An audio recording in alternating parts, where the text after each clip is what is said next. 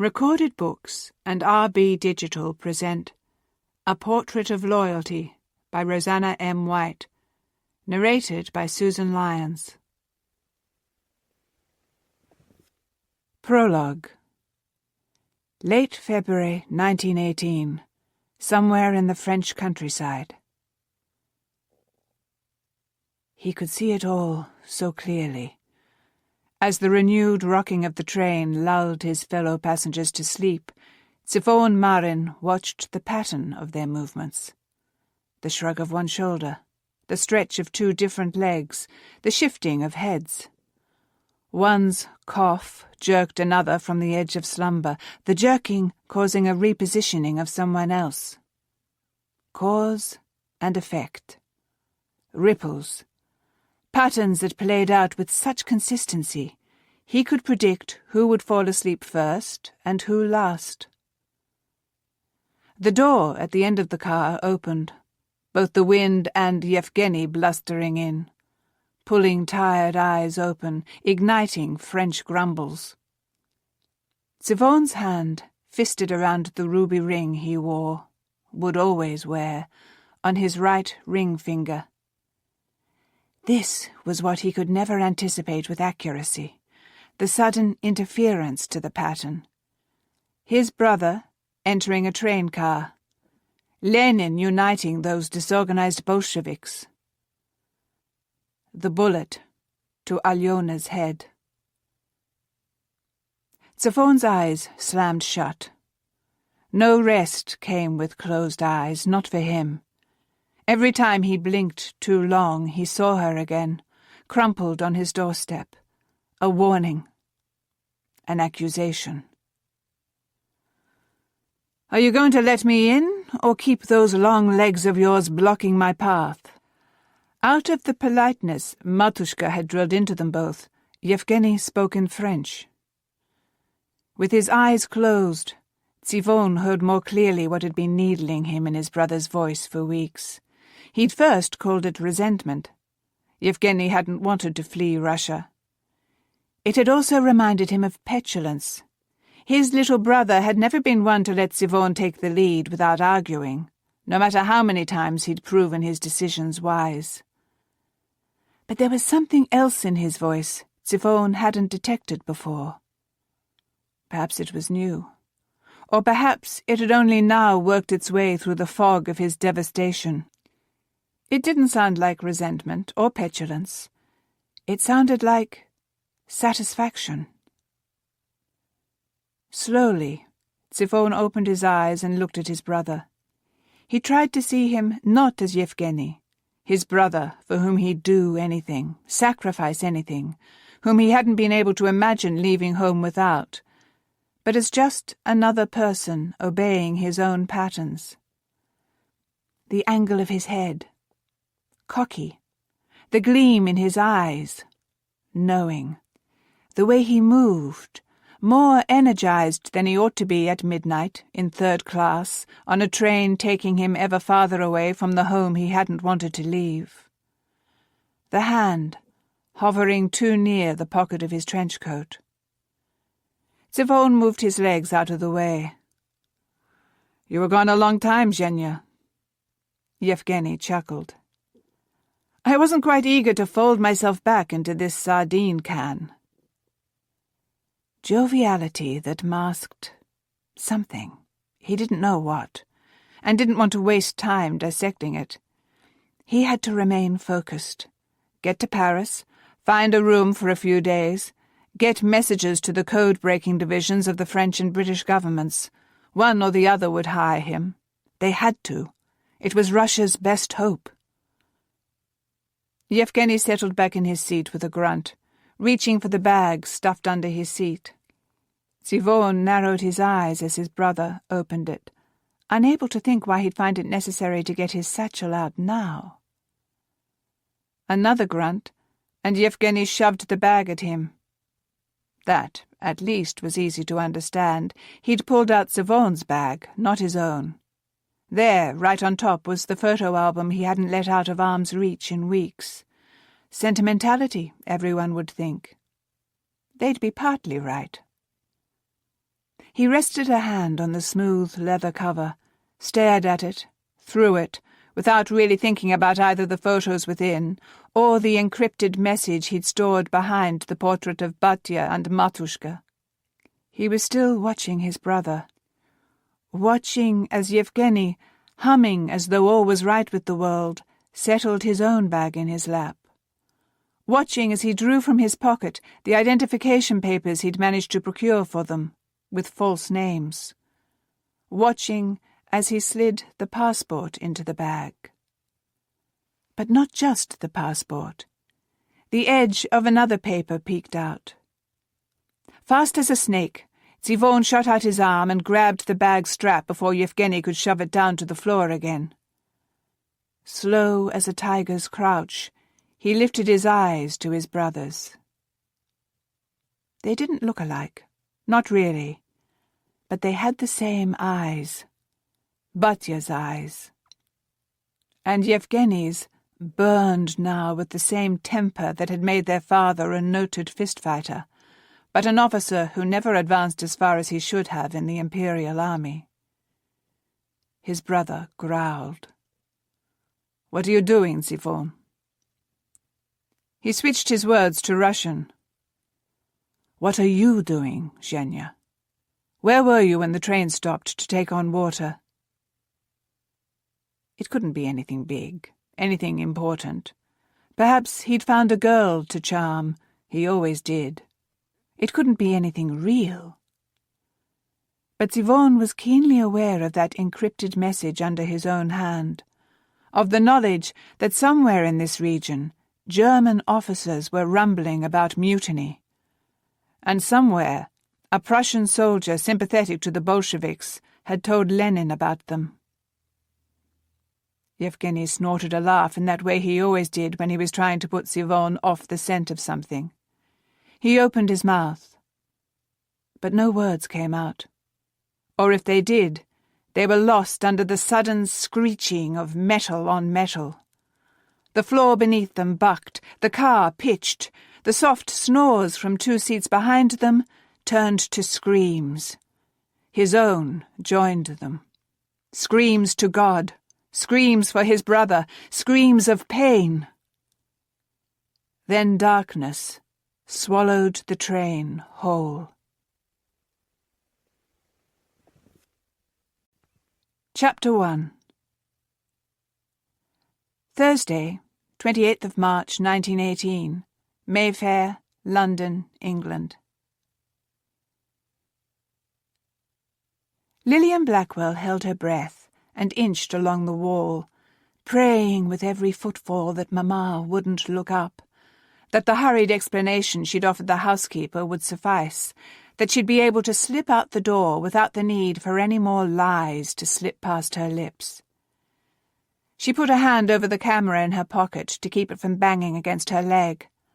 Mamma had ears as sensitive as a rabbit's, and prepared for the most dangerous part of her escape, darting past the open drawing-room doorway. As she edged a little closer, she caught her sister's gaze inside the room.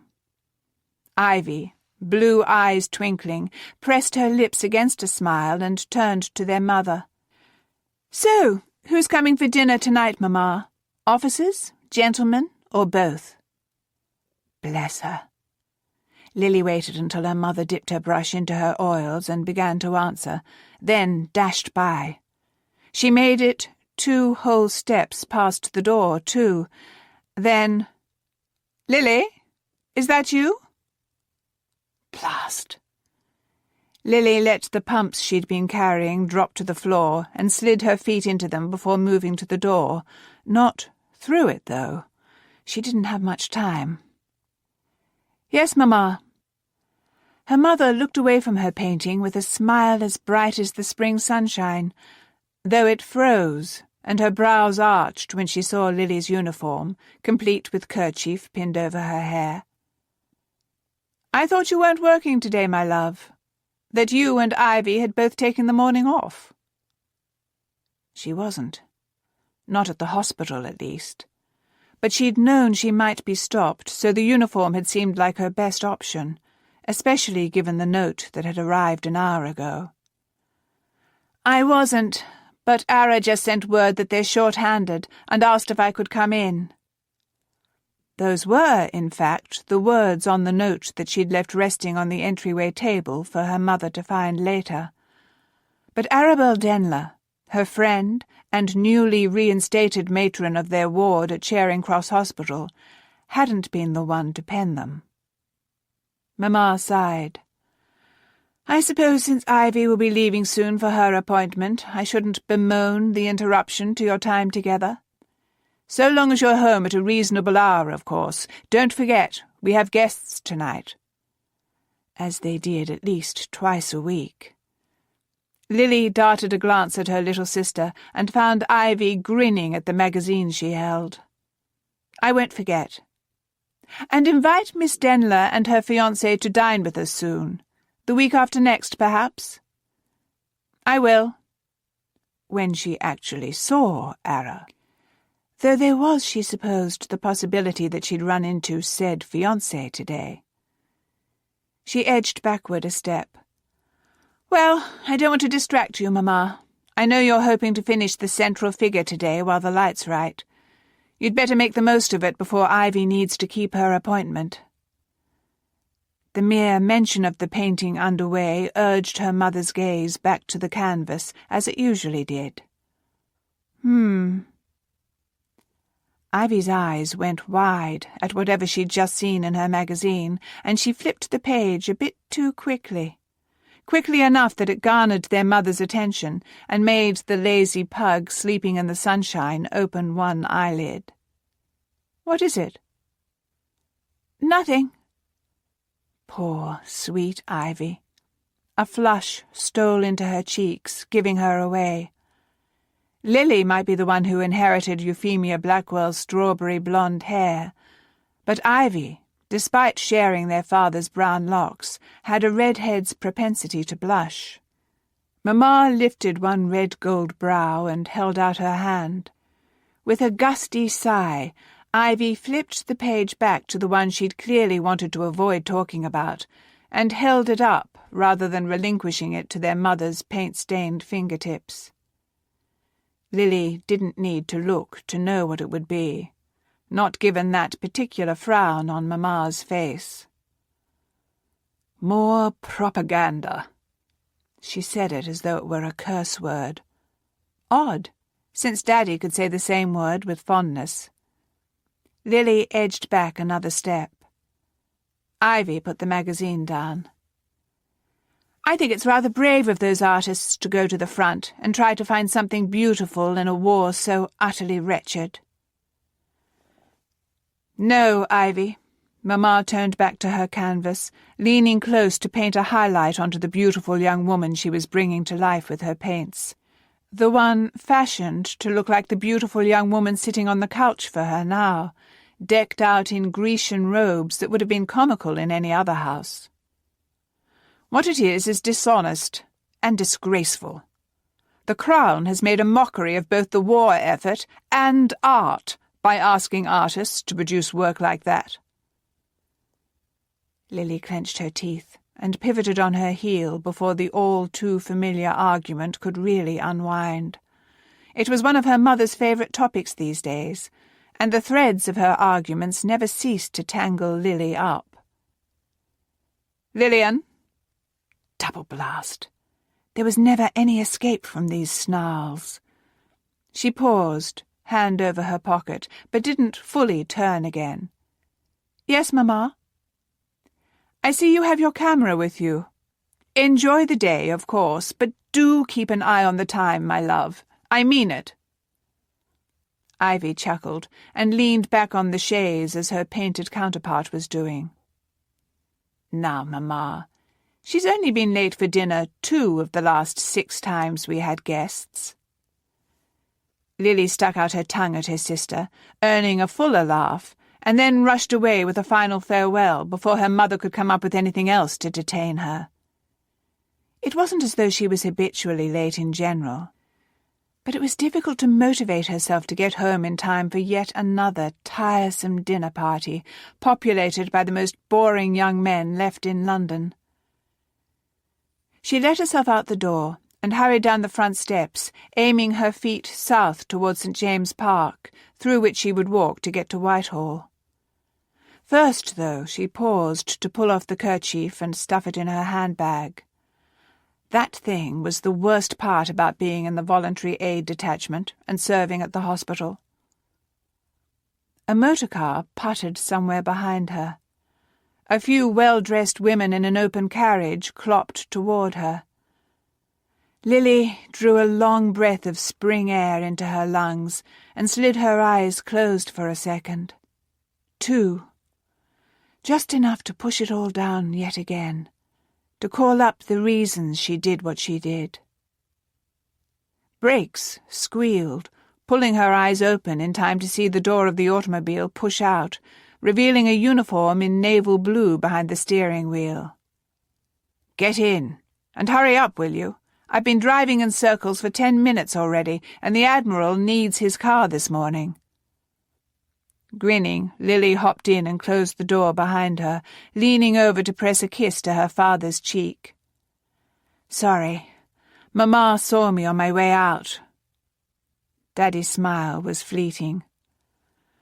"I didn't think she'd give you any trouble if she thought you were going to the hospital." "Not trouble, just the usual warnings to be home on time." She wasn't even going to mention the propaganda, as she had no desire to bring it up. "Is there an assignment waiting already, or will Admiral Hall want to speak with me?"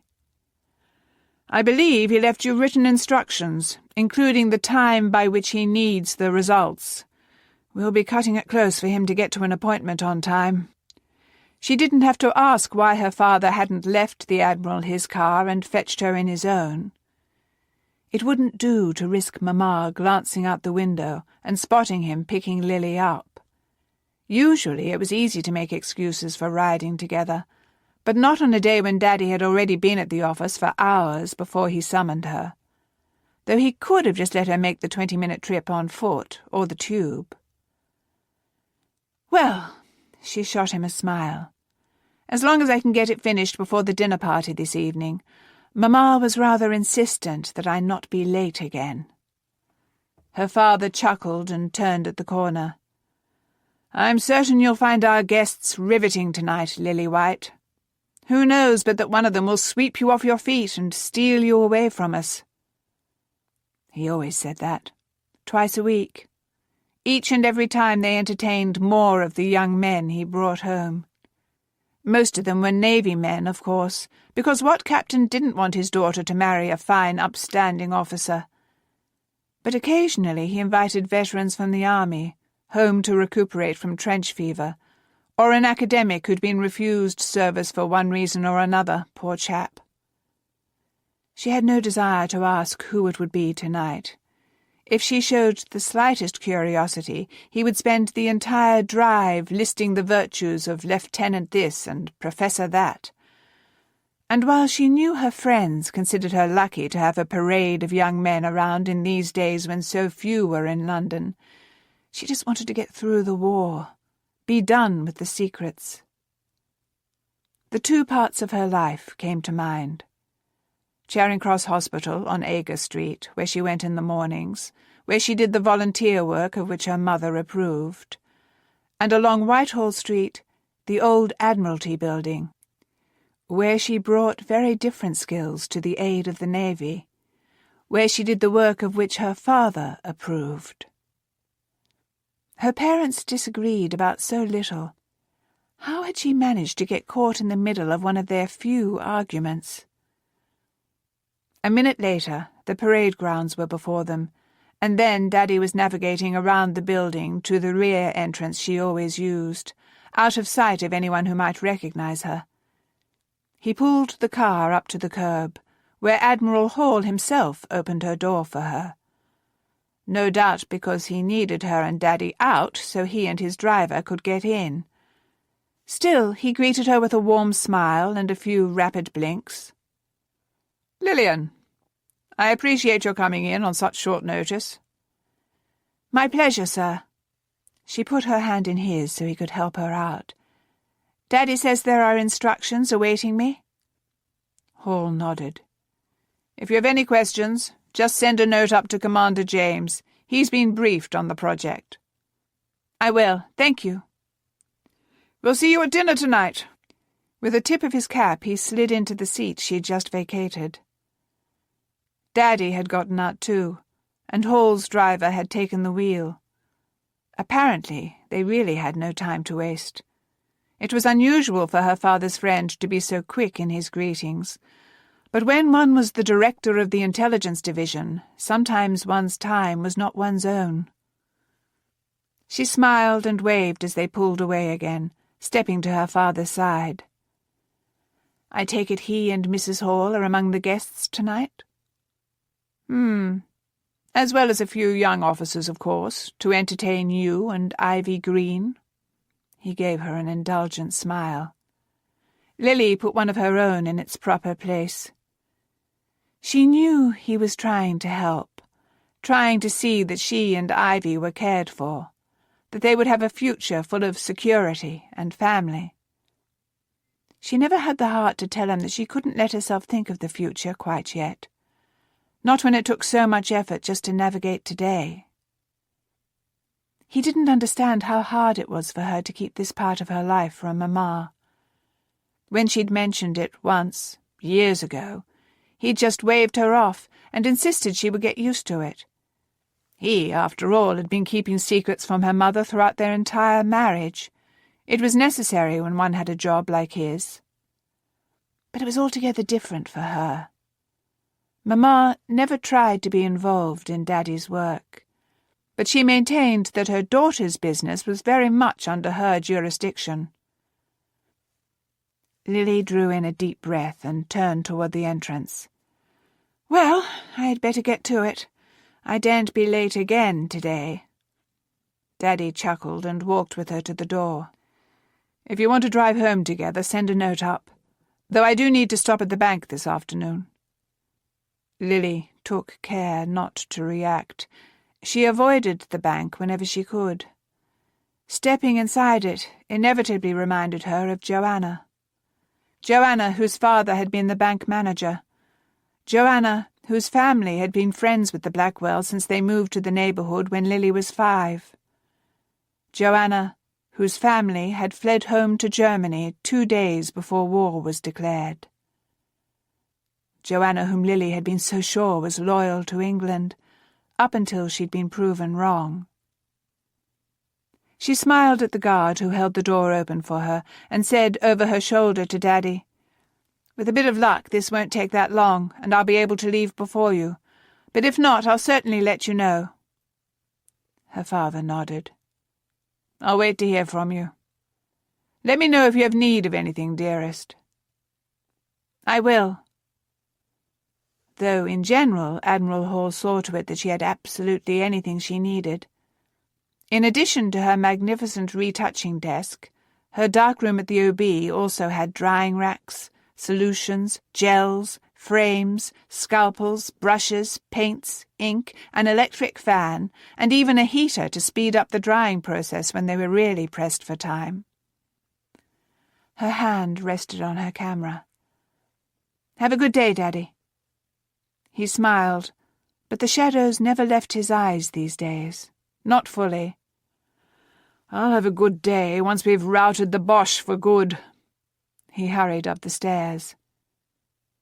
She watched him for a moment. The war had aged him. 4 years ago his hair had still been a rich brown, his face scarcely lined, his form robust. These days there was more salt than pepper in his hair. He looked older than his 52 years, and his tall frame had gone gaunt. Perhaps some of it could be blamed on the illness within the first 6 months of the war that had landed him behind a desk instead of on his ship.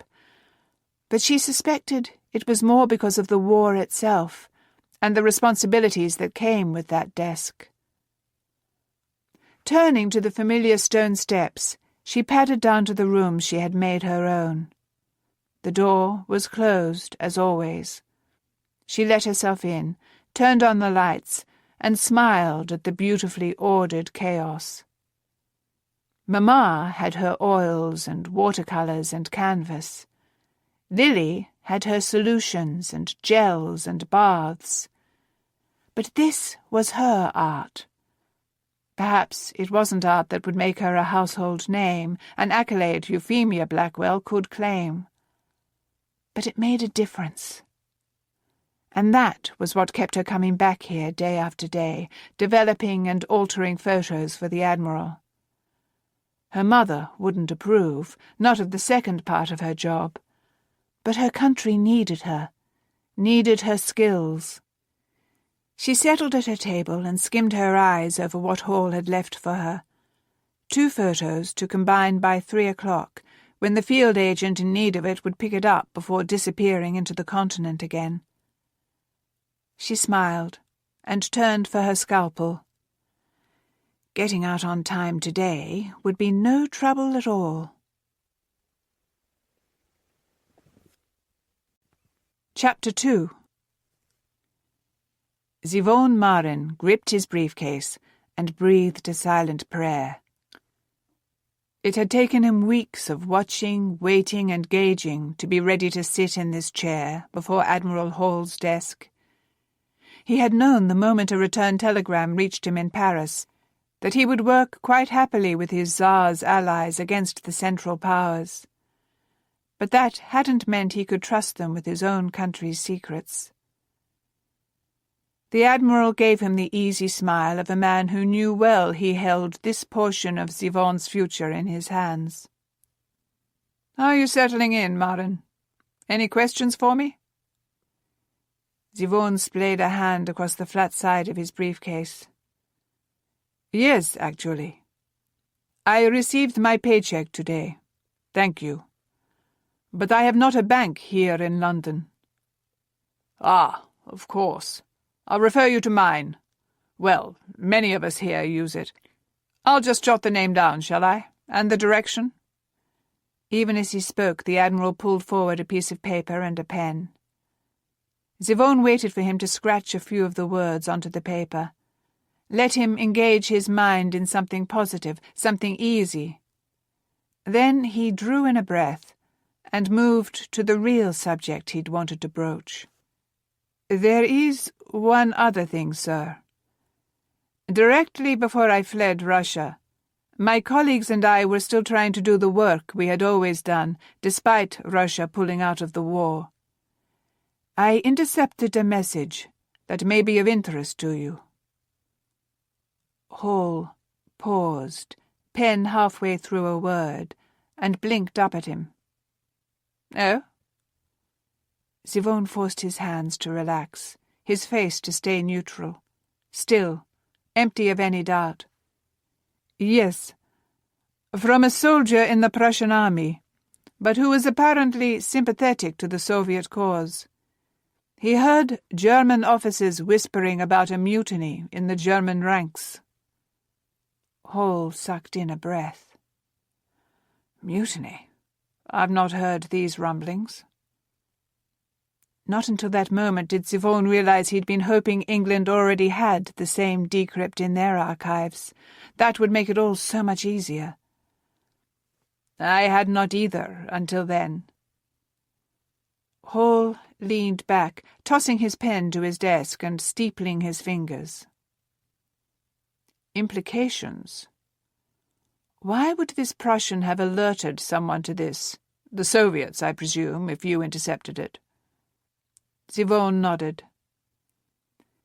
"Everyone knows that the White Army has been asking for assistance from Allied forces." "Ah," Hall tapped his fingers to his lips. "Yes, of course. So the Bolsheviks would be quite interested in those allies staying busy in Europe." "Exactly." A fleeting smile touched Yvonne's lips. At least he never had to explain anything to his new superior. Thoughts raced through the Admiral's eyes.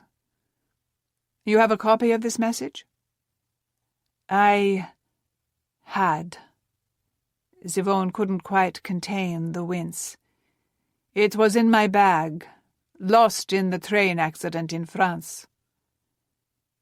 And just as quickly as the thoughts had raced in Hall's eyes, they stilled. The light went dark, the fingers lowered. Dismissed. Well, his tone still sounded casual, interested, friendly, but he might as well have ordered Zivone from his office then and there. You know my dilemma, then. Without the actual message to give credence to this information, I must classify it as rumour more than fact. Of course he knew that. But in Russia, his word would have been enough. Not to take action, perhaps, but to look into it, to search for other evidence. But as every single thing in this place kept hammering home, he was not in Russia any more. No one here knew him. No one trusted him. No one.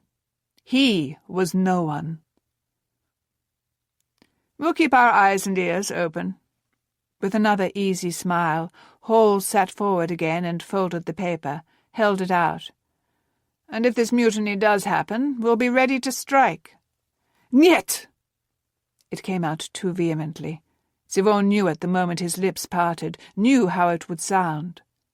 He sighed. If the revolution has taught me anything, Admiral, it is that when the people cry out against their leaders, rebellion cannot be put down by an outside force coming against them in strength. That will give them reason to rally and forget their complaints for another day or week or month. If we want to encourage this mutiny, we must convince them that those complaints, their own superiors, are the enemy, the only one worth bothering with. Turn them on themselves, not on you. As his people had done with their own government, their Tsar. Hall just blinked at him. Interesting theory. I'll consider that idea, of course. But I dare say I'd have a hard time convincing any of the brass to back away if such a thing happened, rather than doubling their efforts. That was the true power of the Director of Intelligence, though, wasn't it? It had been in Moscow. Hall got to decide what story to tell these generals and admirals making decisions on the ground, and at this point in the war, they'd learned to listen to him. But Hall hadn't yet learned to listen to Zivone. Though frustration filled the blood in his veins, he understood that, too. Hated it, but understood it. He leaned forward and took the paper with the bank's name and address. "Thank you for allowing me to speak, at any rate. And for this." "Of course. Have a good evening, Marin." He nodded, though it promised to be an evening just like all the rest, solitary, empty of anything but his own nagging thoughts and worries. He hurried from the building, glancing at the words on the page. Hall hadn't finished whatever he'd been writing, but he'd gotten the name and street number down, and that would suffice. Zivone had studied a map of London and recognized this street name. It wasn't far off. A few minutes of walking, then he would hand over his first paycheck from the British Admiralty. Open an account. Take the first real step toward becoming English. English. No, not quite. He would make his home here. He would serve with loyalty. But he would never, could never, be anything but Russian. He would live here and become a subject of the crown because he was Russian, because this was the best way to help his people. Assuming he could ever convince Admiral Hall to listen to him. He needed his album, the telegram, but he didn't have that, just as he hadn't had the money stashed in his bag, or the clothes he'd had tailor-made in Moscow after his last promotion, or the invitation from the Tsar that he'd promised himself he'd never part with. Just as he didn't have his brother. Yevgeny. Lord God, where is Yevgeny? Zivon forced the fist in his chest to release, his breath to ease out, back in. Every time he thought of his brother, urgency filled him, had been filling him ever since he'd awoken in that French hospital, dazed and so very alone. Yevgeny's bag with him instead of his own, and a shadowy something gnawing at the edges of his mind. He'd remembered feeling irritation with his brother for being gone so long, gone during the entirety of the water stop. He remembered Yevgeny waking the other passengers when he came back in. And then nothing. Blackness. The twisted rails that had sent the train careening had stolen a few minutes from his memory too. Or, rather, the concussion had. The French doctor had assured him this was normal. The French doctor had also said that no, the memories wouldn't return, that it was God's blessing, really, that the mind didn't retain those moments of trauma. God's blessing. He'd once thought he knew the meaning of that. These days, his prayers seemed to be only hollow, echoing words. Cry as he might to the Father, morning, noon, and night, only unfamiliar silence greeted him in return. Well, unfamiliar silence, and the continued echoing of a long-ago memorized scripture. Be still, and know that I am God. Zivon turned the last corner, noting the puddle in the street up ahead, the bicyclist who would have to swerve to avoid it, the oncoming car that wouldn't allow the cyclist to swerve into the road and so make the sidewalk the better option, the woman walking a few paces ahead of him who would be directly in the cyclist's path. "Madame!" It was probably the urgency in his voice more than the nameless call that got her attention. She paused, turned. The bicycle's bell jangled, and the rider called out an apology as he barely missed the woman. She clutched a hand to her chest, eyes wide, and then smiled at Zivon. "Thank you." He nodded, but made no other attempt at conversation. The bank was there on his right. He'd have to find the proof. Find the names, find something to convince his new superior that he should be believed, and then consulted on what the proper course of action would be. Because the end to this war was paramount. Only then, when hostilities were over in Europe, could the British or French or American forces spare any help for the White Army. Only then did Russia have a chance of renewed order. Only then could the Bolsheviks be destroyed. He thrust a hand into his pocket, wrapped his fingers around Batya's pocket watch so that the steady tick-a-tick could soothe him, remind him of the eternal march onward, despite whatever disruptions came into the pattern. He let the ever-present scripture flood his thoughts in time to the ticking. He maketh wars to cease unto the end of the earth. He breaketh the bow and cutteth the spear in sunder. He burneth the chariot in the fire. Be still, and know that I am God. I will be exalted among the heathen. I will be exalted in the earth. Be still. He drew in one more breath and released his grasp on the watch in his pocket. Still. He forced the rocking of the world, of his thoughts, of his heart, to halt, and then forced his legs to move him forward, through the doors, into the elegant interior of the bank. He took his place in the back of the queue and tried to convince his pulse to stay slow and steady. Tried to convince his heart to hold tight to what his mind knew. Despite what the Bolsheviks claimed, God was still in his heaven. He was still holding them all in his hand. He would make this war, like all wars, to cease. Siobhan's job, as it had always been, was to be still, steady, to watch, learn the patterns, so he would know when stillness should give way to action. "Mr. Marin, good afternoon."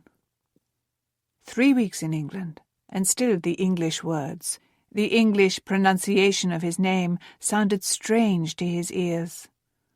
But he turned and smiled at the tall captain behind him. "Good afternoon, Captain Blackwell." As strange as English sounded to his ears, it felt stranger still on his tongue. He spoke it well enough, but it never felt quite right as it emerged, not as his German and Greek and French did. And he wasn't sure he'd ever be able to truly think in it, though he was doing his best. He'd gotten permission from Admiral Hall to spend the first hour of work reading a newspaper to get his mind accustomed to English words. The other cryptographers seemed baffled by this practice.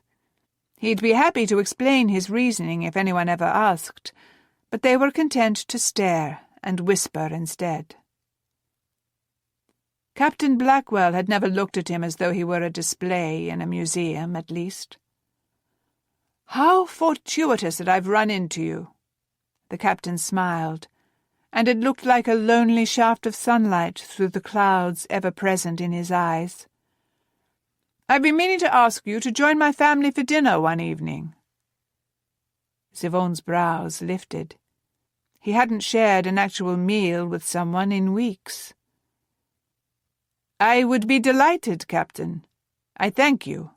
Name the day." The captain chuckled. "How's this evening for you?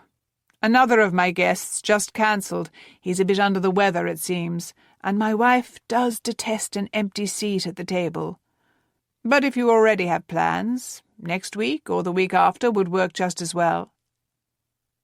How gracious of him to even consider that Siobhan had plans, when surely he'd seen that their colleagues viewed him more as an oddity than a friend. Siobhan knew his own smile was self-deprecating. Tonight would be lovely. "Excellent." A few of the clouds in his eyes shifted, though they didn't exactly flee. "I've a car outside. I'd be happy to drive you to your flat to tidy up and then to my home. It's close, I believe." Siobhan nodded. "That is most kind. Thank you, sir." "Next. May I help you, sir?" The captain nodded, directing Siobhan's attention back to the queue where his turn had come. He put on what he hoped was an easy smile and approached the clerk behind her gleaming wooden counter. "Good afternoon." If only he could speak without an accent. The woman's smile flickered, dropping into a momentary frown before she remembered herself. "Good afternoon, sir. How may I help you?" He opened his briefcase and withdrew the crisp paycheck. "I would like to open an account and deposit this." Now the woman's brows winged upward. No doubt she had a hard time reconciling his speech, clearly Russian, with Admiralty pay. He knew the feeling. But she produced another smile, unconvincing as it was, and said, "Of course. I'll just need to see your references." "I beg your pardon?" His chest went tight, holding captive the air already in his lungs and barring out any fresh influx. References? "It is my money. I ought to be asking you for references." Laughter belted out behind him, and he felt someone drawing near. Captain Blackwell, he soon realized, who leaned in and said, "I'm his reference, Miss Knight, and Admiral Hall. Let the man give you his money." The woman's face relaxed into a smile. "Of course, Captain. My apologies, Mr.—" She glanced down at the check again. Mr. Marin. How had he become Mr. again?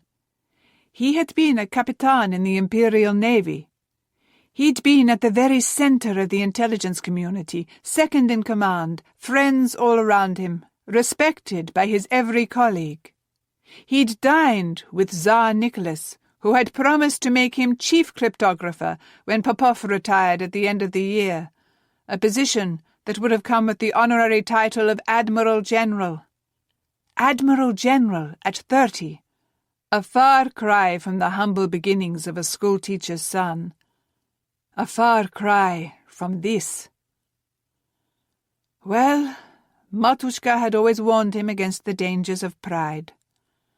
Now he couldn't even open a bank account without the mercy of strangers.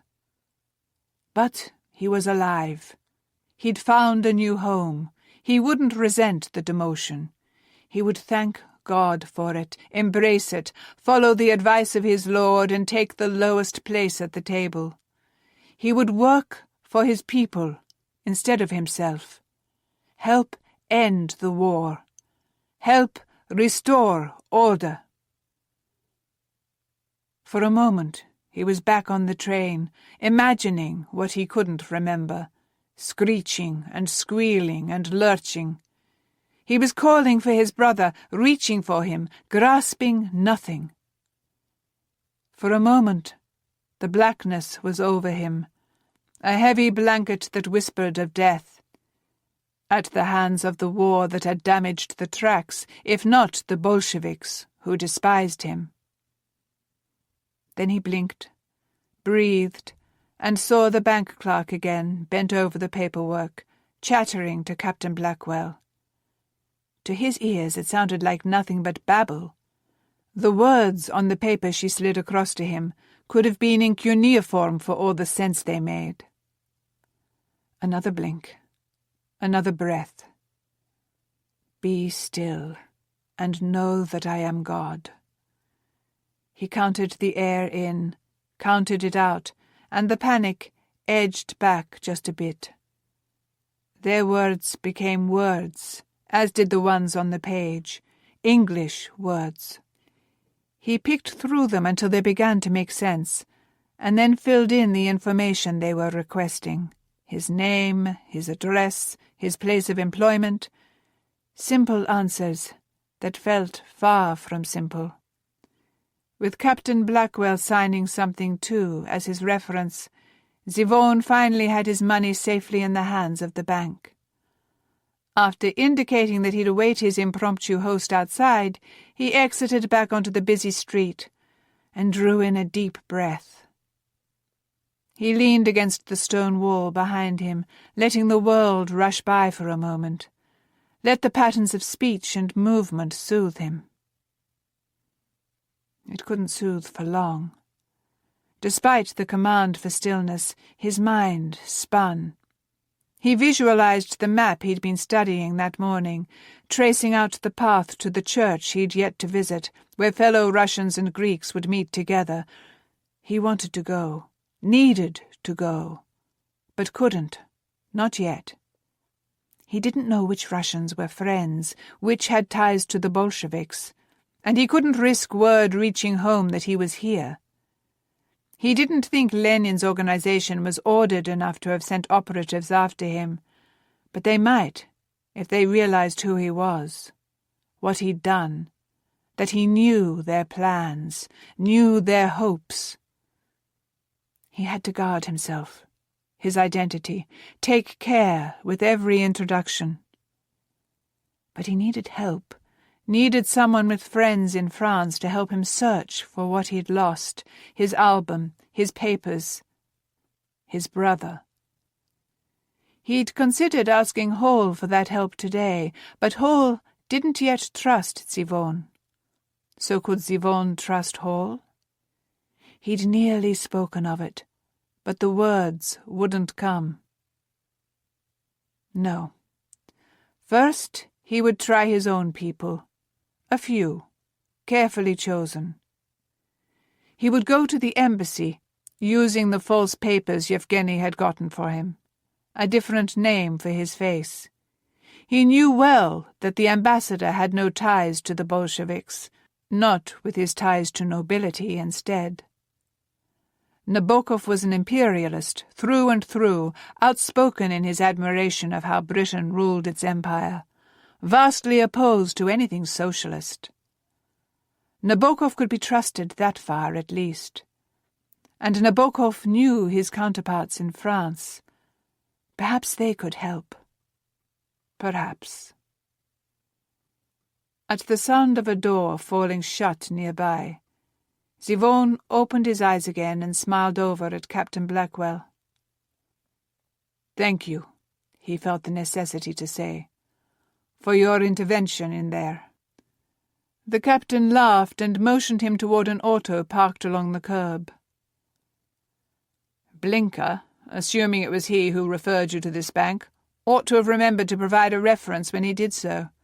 Standard practice when one is opening a new account, I'm afraid. Had I known this, I would have asked explicitly for one." Blackwell waved that away. "Not your fault," he chuckled. "They ought to show you references. I say, you do have a point." Zivone felt his lips pull up. He hadn't had much cause to smile in the last few months, but it was good to know his mouth remembered how it was done. "Perhaps. Even so, had you not been there, I suspect my observation would have earned me an escort out the door." "Well, we can be thankful I was. You got your account, and I got a story to tell." Blackwell opened the passenger side door and motioned for Zivone to slide in. A familiar fragrance, scarcely discernible, teased his nose. Lavender? No, lily of the valley. It must be a remnant from the captain's wife. Once his host was settled behind the steering wheel, Zivone gave him the direction to his flat and then asked, "Will you tell me of your family, sir? I am afraid I know little." Blackwell's face creased into lines worn by smiling, smoothing out a few of the ones that must be from worry. "My wife is Euphemia Blackwell, a rather celebrated artist, I'm proud to say. You may not have heard of her work as far away as Russia, but she's gained quite a lot of acclaim here in England, and into America, and the continent as well. Oils." Though Zivone nodded, her name didn't sound familiar. "I am afraid the world of art has never been one with which I am accustomed. Though if any of her work is in your home, I will be most honoured to view it." Blackwell laughed. "You won't be able to help but to do so. She swears the best light is in the drawing-room until noon, and the dining-room thereafter, so she has work areas set up in both chambers and forbids anyone to move them." They pulled out into the road, and Zivone focused on the street ahead of them. "And on what is she working now?" "Oh, some classical scene from a myth, I believe. She's using our younger daughter, Ivy, as her model." He made note of the name. "And you have how many children?" "2 daughters." Affection saturated the man's voice. "Lillian, Lily we call her, is the elder at 23. She's in the VAD, Voluntary Aid Detachment. They work in the hospitals. Ivy has just turned 21 and keeps busy as a teacher in her former school. Her mother required a bit of convincing for that, but with the war on, it was a way she could help. She hadn't the stomach for nursing." Zivone could well imagine Mrs. Blackwell needing to be convinced, though. Society ladies never sullied themselves with such things in his experience, though he had the utmost respect for it. "My mother was a teacher, a linguist. It is thanks to her that I know 4 languages already when I went to university." Blackwell glanced over at him before making a turn. "I'm afraid I know little of your family history. Did you leave anyone behind when you escaped?" Zivone's throat closed. He had to count to 5 before he could convince his muscles to relax, his lungs to keep pumping air in and out of his chest. "No. Batya, my father, was killed in action during the Lake Norwich offensive in 1916. Matushka, in February last year, during the riots on International Women's Day. If only she'd come to stay with him in Moscow after Batya was killed, as he'd begged her to do. But St. Petersburg, he'd never been able to call it Petrograd, had always been her home. Their home. She'd refused to leave. Her house, her students, her neighbours. The very people who had trampled her during the riots when the police fired into the crowd. If only he'd been there. At her side, there to read the mob and anticipate their movements, he could have pulled her away, warned her, as he'd done the woman in the path of the bicyclist. If only. Zivon cleared his throat. I have a brother, Yevgeny. He fled with me, but we were separated when our train derailed in France. We had set up a place to rendezvous in Paris, but he did not show up. Not yet. Zivon hadn't been able to wait there longer. With the loss of his bag, he'd had no money beyond the few bills in his pocket, and the French cryptography department had never responded. He'd had no choice but to continue to London, leaving a note for his brother at the bookshop they'd favoured on their one European holiday when they were boys. It was the only place they'd known to set as a meeting spot. He will find me when he is able. Of this I am certain. The captain braked to a gradual halt in front of Zivon's building. I will be praying your brother finds you soon, that he is well. Zivon curled his fingers tightly around the handle of his briefcase. Perhaps the captain's prayers would have some effect his own hadn't. I thank you. And I will be but a few minutes. You are welcome to come up, of course, if you like. He had nothing in his flat to allow for hospitality. No newspaper to offer him to read, no books collected with care, nothing to eat or drink aside from tap water and the few rations he'd been granted. Blackwell's smile looked unconcerned. If it's all the same, I think I'll take a stroll down the street while you're tidying up, old boy. I could use a stretch of my legs, and I certainly won't get it once I'm home. With a bit of luck, his host wouldn't see the relief in his nod. Zivon hurried inside, up the stairs, and to the Spartan flat Admiral Hall had provided him. He barely spared it a glance as he let himself in. There was none of him here, not yet. Just borrowed furniture, borrowed curtains, a borrowed life. He'd forge his own as soon as he could. For now, though, it was a change into the closest thing he had to suitable dinner attire, and a quick wash of his face, and he was positioning his spectacles on his nose again, pocketing his keys, and hurrying back down. The captain was strolling his way when he emerged. They both climbed into the car, and were soon talking of normal, unimportant things for the 10-minute ride. The weather, the rations, the news. Here we are. Blackwell pointed to a proud-looking stone house near the end of Curzon Street. Not exactly the grandest home in Mayfair, but not exactly modest. Befitting this family's standing, Zivon supposed. A generation or two removed from nobility, but still of good society. They would have noble connections, titled cousins, or perhaps Blackwell even had a brother with a country estate or ancestral holdings to his name. Zivon drew in a breath as they drove a little farther, to the carriage house that would serve many of the homes on the street. This wasn't the world he'd been born to, but it was the world he'd found himself a part of with his advancement in the Tsar's code-breaking division. He knew how to get along in it. Blackwell checked his watch as they walked back up the street, nodding at whatever time it told him. We'll have arrived a bit before our other guests for the evening. Hall and his wife will be joining us, as will Lieutenant Clark. Have you met him yet? He's on my floor, one above you OB-40 lads." Zivone shook his head. "I do not believe I have, but I look forward to making his acquaintance. He's a stand-up chap. I think you'll like him." A friend would be nice, but Zivone wouldn't get his hopes up.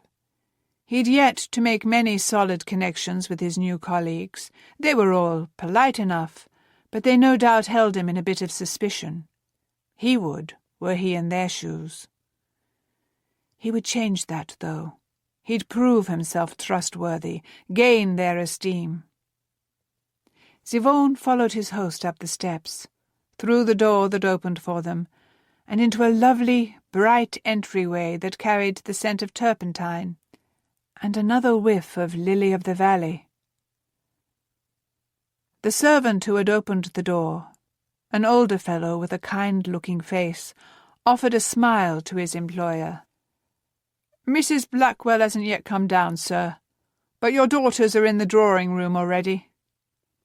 Blackwell grinned. "Lily made it home in good time, then?"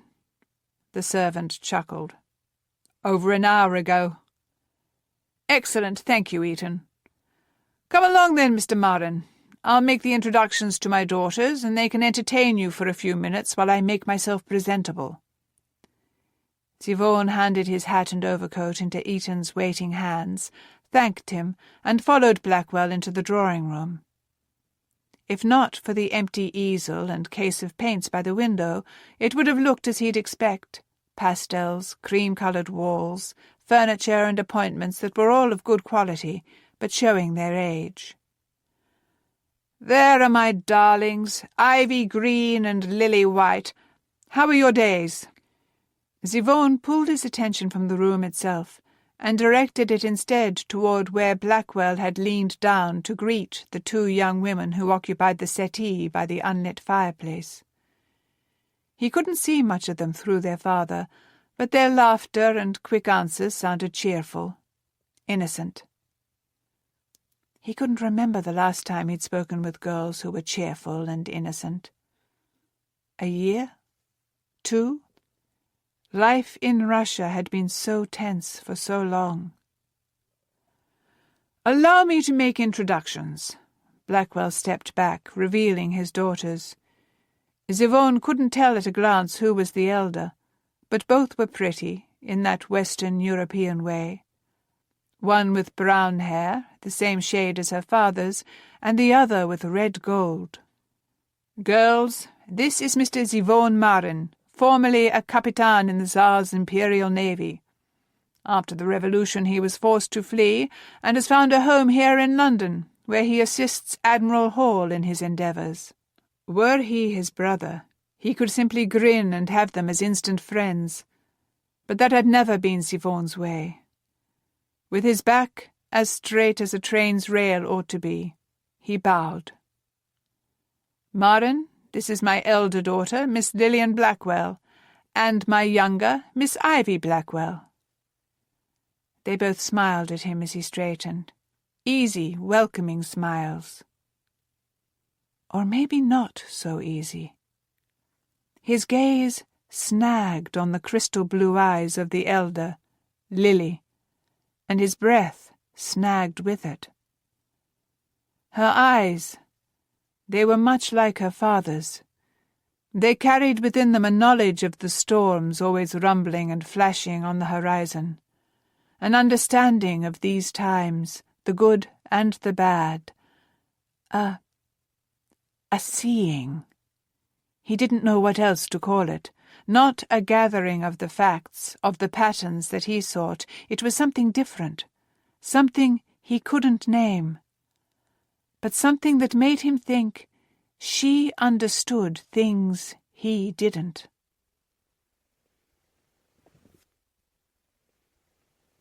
Chapter 3. Petrograd, Russia.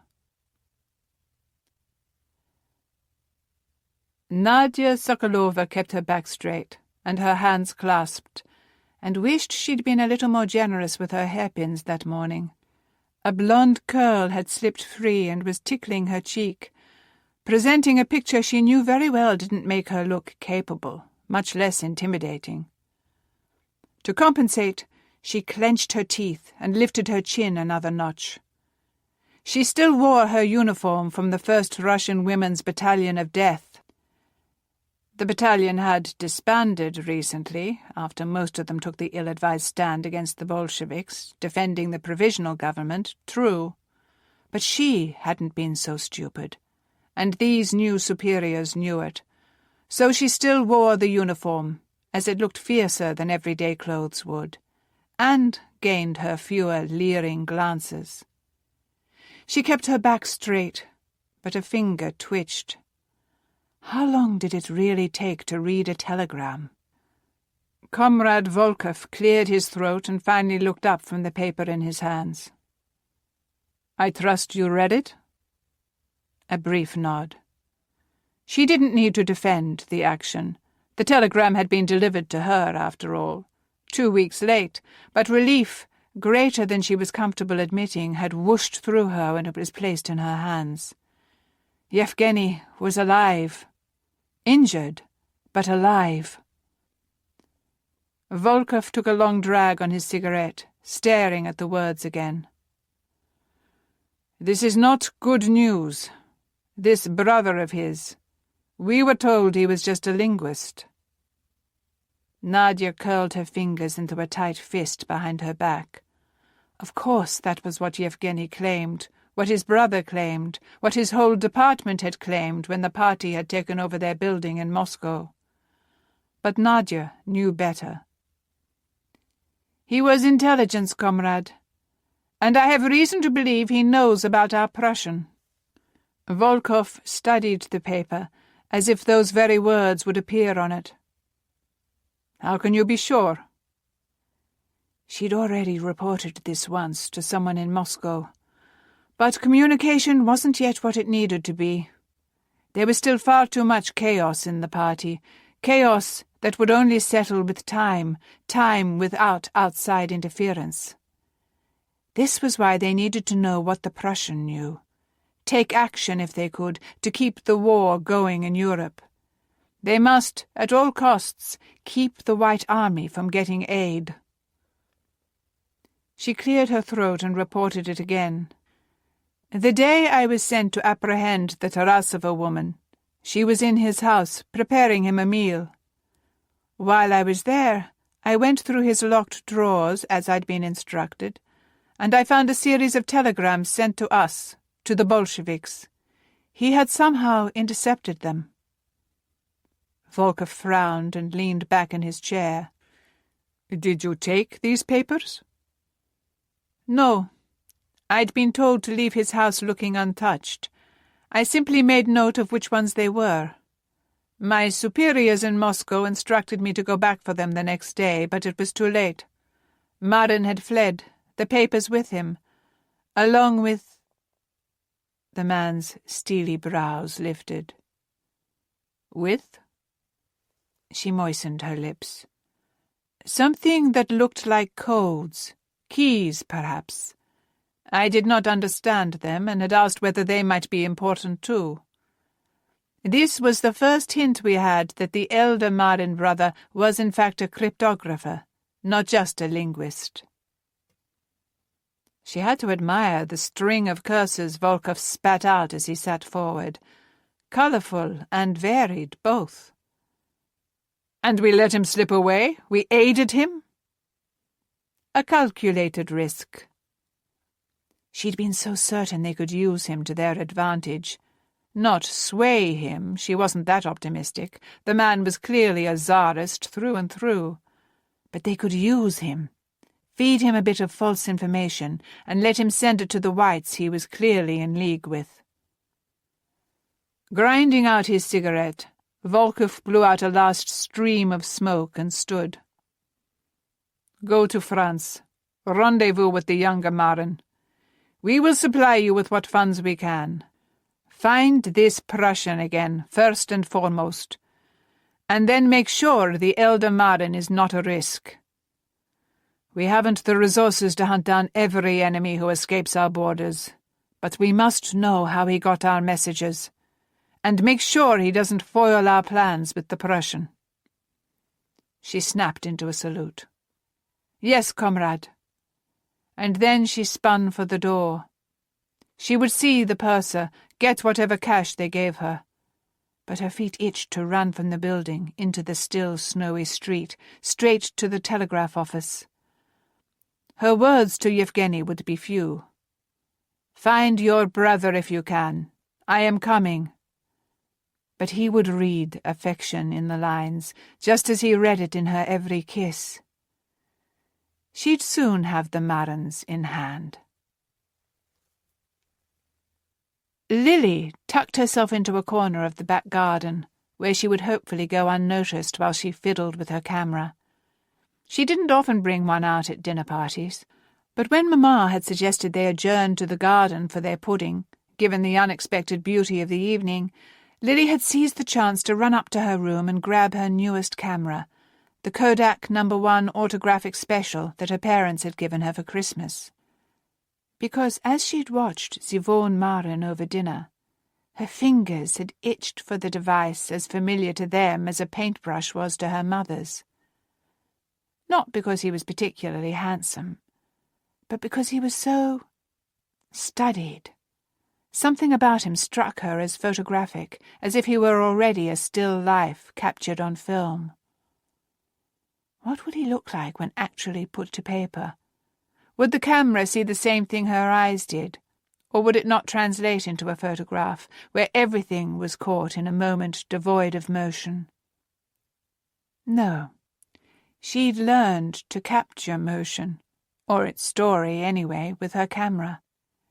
She would just have to see if she could capture its opposite, too. A challenge she'd never taken up before, but one she was determined to meet. "What are you doing?" Ivy's whisper slipped easily into Lily's concentration as her sister slid up beside her amid the green vines trailing over the garden wall. Ivy for ivy. Lily had taken plenty of photos of that. She smiled at her sister without taking her focus from her camera. "I wanted to get a snapshot of the Russian." Ivy breathed a laugh. "Why? Just for your collection, or did something catch your eye?" Lily gauged the light and adjusted the shutter from the clear setting to the grey, and then moved the knob atop the lens to the corresponding stop for exposure. She glanced up again to make sure no deep shadows had found her subject. Lovely evening light still shone on their guests, soft and hazy. Marin was standing near the brick wall of the house talking to that Clark fellow. No, listening to him, it seemed. He was acting as he'd done over dinner, focusing his entire attention on whomever he was in a conversation with. His hands were clasped behind his back. Clark gesticulated as he spoke, his face a work of animation, providing the perfect contrast to the Russian, who looked as though he could have been sculpted from wax. At least, until one met his gaze. The few times she'd done that over the course of the evening, she'd been struck by movement instead of stillness. A mind always at work, that was what those eyes betrayed. Not surprising if he was one of Admiral Hall's code-breakers. Not that she would have known that's what he was, were she not a part of OB-40 herself. Perhaps she could convince him to let her take a photograph of him looking at her, too. One to capture the stillness, one to capture the motion it hid. She adjusted the diaphragm lever and then set the shutter in place. "He's handsome, isn't he?" Ivy's whisper curled around her. Lily looked away from the camera to direct arched brows toward her sister. Ivy's gaze was latched onto their two young guests. The Russian? He wasn't unattractive, but she was surprised at the note of wistfulness in Ivy's tone. Her sister glanced back to her and she laughed. "No, silly Lily. I mean, not that he isn't. But I was talking about him, Lieutenant Clark." She blinked at Ivy, at the light in her eyes, the smile on her lips, the way she tilted her head toward their guests. Lily lifted her camera, quickly thumbed the knurled screw all the way to bring the focus in as tight as it would go, and snapped a picture. Ivy laughed and turned to her again. "What?" "I had to capture the moment. I do believe this is the first time my sweet baby sister has actually expressed interest in one of the chaps Daddy brought home." They'd teased each other plenty over the years, though, about who of the endless parade was the best looking, who had looked over long at whom. But this time a pretty blush crept into Ivy's cheeks, and she looked toward Clark again. "He is, though, isn't he? Handsome, and clever, and kind, the way he fussed over Mrs. Goddard when she stumbled." Lily's breath had caught when their housekeeper had nearly gone sprawling upon coming in to tell them dinner was ready. But she hadn't really noticed how Clark reacted. She'd been more focused on how Maren had managed to move forward seconds before Mrs. Goddard entered, trying to smooth out the bunched rug with his foot, even while he steadied her stumbling form with a quick hand, all while looking as placid as a mountain lake. How had he known she was about to trip? A question her sister wouldn't be able to answer. Lily smiled at Ivy, trying to focus her thoughts on their other guest. "He is all those things, and he was glancing your way quite often over dinner, so I dare say if you give him a bit of encouragement, and let Daddy know of your impressions, he'll be a regular guest." Somehow Ivy's cheeks went even pinker. "Perhaps. Let's see how the evening ends, shall we? One never knows when a prince might turn into an ogre." With a chuckle, Lily focused on her camera again. If she wanted a shot of Clark and Maren together, she'd better get it now, before her sister moved away from their quiet corner and stole all the male attention, or the younger men were called over by her parents and the Halls to join their conversation.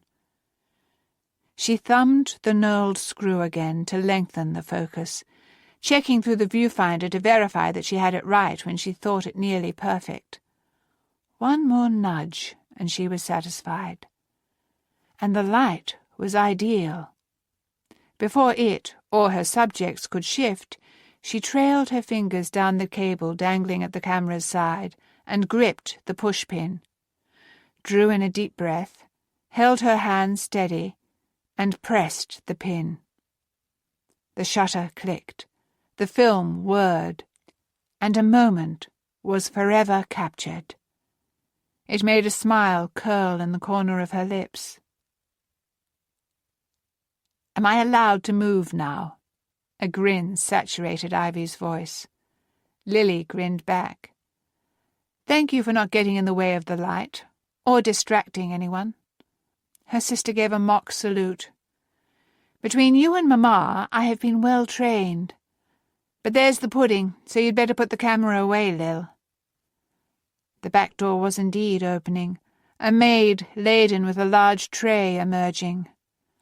Their dessert wouldn't be all that sweet. Sugar was all but impossible to come by, but their cook could do wonders with the preserved and canned fruit that her uncle sent from his country estate. Lily folded the camera up and slid the compact rectangle into the pocket of her favourite evening dress, which was her favourite because it had pockets large enough to allow her to do that. "You enjoy photography?" Lily started at the accented voice, though she was quick to cover it with a smile. It appeared her sister had commandeered Lieutenant Clark's attention, which must have left Mr. Maren to wander her way. "I do, yes. My mother taught me how to take good photos, develop them, and retouch them, but she's never latched on to the medium like I did." Maren's returning smile seemed to reach only half brightness, if that. It had need of a flash pistol, something to provide that extra charge of light when circumstances didn't supply it naturally. The photographs on the walls inside are perhaps yours? They are. Lily motioned toward the table where the pudding was being set out, though she led them there at a slow pace. From across the table at dinner, she hadn't really been able to tell the colour of his eyes behind his spectacles, but they were a deep brown, like the chocolate drops she hadn't tasted in 4 years. How very strange that chocolate drop eyes, and a curl to his hair that was defying its pomade, characteristics that should have made him appear boyish, somehow made him seem all the more sombre. They are stunning. I particularly am fond of the one with sun glinting off an onion dome. It reminds me of home. And that, she had to think, was where the sorrow had its roots in him. It's the Royal Pavilion in Brighton. It does look rather Russian, doesn't it? We went there on holiday just a few weeks before the war began. She felt her smile go crooked. Ivy's favourite hat blew off into the sea one day, and Daddy plunged in after it, claiming no Navy man would let a few waves steal from his little girl. Her gaze flicked to her father, who was whispering something to Mamma. I haven't seen him so light-hearted since. Memories. They are like Matryoshka dolls, yes? She looked at Mr. Marin again, brows knit. What kind of dolls? He cupped his hands, then brought them closer together. They nesting dolls. You know them by this name, perhaps? Oh, yes, of course. They'd been wildly popular before the war, when people could still afford to spend ridiculous amounts of money on toys. Memories are like that, to be sure. As soon as you peek at one, another reveals itself, and then another. He nodded, and his eyes churned, and the rest of him stayed so very still, even as he walked beside her. She had a feeling he was like a Matryoshka doll too, a placid exterior that hid layers of secrets and mysteries, and she couldn't help but wonder what lay beneath this carefully crafted shell. Perhaps she ought to suggest that the newcomer to their city be invited more often too, along with Clark. He could surely use the company. And Lily hadn't yet gotten a snapshot of him on his own. Chapter 4.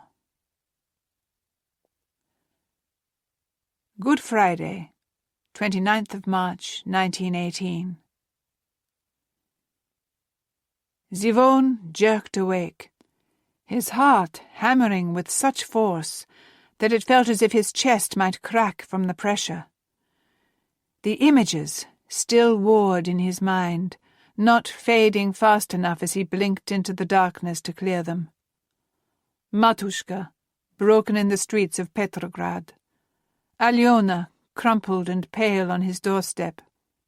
Yevgeny, bleeding and unconscious by the twisted rail that had sent them into chaos. His eyes hadn't seen them all, but that reality didn't keep his mind from tossing its imaginings at him night after dreaded night. It didn't keep him from picturing the red soldiers advancing on everyone who mattered, weapons raised, hatred in their eyes. "Vengeance is mine, saith the Lord." He sat up, tossing his sweat-soaked sheet aside, and tangled his fist in the bedding. That was a promise from God that he would cling to. Hurry, Lord. Show them the penalty for what they've done. Show them what they'll reap when they deny your very existence. His pulse was slowing now, finally. A bit. He dragged a breath of cool air into his lungs and swung his legs off the bed. Just enough light came through his window to tell him that dawn wasn't far off, so he pushed to his feet and walked over to the wavy glass. There, to the east, the sky was pearly grey instead of deepest blue-black. A new day. Another chance to find Zhenya. It would begin at the embassy. Today. He only had to wait. He glanced at the pocket watch barely illuminated on the table under the window. 92 minutes. Too much time to spend shuffling about his empty flat. He slipped out of his nightclothes and into his athletic ones. It wouldn't be the first time in his weeks here he'd resorted to a pre-dawn jog around his neighbourhood to calm the frantic beatings of his mind. And he had a feeling it wouldn't be the last either. Once the laces on his shoes were tied, he pocketed his keys and slipped as quietly as he could from the building. His mincing steps lasted only as long as he was inside. Once on the sidewalk, he set himself at a pace that soon had sweat running down his face. His legs pumped as they always had, his muscles warmed, and the damp morning air burned his lungs just a bit. Something that hadn't changed through it all. Thank you, Lord God, for this. He sent the words heavenward, like he'd always done. Prayer had long been as intuitive as breathing. Before. Now, he still said the words, still remembered the motions as surely as his legs knew how to pound the pavement. But where had the certainty gone? The sure knowledge that God would hear, would answer. Gone. Swallowed up by the red tide. His faith as stained as the bloodied streets. Be still, and know that I am God. Breath heaved into his lungs, out again. I am trying, Lord.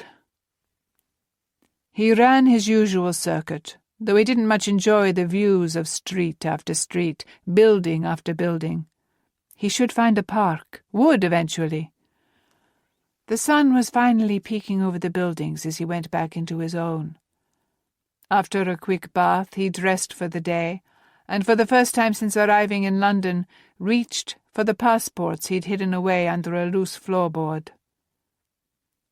He opened first the one with his photograph, alongside the name Ivan Filiminov. He still didn't know how Yevgeny had procured the false papers so quickly, but he hadn't had the luxury of questioning it at the time. It had meant salvation. So he had taken it, willing to call it a gift from God. He slid the passport into his pocket.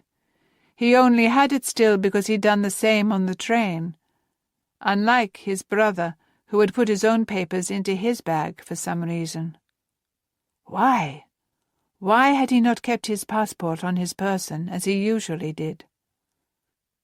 Zivone didn't know, but he suspected it had something to do with the photograph jammed inside it. Lowering himself to a seat on the edge of his bed, he studied the image yet again. He didn't know the faces. No names were written on the back either, only the date, 2nd of February, 1918. All he could tell for certain was that there were two men, clearly German, given the uniforms. They were talking. That was all he knew. But oh, the questions. Not just who they were, but why did his brother have this picture? Where did he get it? When? The water stop? Maybe. Perhaps. Zivone certainly hadn't noticed it tucked in his passport when they'd boarded the train. But if so, what did that mean? What had Zhenya been up to? He closed his eyes, closed his brother's passport. Was he an agent of some kind? It was possible. Yevgeny had the charm of a good field agent, and its subsequent ability to sidestep rules. He was exactly the sort whom intelligence would have recruited to work for them in the field. He'd never seen his brother's name on any reports, but then Zivone was Imperial Navy. Yevgeny was Army. That could account for it. He spread his fingers over the cover, felt the embossing. Were he and his brother after the same information, not realizing the other was too? Trying to restore order? If so, they would laugh over it some day, when they were reunited, when the Bolsheviks had been shown justice, when Russia was theirs again. Well, not theirs, not his. Zivon surged back to his feet and slipped Zhenya's papers back into their hiding place. He had sacrificed his right to return to Russia when he came here as he'd done. He would stay here, knowing his people wouldn't understand his decisions, knowing he would be branded a traitor, a turncoat. He would accept that. He would accept it for them. But he wouldn't accept that he'd lost his brother, or his chance to help end this war. He slipped Batya's watch into his pocket, along with his key, and strode back out into the morning. He'd telephoned the Russian embassy last Wednesday afternoon, near closing time, when all but the last straggler would have been gone for the day, claiming employment that kept him busy during normal hours. True enough. He requested an early audience with Konstantin Nabokov, and had been granted one today. Nabokov had been in India, and then reassigned here to London during the entirety of Zivon's career, so he'd never met the man, which was the only reason he dared to come with his false papers. There was a chance the ambassador would recognize his real name and wonder what he was about, suspect his motives, but he wouldn't recognize him by face anyway. A passel of schoolchildren were knotted up on the corner ahead, laughing, two of the girls singing and swinging their hands, clapping, snapping, palm to palm. His nostrils flared, faint Russian words filling his ears.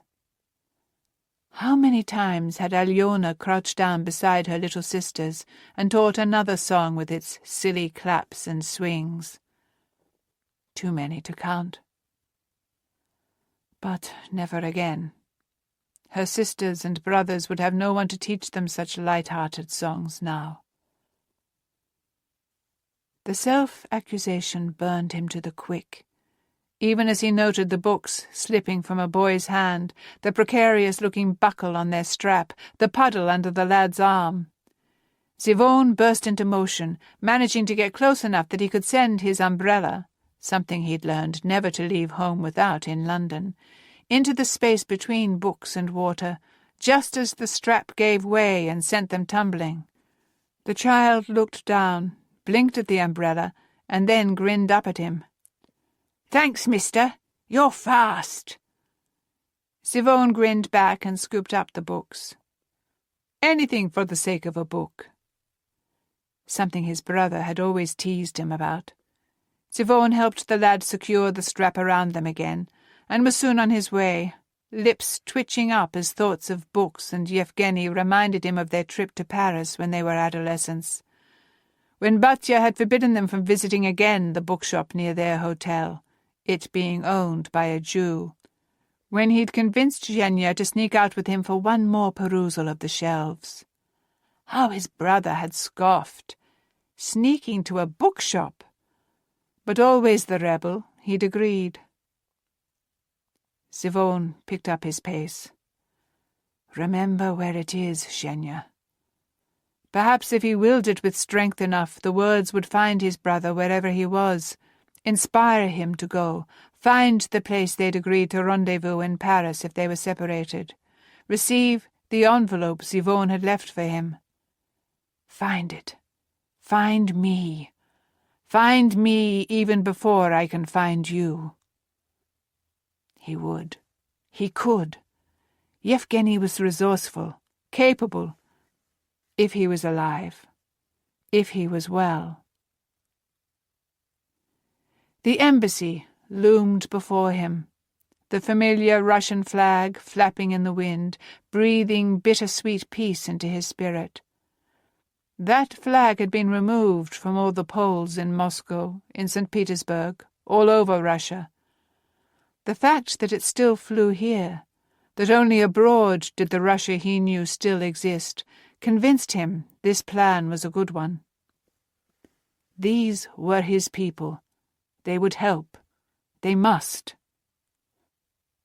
Though the building would be bustling in an hour, it was quiet now.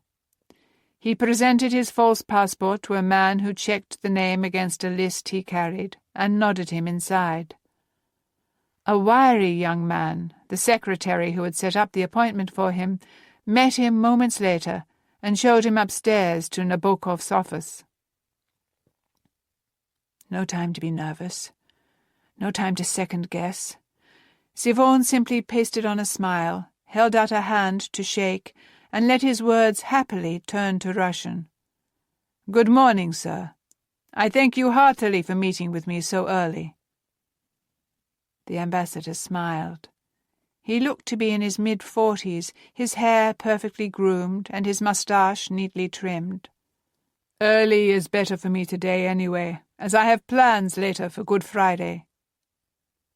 That gave Siphon pause, made his brows draw together.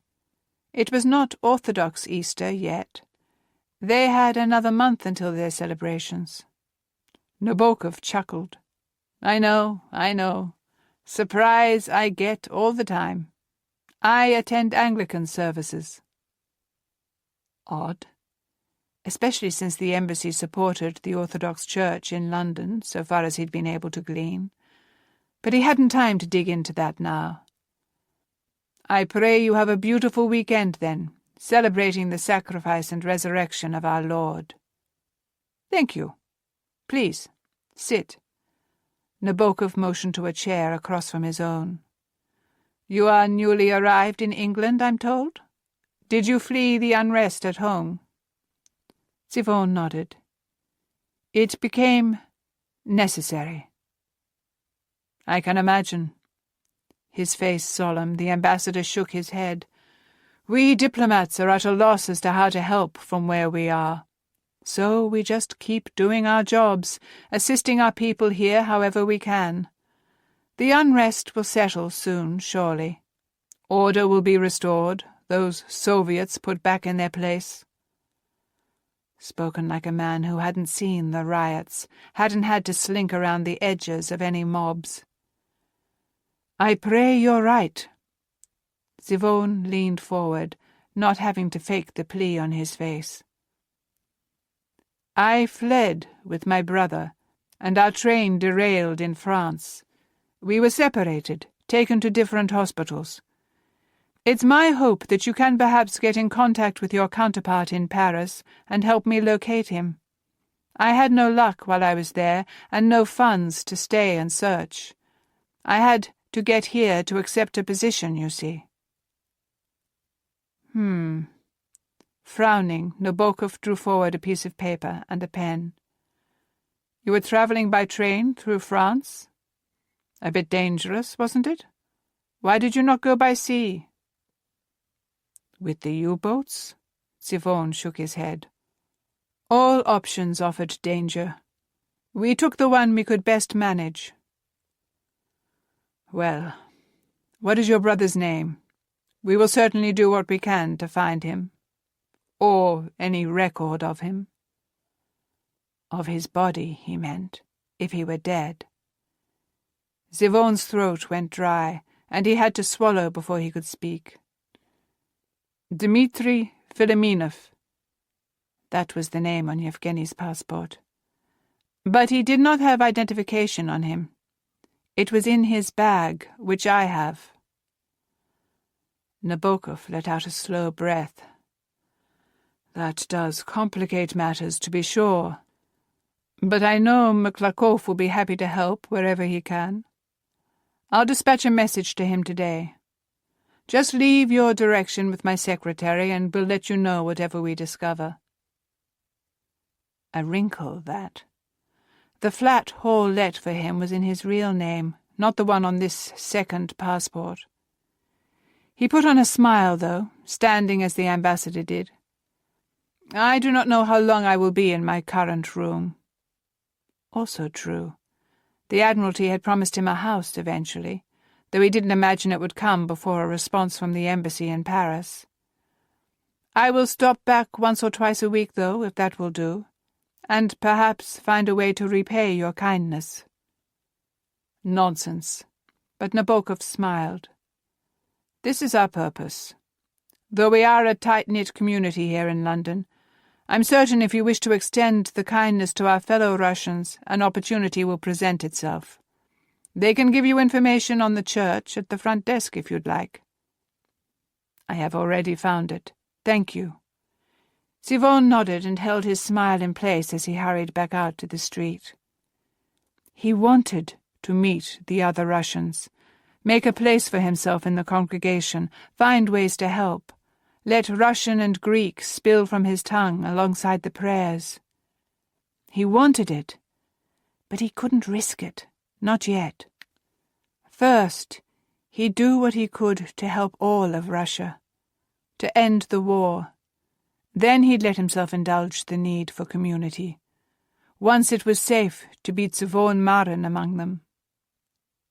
As he walked, he tucked the Filomenov passport deep into an inner pocket and pulled forward the identification Hall had provided for him, the one that had his real name, with that odd designation, British Admiralty. He flashed it as always at the OB, and the guards nodded him through. One even smiled. A bit. A bit. The sigh worked its way out as he turned to the stairs. In Moscow, he'd been greeted every morning with respect and eagerness. In Moscow, people sought his opinions, his knowledge, his insight. In Moscow... His fingers slipped into his pocket, where they could feel the ticking of Batya's watch. He wasn't in Moscow. Would likely never be in Moscow again. What he needed was a way to find his new place here. "Good day to you, Marin."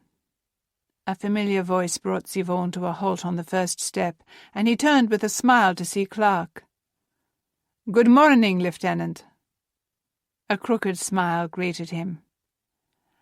"As I said last night, old boy, Clark is quite sufficient, or even Theo if you prefer."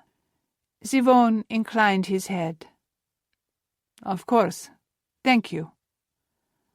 Clark came up beside him and motioned him onward. "I say, I think I may have spotted you this morning outside my flat." Clark lifted golden brows. "Assuming you run like a stallion bent on breaking a record at the tracks." A chuckle welled up in his throat, unexpected and all the sweeter for it. "I would not say that. But I do jog, yes, and I was out this morning. It could have been me you saw." Clark laughed too and clapped a hand to Zivon's shoulder. "That wasn't a jog, Marin, at least not by my definition. Have you been a run along?" Though Zivon lifted his shoulders in a shrug, he wasn't quite sure why. He knew the answer and had no problem giving it, except, perhaps, because it meant revealing a piece of himself, and he'd been in a mindset this morning to protect rather than reveal. He shook that off. "Ever since I was a boy, yes. My brother, he was the true sportsman, like our father, a fist fighter." Clark let out a little breath that bespoke surprise. "You mean a boxer?" Zivon tilted his head from side to side.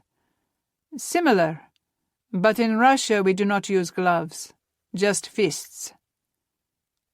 "Well, I'm much keener on running, personally.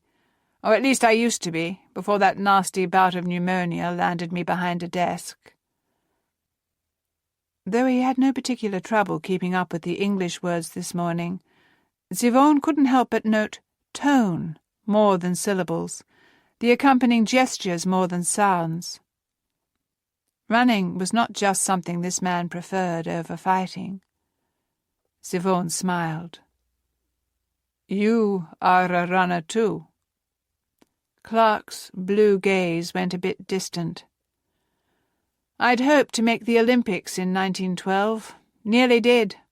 Lost the qualifier by this much." He stretched out his hands and sighed out a laugh. He shrugged, though not the same sort of shrug Yvonne had just given. This one said, "Some things we can never change." "I am impressed. I never competed." "Those days are certainly over for me." Clark thumped a fist to his chest. "I haven't the fortitude any more, since I fell ill. Though I have been trying to get back to it a bit." They reached the first landing, and Yvonne cast a look over at his companion. Clark was probably younger than he was by a few years. Not by much, but he'd guess him to be closer to Yevgeny's age than his own, perhaps 26 or 27. And though their stories weren't exactly the same, they had enough in common that last night had been quite pleasant, even without the added bonus of two lovely young ladies to admire, and hosts who were experts at setting them at ease. He was also grateful for an opportunity to get to know his new superior a bit better. He didn't think one shared dinner would make Hall trust him, take his advice, but it couldn't hurt. Right this moment, though, even more than those grand goals, he just needed a friend. "I would like my routine to be more regular as well. Perhaps we could run together certain mornings each week." Clark's eyes lit up. That would be just the thing. Accountability, you know. "Perhaps we could work out the details over lunch today. If the weather's fine, I'll be up on the roof at 1 o'clock. Yvonne nodded. "Perfect. I will look forward to it." "Ah, good. Just the chaps I was hoping to catch." They both looked up, spotting Captain Blackwell coming down the stairs, a smile on his face. Yvonne had a feeling he wasn't alone in the question of why the captain was looking for them both, though of course they merely said their respective good mornings and waited for the older man to explain himself. "I've come with another invitation for each of you. I just received word that my brother and his wife won't make it to town as planned today, so we've 2 seats open for Easter dinner on Sunday. I thought, given that neither of you have people in London, you might like to join us. It's a shame to spend a holiday alone." Yvonne exchanged a glance with Clark, who had told him on their shared tube ride home last night that Blackwell never invited the same young men to dinner more than once. What did this mean, that he was doing so now, for both of them no less? Perhaps it was simple Christian charity, not wanting them to be alone for the holiday, as he said. And if so, Yvonne hadn't the heart to tell him that he hadn't been planning on celebrating until next month. What harm could there possibly be in observing his Lord's resurrection now, too? He nodded. "It would be my honour." "And pleasure," Clark added. "How good of you to think of us, Captain. I would certainly be delighted to join you." "And I." "Excellent." Blackwell clapped them each on a shoulder and continued down the stairs.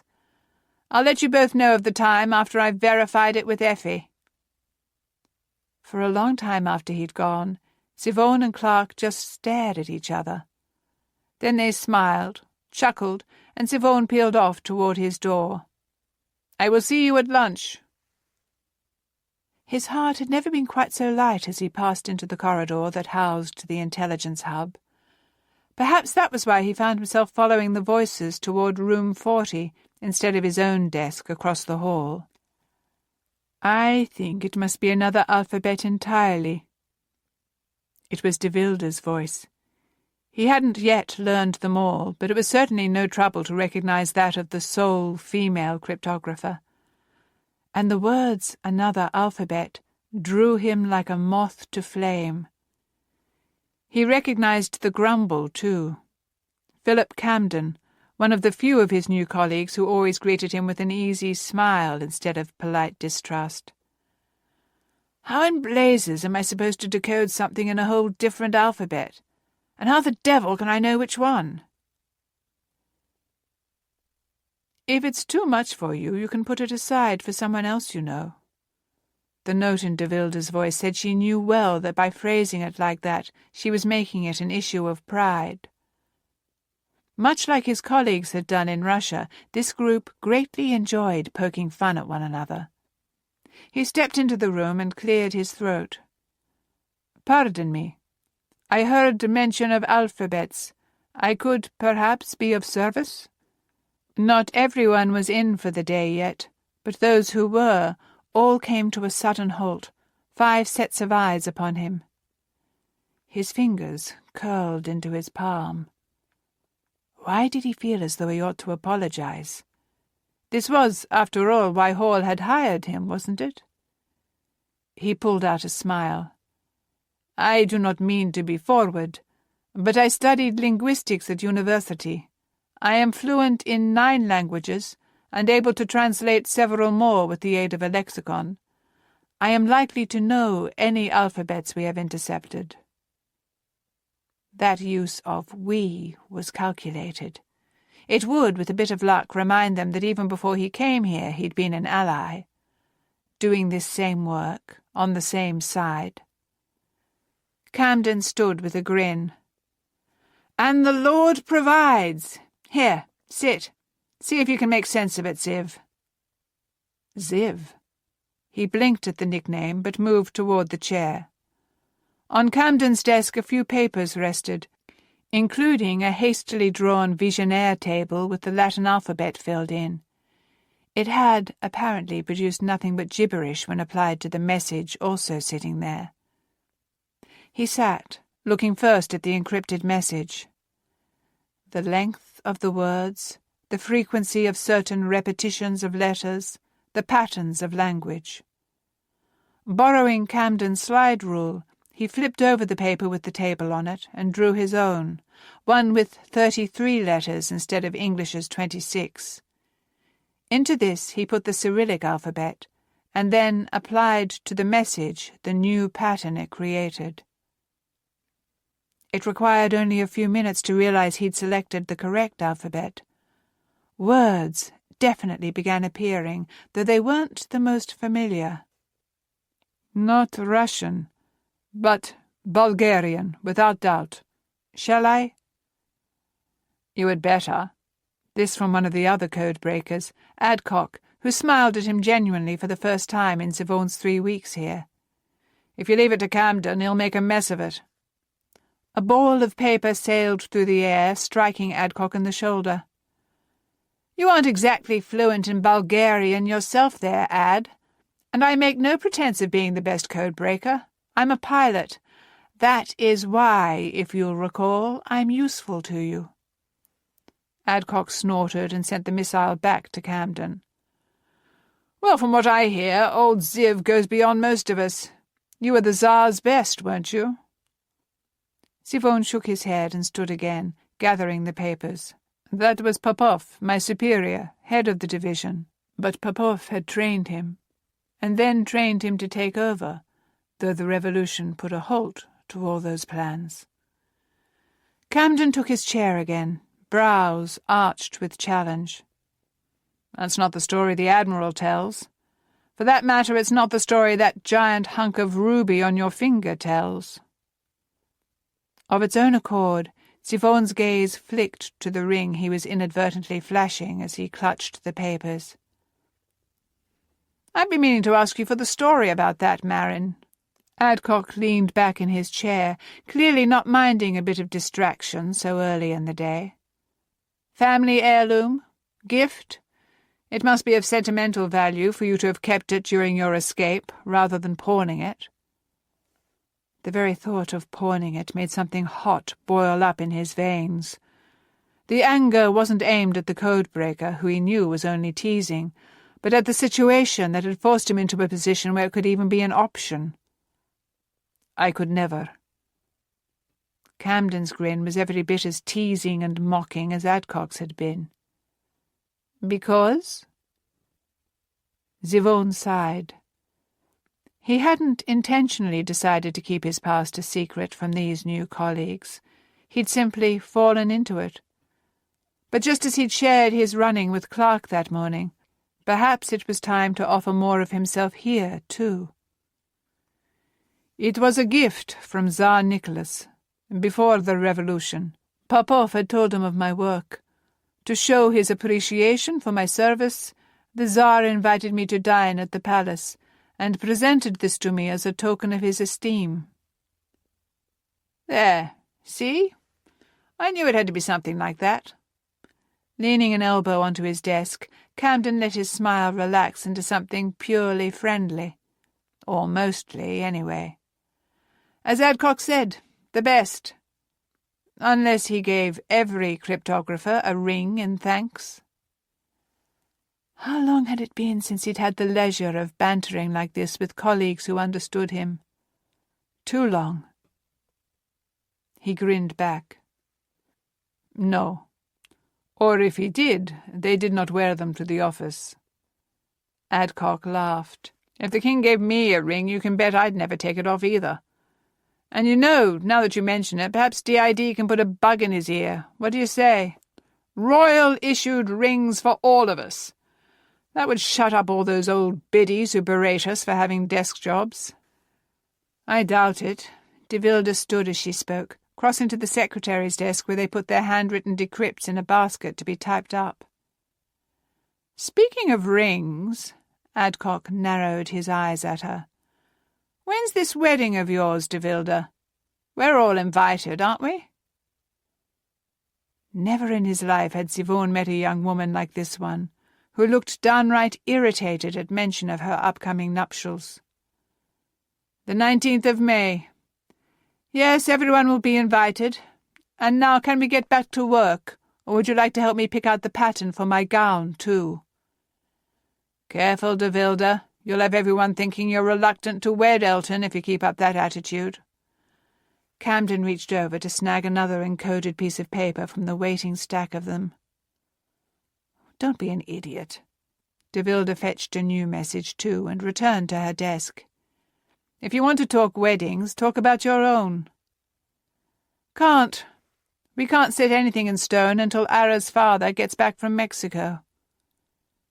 Siobhan moved toward the door, rather eager to get to work himself, though he didn't mind when Adcock shot him a parting smile along with, I heard what you said to that bank clerk yesterday.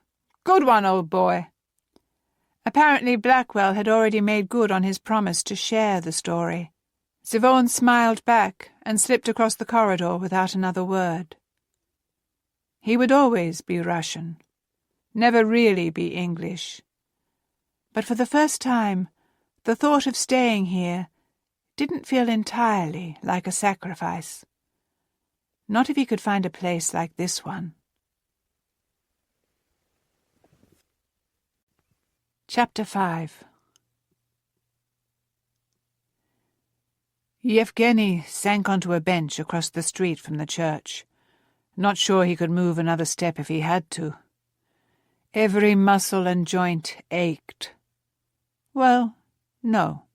Some screamed, especially his ribs. Ache was far too benign a word for his ribs. From somewhere in the distance, a boom sounded, making Yevgeny wince.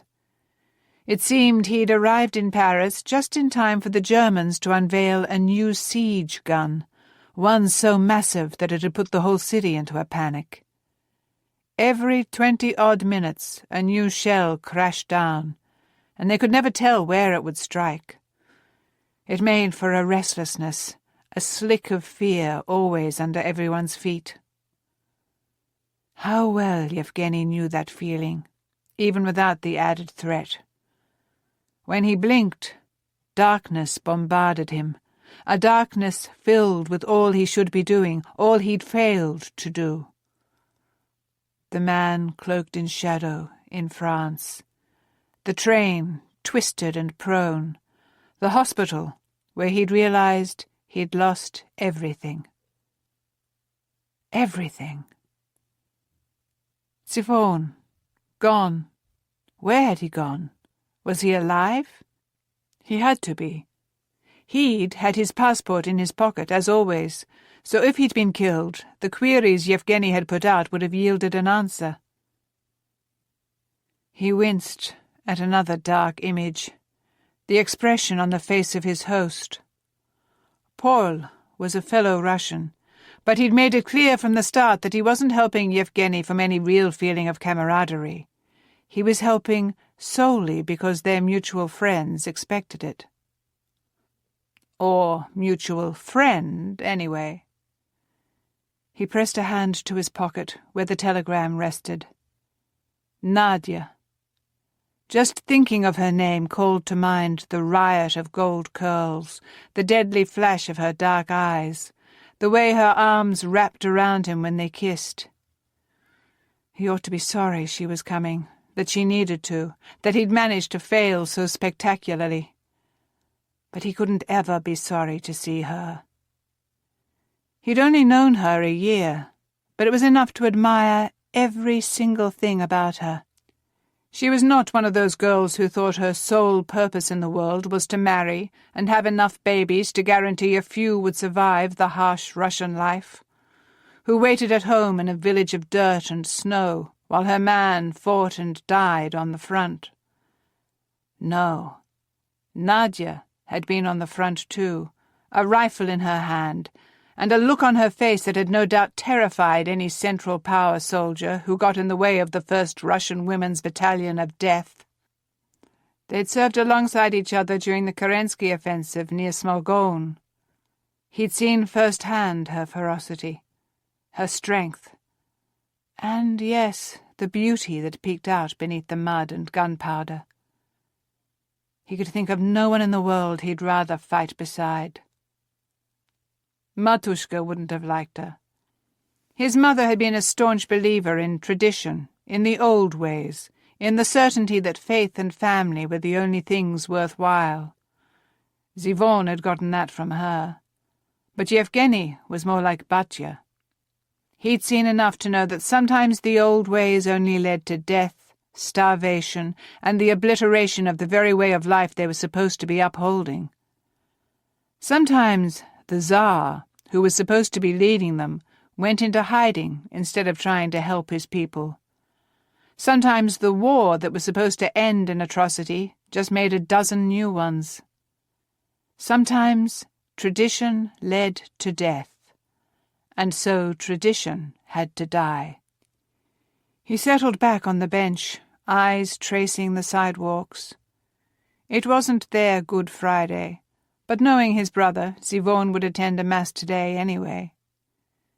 If he was in Paris, as he surely was, then he'd be in this neighborhood, the one they'd agreed to meet up in. He'd have found a cheap little room, and a neighbor would have invited him to join him at the local parish. Zivon, always happy for a little more religious activity, would have accepted. Yevgeny had never understood it. How could his brother not see how archaic religion was? How it tried to force outdated traditions onto a humanity that had outgrown it? He'd never understood it, but he appreciated it now. It made Zivon predictable, and that was exactly what he needed in order to find him.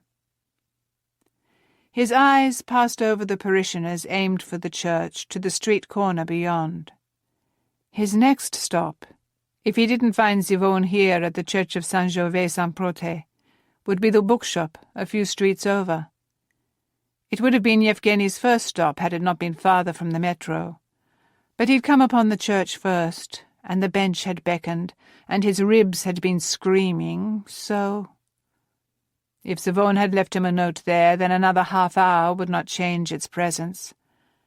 And if he could just find his brother directly, that would be better. Find your brother. He hadn't needed the instruction from Nadia to know that that was the most important thing he could do now that he was out of hospital. Find Zivon. Hope he had possession of Yevgeny's belongings, including the photograph the Prussian had pressed to his hand at the water stop. Keep his brother from doing anything stupid. Why hadn't Zivon just left on his own? Why had he stopped first to locate Yevgeny and convince him to flee as well? A breeze blew, and he turned his face into it, but it couldn't wipe away the frustration. Zivon could never just trust him, leave him to his own devices. He always had to play the big brother, telling Yevgeny where to go, what to do, how to think. never listening, never entertaining the notion that he could be wrong. But it didn't matter, did it? The church door swung outward, a black-frocked priest pushing the massive wooden slab wide in invitation. It was a lovely spring day. It seemed he'd decided to prop it open. And just in time, too. When the father looked up, it was with a hand lifted in greeting to a couple walking his way. Parishioners, obviously, as they turned up the stairs and soon vanished into the building. A moment later more people joined them. Yevgeny sat up straighter, casting his glance down the street first one way, then the other, watching for that familiar stride, the one Sivone would never call graceful, but which was. It came of all the running he did, or at least that was Yevgeny's theory. When one loped mile after mile like an animal of the steppe, one's walk was even, smooth and strong. What hat had he been wearing on the train? Would he still have it, or would he have gotten another here in Paris? What of his coat? It had been his heavy one, too heavy for a Paris springtime, but it had still been cold in Russia when they left. Would he have exchanged that, too? Yevgeny leaned forward, resting his forearms on his legs to provide a bit of reprieve to his ribs. It didn't matter whether he'd recognize his brother's clothes. He'd recognize his brother. Anywhere, in any crowd, from any distance. And his brother was not among the hundreds of people who filed into the church.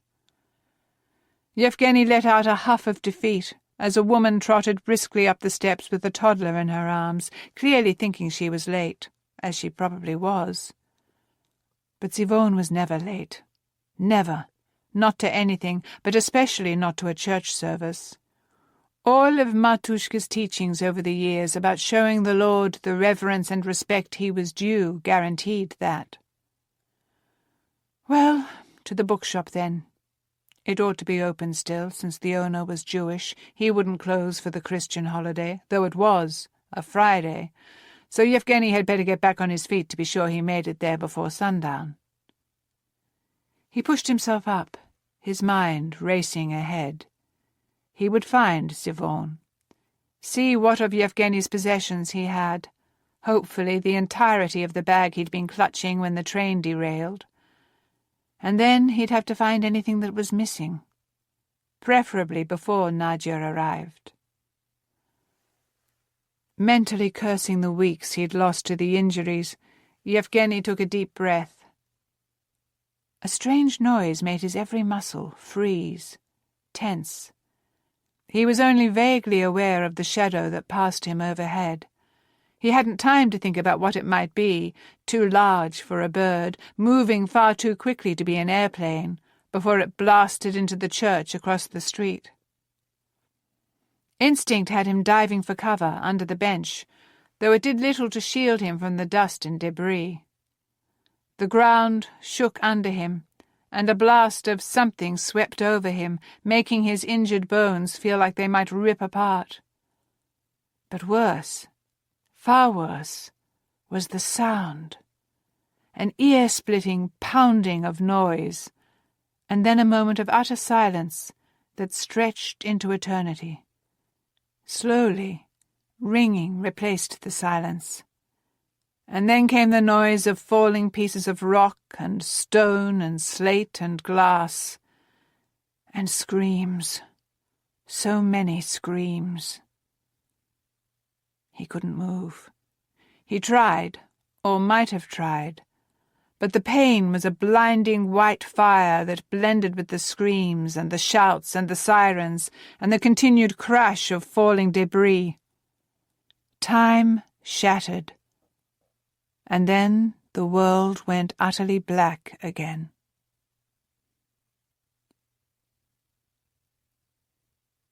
Saturday, 30th of March, 1918.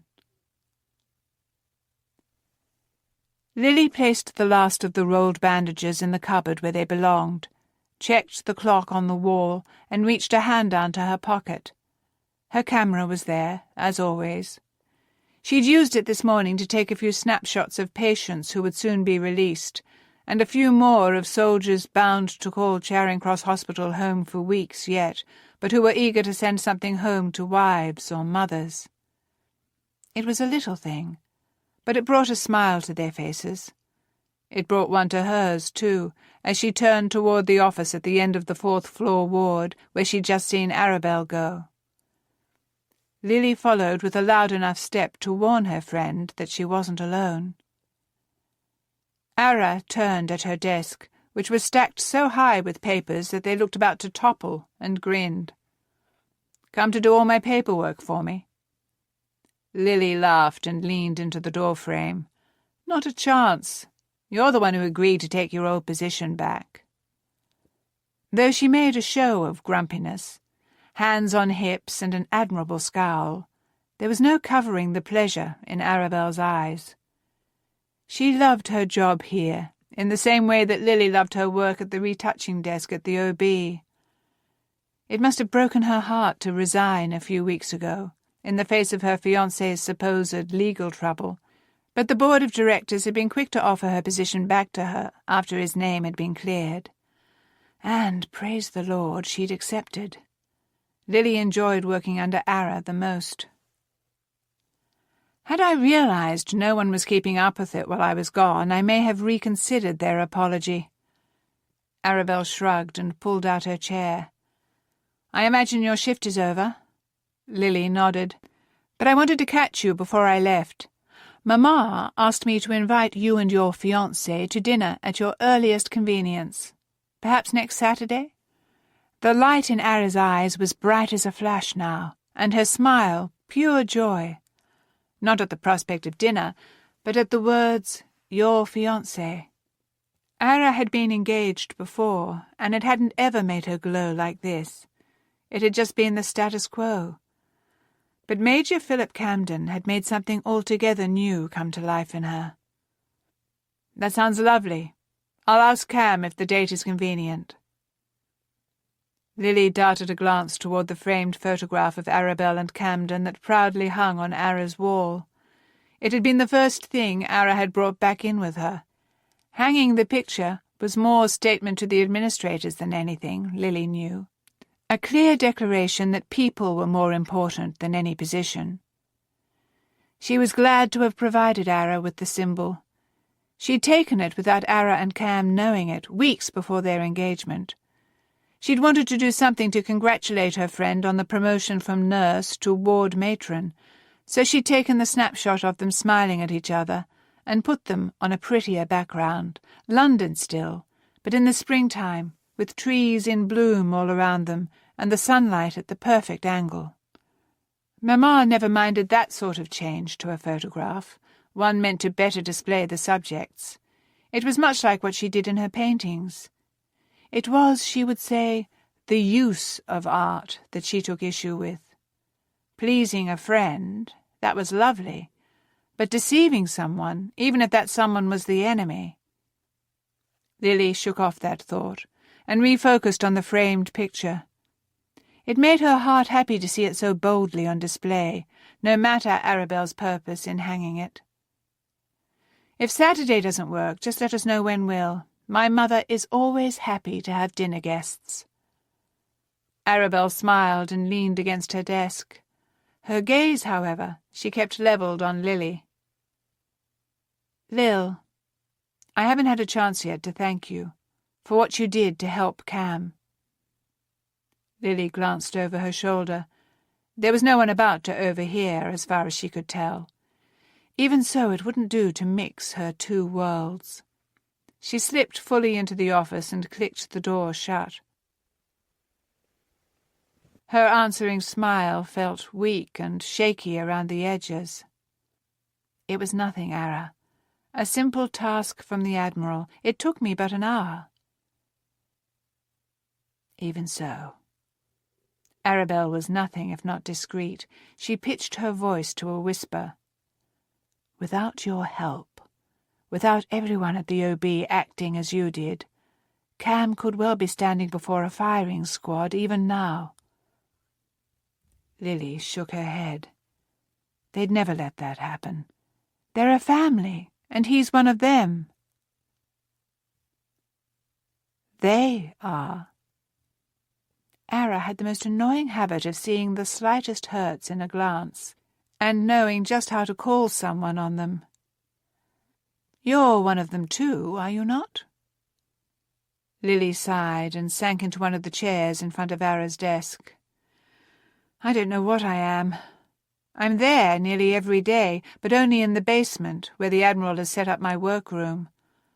Once in a while I'll have to run something up to his office, but no one really knows me. Usually all my communications are with Admiral Hall himself, or Barclay Pearce. I believe you met him the other week. Her friend nodded, tilted her head. So you want to be more among them? You seemed a bit panicked when you saw me there. Or when I saw you there, perhaps. Yes, Ara was always far too adept at seeing the heart of a matter. Lily let her attention wander over the clutter of papers. I love what I do there, and I'm so happy to do it, to get to do it. But if Mamma found out... She shook her head. At the start of the war, Daddy approached her about creating propaganda, rather excited, I might add, about this new work he was helping to spearhead, and expecting her to be equally excited to take part with her talents. You'd have thought he'd asked her to sacrifice her pug to the war effort. Your work with photographs isn't exactly propaganda, though, is it? Ara turned to study the photograph on her wall. It isn't meant to convince the masses of something the government wants them to believe. Sometimes it is. It's just that the masses aren't usually English. She paused. I think Mamma would say it's even worse, because at least with the posters and adverts everyone knows it's just an artist's rendering. With photography, I'm rewriting the facts, deliberately lying. Arabelle's lips turned up. It's war, Lily. A nation must lie and spread disinformation to protect its secrets. I dare say your mother understands that. When it was a matter of mere intelligence, where troops were located, when an advance was planned, then yes, of course. But her mother had very strong opinions on the role of art in the world, and deception was not an approved use. Well, I can see I've not convinced you, and I promise I won't say anything to your mother when we join you for dinner. Arabelle smiled. Your secrets are your own to guard, my friend. Thank you. She'd expected nothing less, really. As a nurse, Ara was well versed in discretion, but a bit of anxiety must have been clinging to her at the thought of having Arabelle and Camden, two of the only people who knew of her work for the Admiralty, at her table. Well, aside from Daddy and Admiral Hall, but they would certainly never let the truth slip out. She pushed herself to her feet again. Daddy said he'd asked both Mr. Murren and Lieutenant Clark to share Easter dinner with them, which was lovely, but she'd have to be careful to remain unseen at the office. She could always explain her presence in the building easily enough, saying she was there to see her father. She'd done so, in fact, other times when acquaintances Daddy had invited to their table had later spotted her and said hello. But on room 40's floor? That would be a bit trickier to excuse. She'd have to have a story ready to tell if it happened. That Daddy had asked her to run something down to Admiral Hall for him on her way out, perhaps. Or perhaps it would be wiser to simply let someone else deliver her finished photographs to the Admiral, keep to the basement entirely. Lily's shoulders sagged. If room 40 was a family, then she was naught but a Cinderella of her own making, hard at work, but self-banished to the fringes where no one could see her. A situation she had crafted rather carefully. Why was it only now beginning to chafe? Lily. She paused midway to the door and looked back at her friend, who had straightened as well. Ara's tall form had angled toward the framed photograph on the wall, and her lips had turned again into a smile. She nodded to the photo. I'd been meaning to ask you if I could get another print of that. I'd like to send one to my father in Mexico." That, at least, was easy. Lily grinned. "Of course. I can have it for you when I come in on Monday." "You're a gem. Now go, enjoy your Easter. I'll tackle Mount paperwork." With a laugh, Lily opened the door and slipped out, closing it again behind her. It wouldn't stop the other nurses and VADs from interrupting Ara for serious matters, but perhaps it would deter those who wanted an idle chat. Because it was going to take a rather large swath of uninterrupted time for Arabelle to turn that mountain into a reasonable molehill.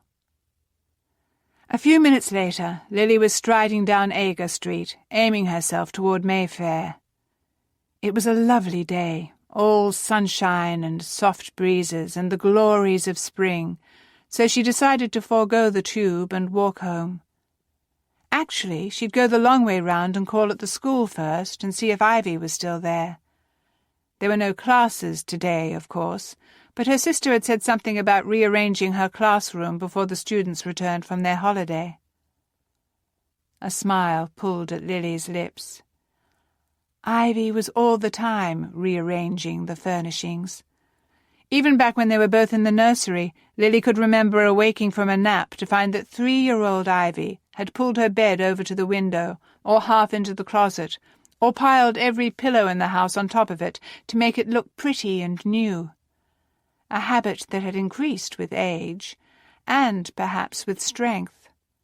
At least once a month Ivy would enlist the help of their shared maid in scooting this piece of furniture over there, or that other one into the corner, or whatever suited her fancy at a given time.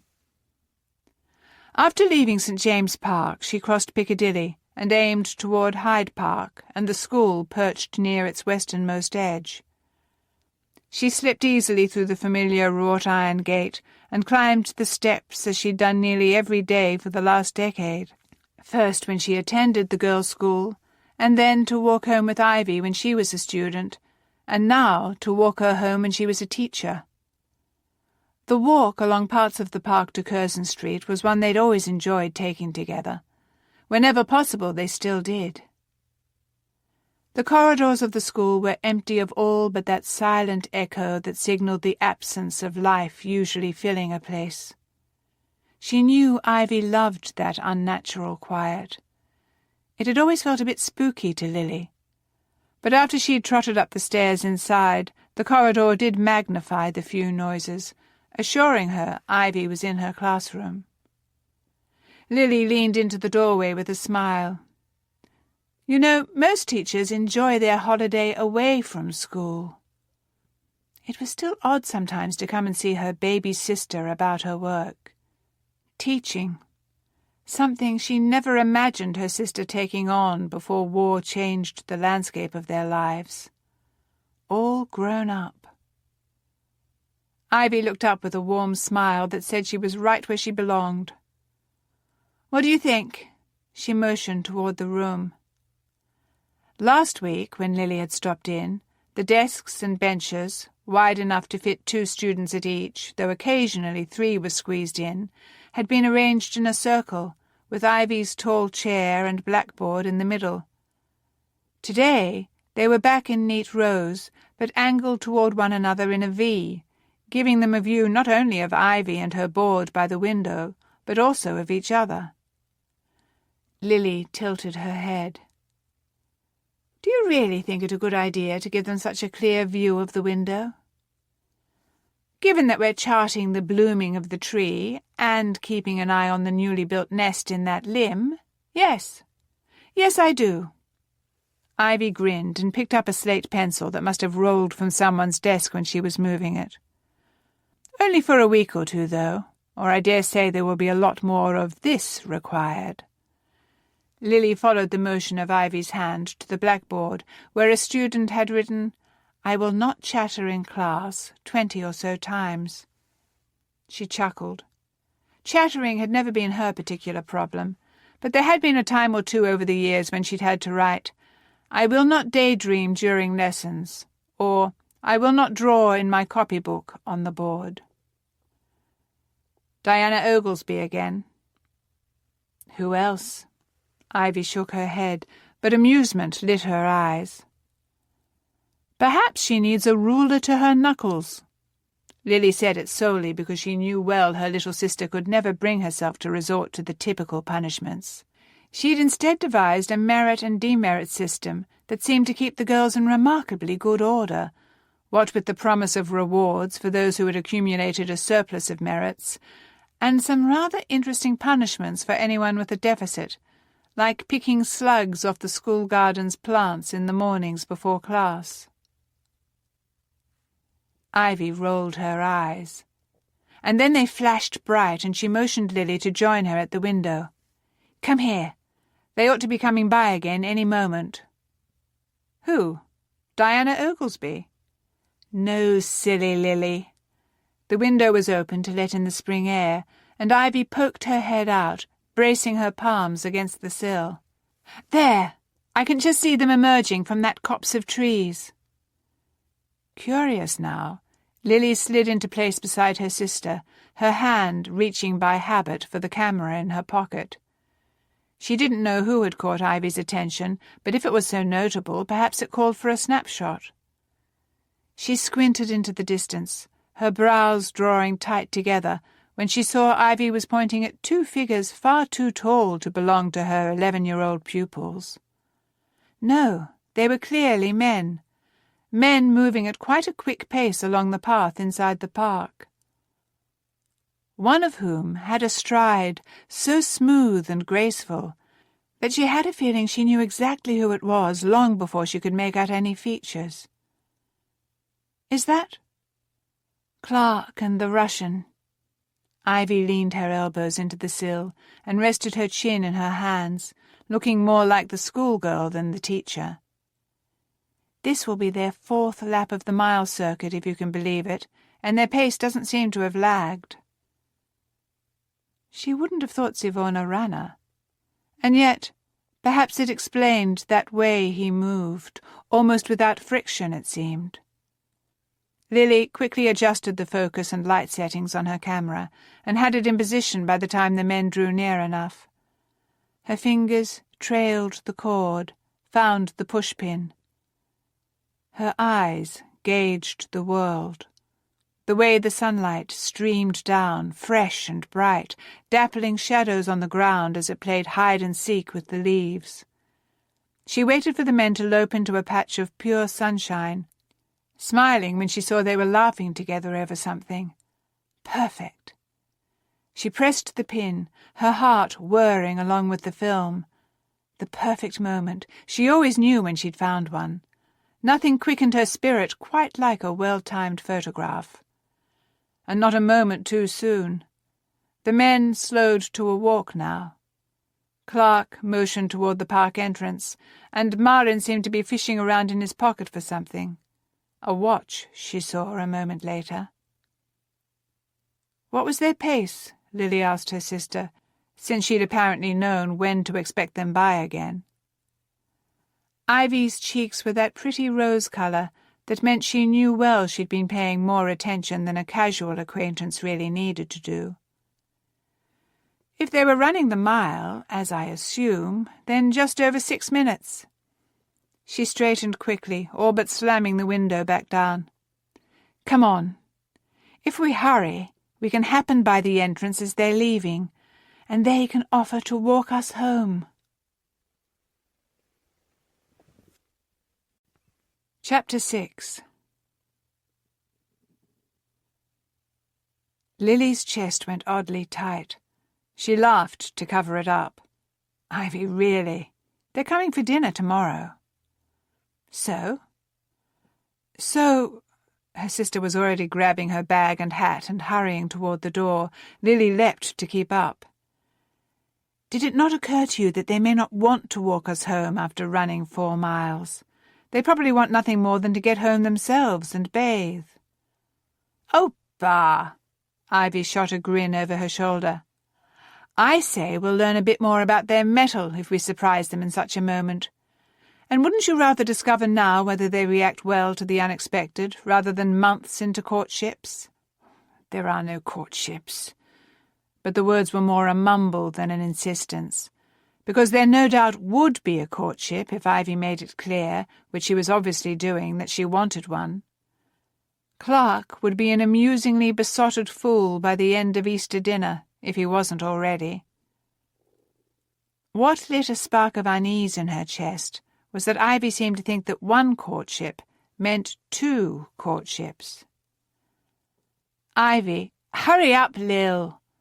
Ivy was already dashing down the stairs. Lily picked up her pace, tugging her kerchief off her head as she went.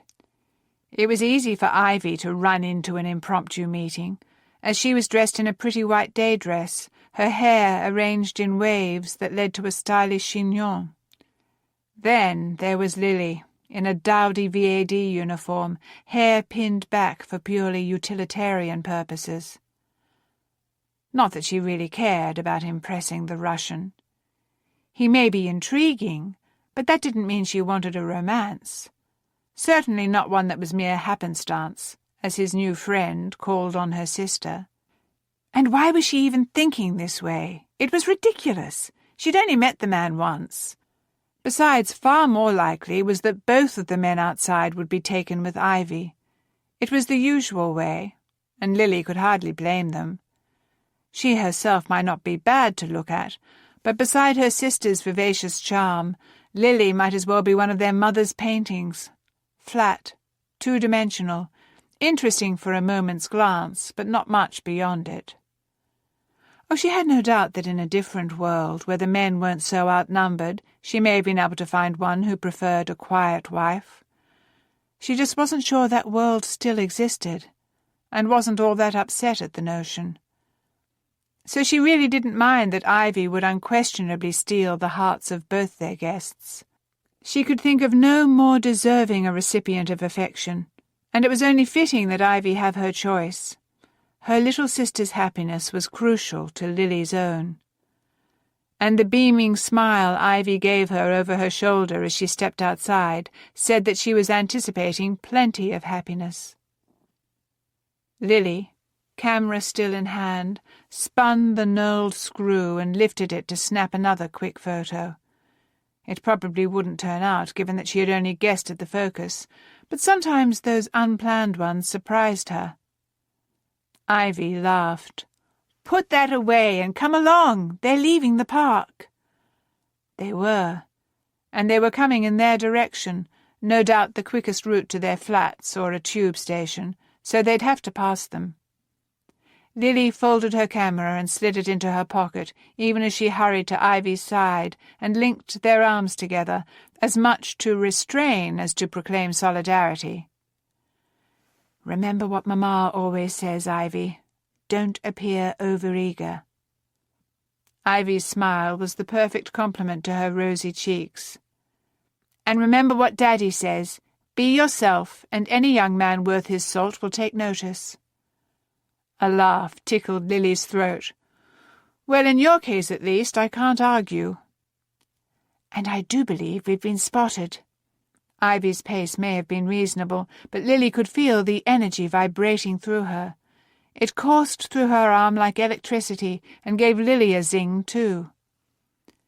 They stepped out of the school's wrought-iron fencing onto the sidewalk and turned toward home, which put them facing the 2 men. Lieutenant Clark was grinning, already lifting a hand in greeting. Mr. Marin, rather than looking at them, was glancing down at himself, probably keenly aware of the sweat soaking his shirt and dripping down his face, or at least she would have been. Not that she, as the observer, found any reason to wrinkle her nose at a man showing evidence of remarkable athleticism. He looked up over the rims of his spectacles. A curl of hair had broken free of its pomade and fell across his forehead, and she had a feeling the flush in his cheeks wasn't solely from exertion. But he didn't look at Ivy. He looked at her. Another zing, though she couldn't entirely attribute this one to Ivy's energy. She glanced down, but demureness had never really been one of her virtues. She'd always been too curious, and Yvonne Marin made that curiosity spark to life every time she looked at him, which she did again after only 1 second of reprieve. She found him smiling, and it looked a bit bashful. Rather endearing, that. Clark murmured something to him, though they were too far away yet for Lily to hear. It made uncertainty flash over Mr. Maren's face for a moment, though, before his expression cleared back into his usual stillness, and he nodded. Gracious, but he's handsome, even when in desperate need of a bath. Ivy's whisper was certainly too quiet to go beyond Lily's ears. Even so, she felt a bit guilty for her chuckle. At least, this time she knew which of the two her sister meant. They were soon close enough that she had no trouble hearing Clark's pleasant hello.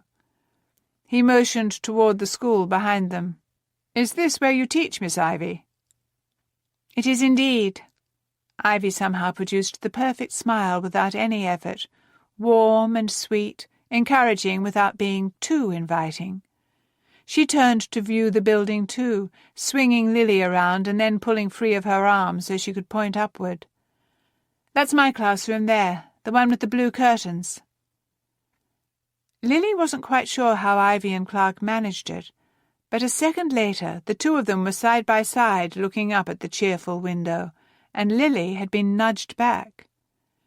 She'd tease Ivy later about shoving her out of the way, though since she also had no need to hear all about the latest reordering of the room, she didn't entirely mind stepping back and turning to find Mr. Maren with her gaze. He'd followed the pointing fingers with his attention for a moment, of course, but now brought his eyes back down to her. He smiled, but there was nothing carefree about it, nothing glad. She wasn't so selfish a creature to think it had anything to do with her.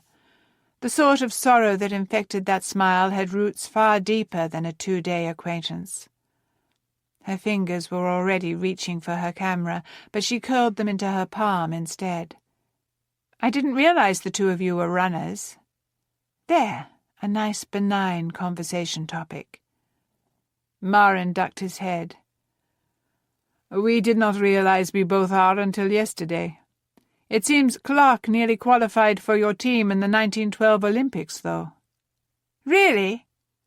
Ivy must have been listening with half an ear as she chatted about her merit and demerit system. She interrupted herself to turn wide, awestruck eyes on Clark. "How very impressive." Lily pressed her lips against a grin. Another something for Ivy to swoon over later, it seemed. For her own part, she kept her attention on the Russian. How odd it was to hear someone say, "your team," and not be part of it themselves. "And do you compete?" He looked genuinely taken aback by the question. "No, that is not my purpose." Before she could ask what his purpose was, he extended an arm toward the sidewalk. "May we see you and your sister home, Miss Blackwell?" That had probably been what Clark had suggested to him, the thing that had made him so uncertain. But apparently he was no keener to disappoint his new friend than she was her sister. Lily smiled. "You may, of course, but if it's too much trouble—" "This is pleasure, not trouble." The words sounded certain, and his returning smile had no new notes of regret in it, so she decided to believe him, though he cast another look down at his clothes. "Forgive my appearance, if you would, and I hesitate to offer an arm." She laughed and turned toward home. "There is nothing to forgive, I assure you. How far did you run? Were you on the mile circuit?" He nodded and fell into step beside her, though he kept generous distance between them. 5 miles today. Ivy must have missed one. We are both, it seems, runners of long distances, though neither of us has been able to train as much in recent times. Yes, war had a way of interrupting such things. Do you enjoy any sport? He asked, hesitating a bit, as if he wasn't quite sure what he ought to ask her. Lily grinned up at him. Not like that, but I play croquet. Something flickered in his eyes. A smile whispered over the corners of his lips that seemed absent at least a bit of the sorrow. "I am largely unfamiliar with this game, I confess. You hit a ball, I believe, with a hammer?" "A mallet, through a wicket." Her own grin was probably a bit mischievous. She and Ivy had played their guests more than once, and often trumped them soundly.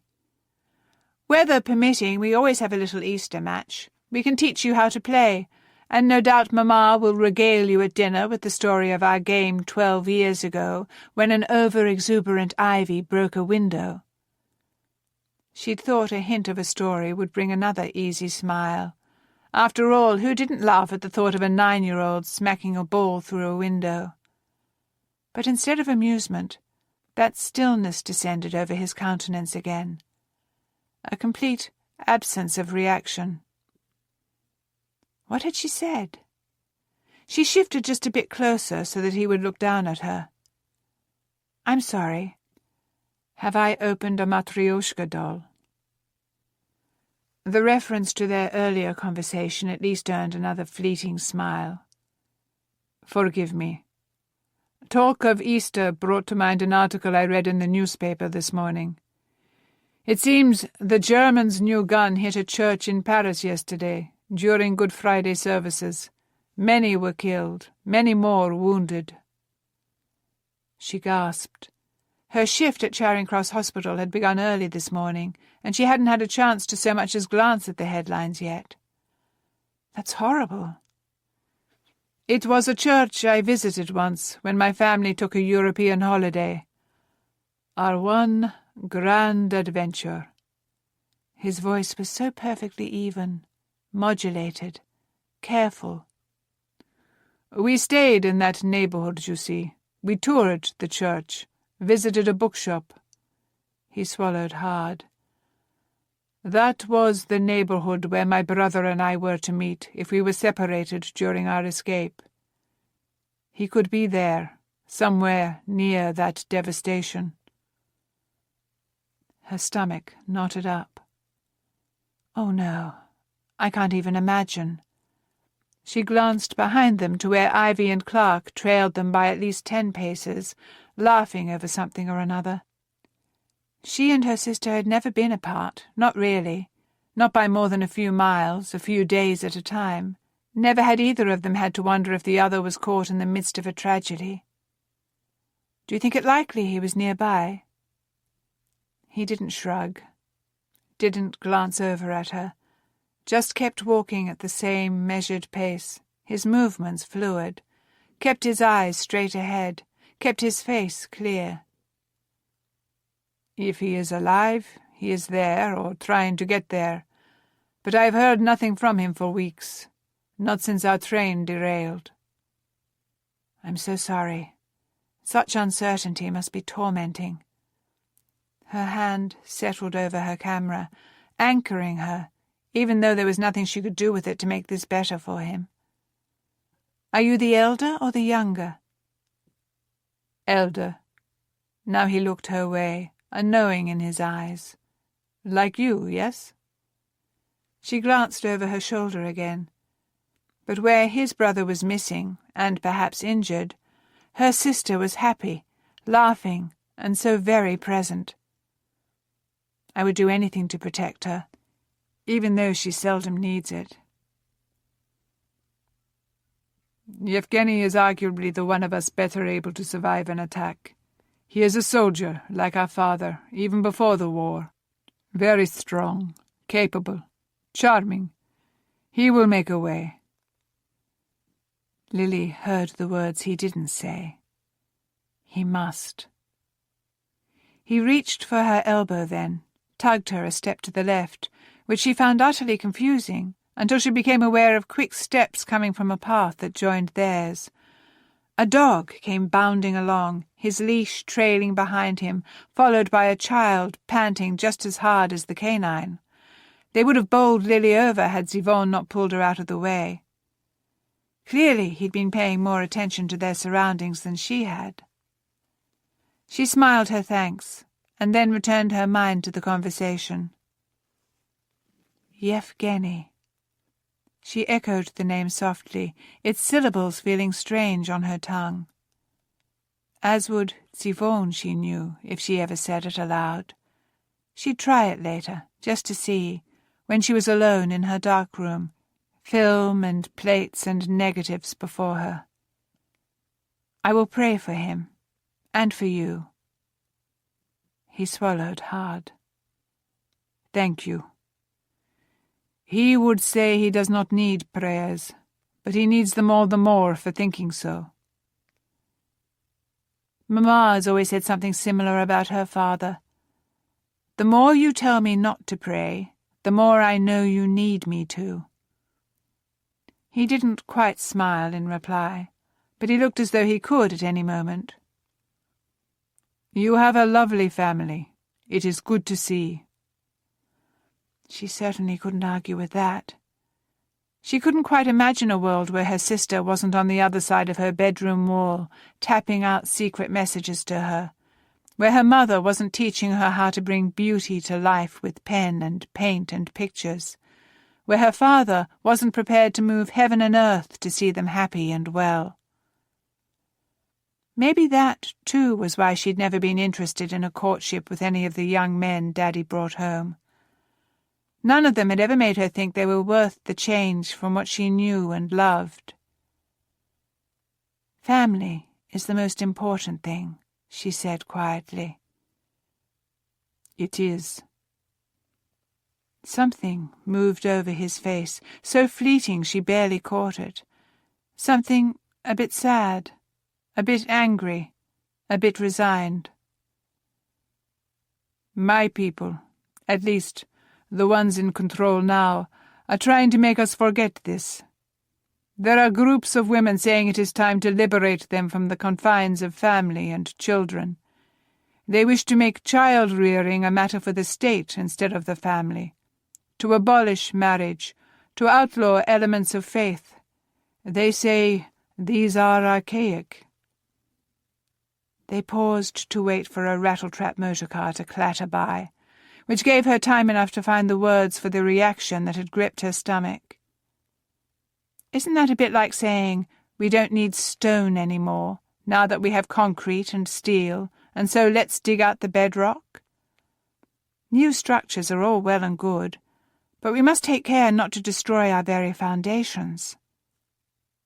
Exactly so. For the first time, a bit of fervour entered his voice. This is what I have tried to say to my people, that yes, it is important women have chance to chase dreams. It is important peasants in villages do not starve. But care must be taken not to throw out good with bad. He paused, sucked in a breath. Apologies. I have forgotten my articles in my excitement. She chuckled. I knew perfectly well what you meant, and I do agree. The glance he sent her said he appreciated that, but then it sobered. My reward for such talk in Moscow, and for the work I did for my country during the war, was to be hunted. Flee or die. These were the options the Bolsheviks left me. He said Bolsheviks like it was a curse word. She wanted to reach over, to touch his arm, but she didn't know if he'd appreciate such a gesture, so she settled for a small smile. I'm glad you chose the option you did, Mr. Marin. He faced forward again, seeing she suspected something far beyond the row of houses so familiar to her. Many will think I chose the coward's way, that I have abandoned my post, my country, that I have defected. And being killed for your beliefs would have been better? She shook her head, and then lifted a hand to smooth back a strand of hair the wind tossed into her eyes. I can't think so. Denying who you are for the sake of safety would have been cowardly, and dying for it would have been a bigger abandonment, don't you think? Now you live to fight another day, to pray for those you've left behind, for Russia, to do what you can for them from here. They drifted to a halt, a few feet from her front steps, and he gave her the most interesting smile. Small, still tinged with sorrow, but somehow all the deeper and more meaningful for it. A man's smile had never made her pulse increase before, but her heart took a strange little tumble now. He bowed a bit at the waist, somehow making it look elegant and formal despite being dressed in athletic wear. "Thank you, Miss Blackwell, for seeing that perspective, and thank you also for the pleasure of walking you home." She suddenly wished she was in a pretty dress, her hair done up properly. Such a bow deserved something more appealing as its recipient. But she had only her uniform, and tendrils pulling free of her chignon, and a camera in her pocket weighing heavily, begging for a chance to capture him just so. What an intriguing mass of contradictions he was. The still and the active, the formal and the informal, the studied and the earnest. Her fingers slid into her pocket and extracted the camera as a grin stole over her lips. "May I?"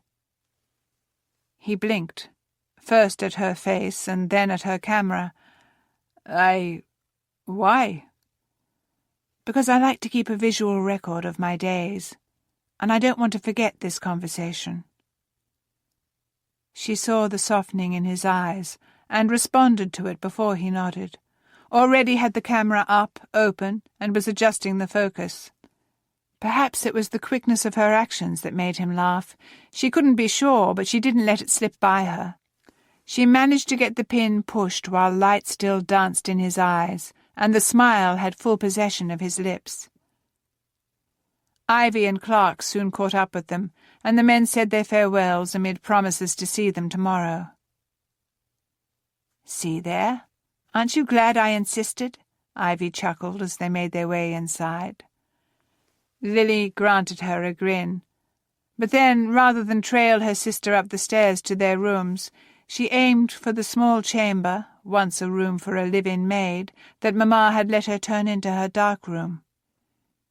Once inside, she pulled out a box of photographs she kept for repurposing, many of which she had taken, others donated by Admiral Hall, and sorted through them until she found the one she was looking for, with Moscow's magnificent onion-domed horizon. Smiling, she reached for her camera and the film inside it. She couldn't give Zivon Marin his home back, or find his brother for him, but she could give him a souvenir anyway.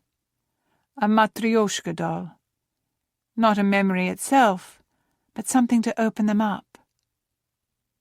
As she worked, she prayed that the memories would be good ones, that he would find a way to hold tight to that which he couldn't afford to lose of his past, and easily relinquish that which would catch him in a snare, and that somehow, somewhere, he'd find his brother.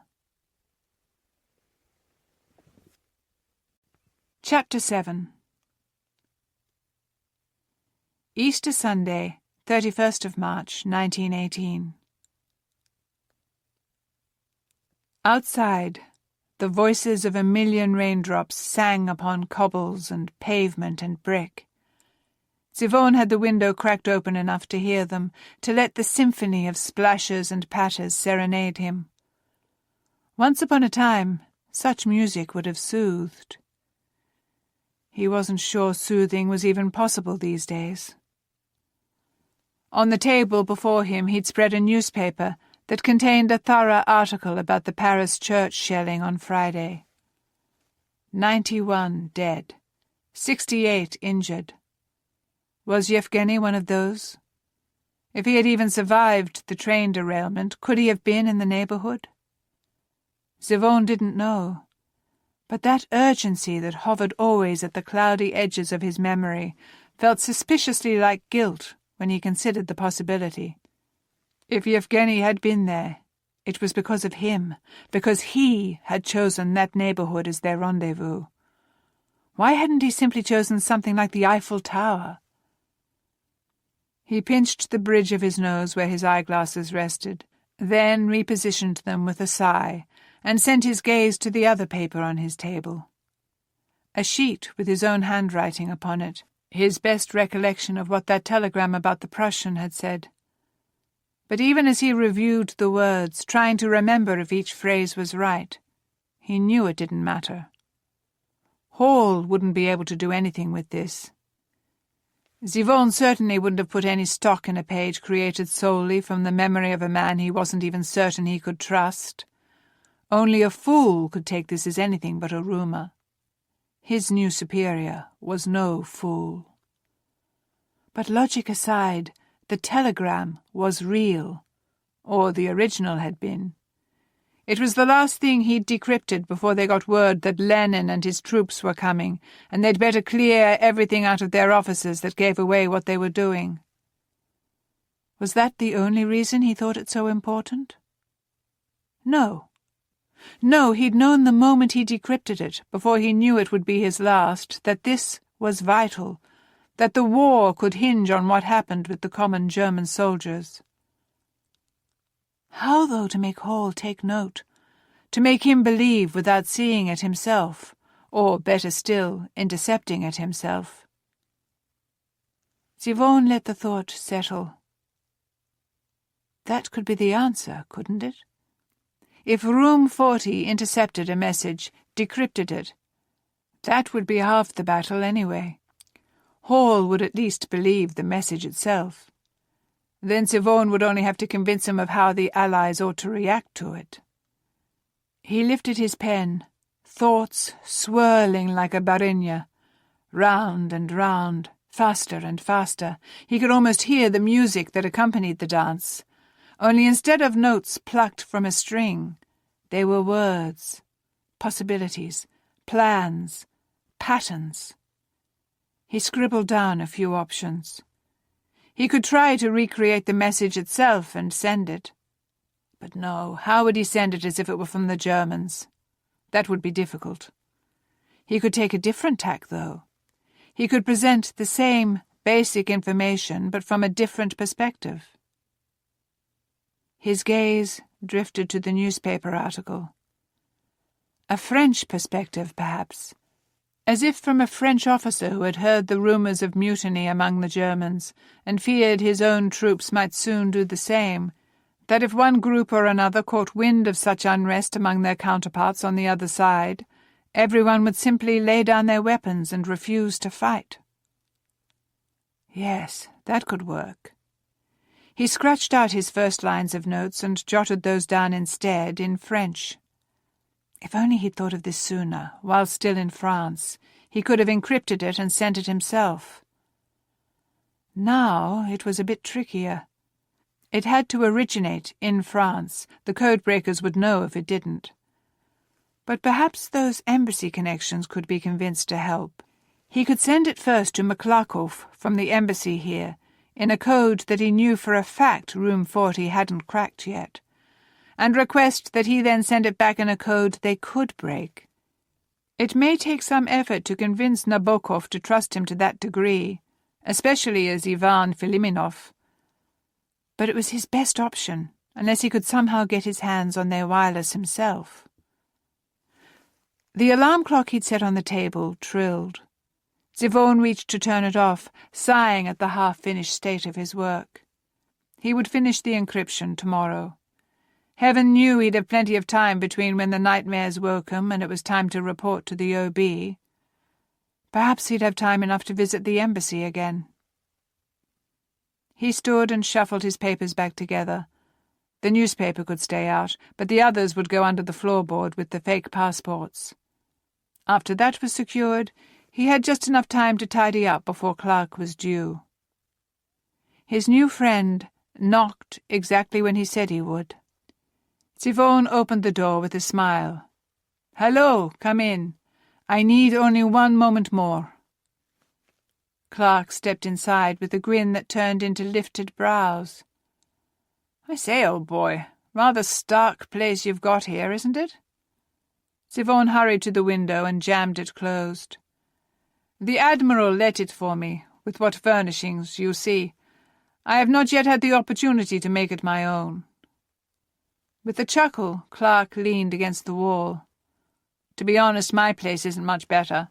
Just more cluttered with what my mother would deem rubbish if she saw it." After locking the window, Zivone grabbed his hat and shrugged into his jacket, then met Clark with a smile. "Ready." "Excellent." They said nothing more until they were on the street, walking to the tube station. But given the smile that seemed to have taken up permanent residence in the corners of Clark's lips, Zivone could guess about what his friend was thinking.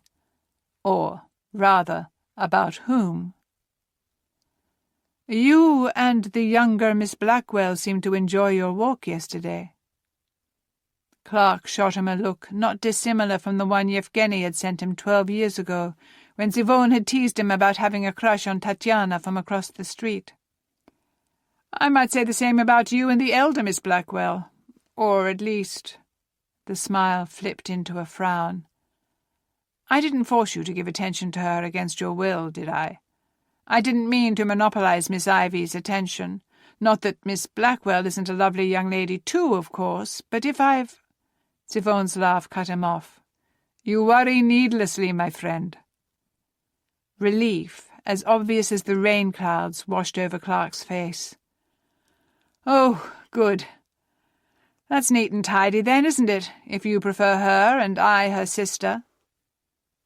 From Clark's point of view, it certainly would be. If he intended to court Miss Ivy, then no doubt it would be most convenient if Zivone was simultaneously occupying the attentions of her sister. But Zivone knew well his hesitation showed in his every movement, not to mention on his face. Clark sighed. "I thought you liked her." "I do, very much. It is not that at all." He focused his gaze on the sidewalk ahead, trying to rid his mind of her shining hair, that sunshine and clouds knowledge in her eyes, the utter sincerity in her voice as she promised to pray for Yevgeny. How to explain to this new friend all the reasons that now was not a good time to seek an involvement with a young woman, a young English woman? For a long moment, the only sounds were those of the city. Then Zivone sighed. "I would not have any idea how to go about such a thing." "Oh, come now." Chuckling, Clark gave his shoulder a little shove. "It can't be that different here than it was in Russia, can it? You like a girl, you spend time with her, maybe write her a note now and then, or bring her a small gift. Before the war I'd have said chocolates, but these days—" Zivone slid his hand into his pocket, where his watch ticked steadily on. Time, ever moving, ever escaping him, running out. "You make it sound simple." "It is simple, at least in theory, as long as the girl likes you too and her parents approve. Surely you had a sweetheart at some point in Russia?" Shooting his friend a quick glance, Zivone shrugged. That was different. "Aha!" Laughing as if he'd just won a victory, Clark leapt a step ahead and then half-turned to face him, pointing his finger. "I knew it. Why else would you hesitate? You've still got a girl in Russia. What's her name? Is she pretty? I bet you're saving up to send for her." Zivone's fingers tightened around the watch, until he could feel not only the ticks, but also the continual movement of the gears. "No, Alyona is not waiting for me." He should say why, and would have, had it not been a day to focus on joy instead of sorrow. But that could wait for another day, another conversation. And it was quite different with her. We had known each other forever. Since she was born, anyway, and he was 7. His thoughts hiccuped a bit. Lily Blackwell was the same age Alyona had been. He hadn't paused to realize it before. Ah, that does rather eliminate the necessity for the getting-to-know-you stage. What happened? Opposite sides of the revolution? Her family had no reason to take sides. They simply kept their heads down, as I imagine they will continue to do. He was the one who'd had a target on his back, because of his job, because of the favour of the Tsar, and because he'd foolishly tried to speak reason to people who had no desire to hear it, who'd claimed he was the unreasonable one. Maybe they were right. Maybe it had been madness to think he could prevail against such a maelstrom. Clark seemed to accept his evasion of an answer. I suppose sometimes it just doesn't work out. Sorry, old boy. But then that leaves you free to pursue a lady here, doesn't it? Someday. He gave the watch a final squeeze and then let it go, slipped his hand out of his pocket. Someday, when he was certain the Bolsheviks had given up on tracking him down. Someday when he didn't fear being the cause of anyone else's death. Someday when he'd done all he could to restore order in Russia and had resigned himself to some sort of quiet life here in London. Someday when he had something other than uncertainty and secrecy to offer a woman. No time like the present, I say. We never know how much time we have left. We oughtn't to waste it. For the first time in their short acquaintance, Clark's tone was devoid of optimism. Now he was the one looking straight ahead, the one whose fingers curled into his palm. Yvonne nodded. You have lost friends in the war. There were 5 of us in school, inseparable. Besides me, only one is left, and he's still on the front lines.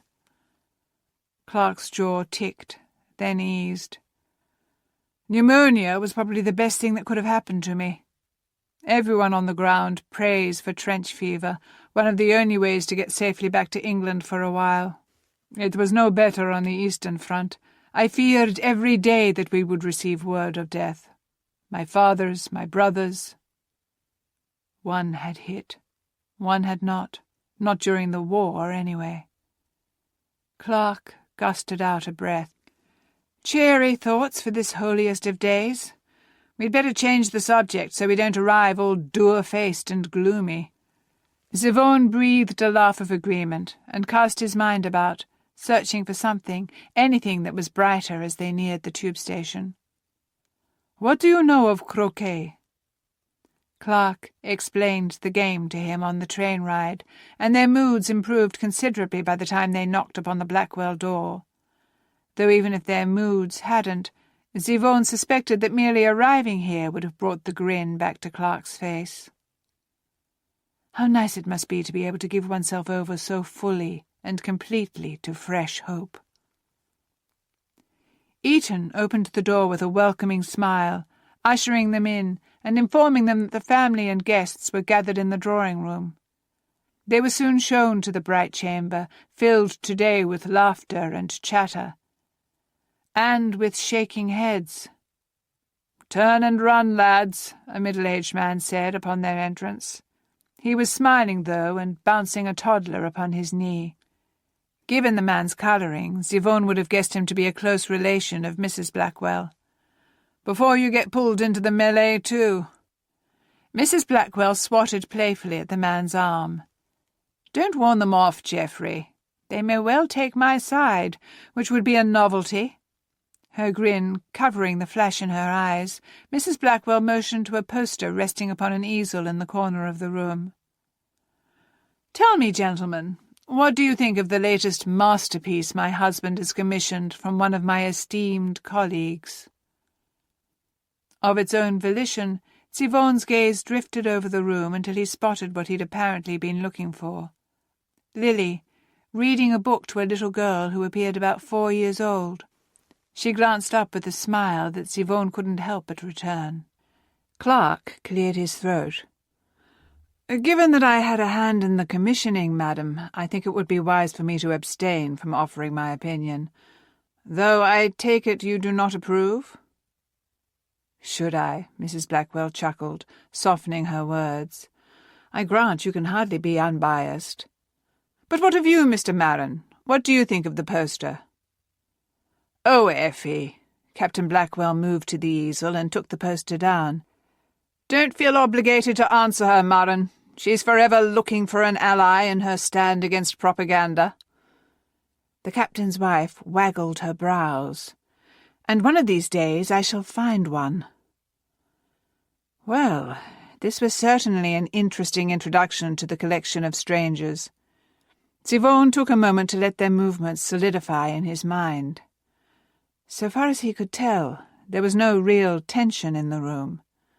The guests wore the small, amused smiles that said they'd all heard this argument many times before. Even Captain Blackwell's posture bespoke ease, confidence even. Why else would he have brought out the poster to show his guests, knowing his wife's opinion? Only Mrs. Blackwell herself displayed an undertone of, not distemper, not anger, but disappointment, a shadow beneath the brightness of her jesting. How many times had he seen that same expression on his Matushka's face when she tried for the 1000th time to convince Batya and Yevgeny to give up their love of fighting, to pick up a book, to take an interest in the church? He couldn't help but want to soothe her a bit, as he'd always endeavoured to do for his own mother, so he stepped closer to the poster Blackwell held and studied it. The bottom of the image showed people at work on the home front, a blacksmith at his anvil, a woman loading ammunition. Behind them, a nurse on the battlefield. In the back, up higher, were 2 uniformed men, one beside a cannon and the other holding a rifle. A Union Jack flapped in the breeze above it all. Tacked to the bottom on a rectangle of paper was the proposed caption, "Glory awaits, at home or in the field." Siobhan pursed his lips. "Is it the artwork you find fault with, Mrs. Blackwell? Or perhaps the caption?" He stepped to the left, knowing the question would spur her to rise from her seat and come to join him, which she did a few seconds later. "Well, aside from the fact that the art isn't my preferred style, I take no issue with it. It's an accurate enough representation of the war effort." "But glory? Come now, Thomas. Everyone at this point knows that war isn't glorious." She sent a pointed look to her husband. The captain sighed. "What about honour in place of glory? Would you find that less offensive?" "That's my sister," the ginger-haired man said from the couch, "insisting the efforts of the Crown be edited to suit her." Mrs. Blackwell laughed. "Oh, quiet, Jeff." Siobhan studied the image for another long moment. But more, he studied the people around him. The teasing, the ripples of other conversation going on, the way Lily closed the book she'd been reading to the little girl. Perhaps this image should not be offering a statement at all, but maybe, instead, asking a question? A "where do you serve" sort. Reminding the viewers that it is their duty to find a way, somewhere, to help. Blackwell looked impressed. "Not bad, Marin. What do you think, Clark? Something along the lines of, 'Where are you?' or 'Are you in this?'" Clark, however, had managed to slide to Miss Ivy's side, and the two of them were laughing over something apparently unrelated to propaganda posters. The captain's lips twitched into a smile. The lady sighed. "I suppose that's better. But even so, I maintain it isn't good of us to manipulate our own people. Oughtn't we be able to trust our neighbours to do what's right?" A question that punched him in the gut as forcefully as Yevgeny could. He'd used to think the same, until his neighbours had broken that trust. Inspiring them, darling. Inspiring them to be the best versions of themselves. Shaming them, you mean? Appealing to the inborn sense of duty that every good Englishman has anyway. Blackwell gave Siobhan's shoulder a friendly thump. I dare say the same is true in Russia, right, old boy? Though it may take painting a certain picture, the people are always ready to stand up and fight for king and country." The room didn't go silent, but Zivon's thoughts did for a moment. His king, his Tsar, was currently under house arrest on soldiers' rations. For every soldier left fighting for him, another had turned against him. And Russia itself... He cleared his throat. "I am afraid that just now the Russian people cannot agree about what they ought to fight for. But I have always found it fascinating that, historically, there has been an understanding that Russia herself would do the fighting for us. We need only to lure the enemy into the interior and wait for winter." As he'd planned, the last observation served to soften the first, and the captain made an observation about Napoleon that soon redirected the conversation entirely. Good. That allowed him to take a step back, to smile through the belated introductions Mrs. Blackwell made to the other guests, and to revert to his favourite pastime, reading the room, finding the patterns to the people. Heaven help him, though. He found himself mostly concerned with tracking Lily, who'd stood during her father's joke about Napoleon, edged closer during the introductions, and now stood a step away, holding a paper-wrapped rectangle in her hands. He turned to her, not needing to make any special effort to keep his smile bright this time. "Happy Easter to you, Miss Blackwell." Her returning smile was simple and complicated, confident and unsure. He wasn't sure how she managed to contain such contradictions within those winter sky eyes of hers, but they were there as she held out the parcel. "Happy Easter," she said quietly. "I wanted to give you a small something, to welcome you to England." Was this common here? He didn't know, but he took the proffered package with a slight bow, a warm smile. "How kind of you. Should I—" "Oh, yes, go right ahead." She clasped each hand on the opposite elbow, the glimpse of shyness telling him that whatever lay beneath the paper was something whose value was personal rather than monetary. He peeled away the wrapping, noting first the wooden frame, the cardboard backing. When he flipped it over, his breath caught in his throat. It was him, somehow, laughing, looking bright, and at home. Moscow stretched behind him, its familiar skyline pristine and impossible. Only after a moment of staring did he realize the image of him was from yesterday afternoon. But how... He looked up, met her eyes, sure his marvel shone in his. "This is astounding. How did you do it? It looks flawless." The smile she gave him was bright. "I physically combined prints. One of you, carefully trimmed and positioned on a print of the city, then rephotographed. I had to touch up some edges manually at the retouching desk, of course, but most of the work was done with a scalpel." His gaze fell to the image again. He'd never had, nor wanted, a portrait of himself. But this was entirely different. This was a story she'd told for him, a reminder of a life once lived. "I do not have words enough in either English or Russian to thank you." A flash of something light stole through him, as unexpected as yesterday's laughter. "Perhaps French will do. Merci beaucoup, mon ami."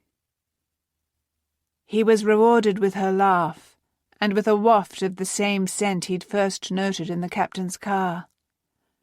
Lily of the Valley. Not, apparently, the choice of her mother, but rather of her. So fitting for the sweet Lily. "You're very welcome in any language, literally, in fact. Welcome to England, Mr. Marin. I hope London will eventually bring you as much joy as Moscow did." His fingers tightened around the frame. "You have no idea how perfect a gift that is, Miss Blackwell." Clark had come to investigate, his grin audible in his voice. "This'll be the first thing he hangs on the walls of his flat." "You can't be serious." Mrs. Blackwell spun on him. "You have no other decorations?" He lowered his head. "I am afraid I have not had time to furnish the space beyond that which was already there." Nor had he had the funds, but that was hardly polite conversation. "Well, that won't do at all." Mrs. Blackwell held out a hand toward her elder daughter, even while motioning to him with the other. "Come with us, Mr. Marin. You must choose a few more pieces." "Oh, Don't bother arguing, Marin." Captain Blackwell clapped a friendly hand to Yvonne's shoulder. "There's no putting her off when she's determined to foist her work on someone, especially someone who championed her cause." He said it with a wink toward his wife, who laughed with exuberance. Lily took her mother's hand, her smile every bit as bright. "I bet he'd like that study in blue you did a few years ago, Mamma, the one of clouds and sea." "Perhaps so." Mrs. Blackwell looked him over much like a tailor would, as if she could read his artistic preferences as easily as old Vasily did his shoulder's width. Doubly amusing, since, as far as he knew, he didn't have much by way of artistic preferences. "And that beautiful photograph you took of the Eiffel Tower in Paris before the war." The elder lady tucked her hand into the crook of his elbow and used it to steer him out of the room and toward the stairs. The Blackwell ladies continued to chat as they led him up the stairs, and up again, and up still more.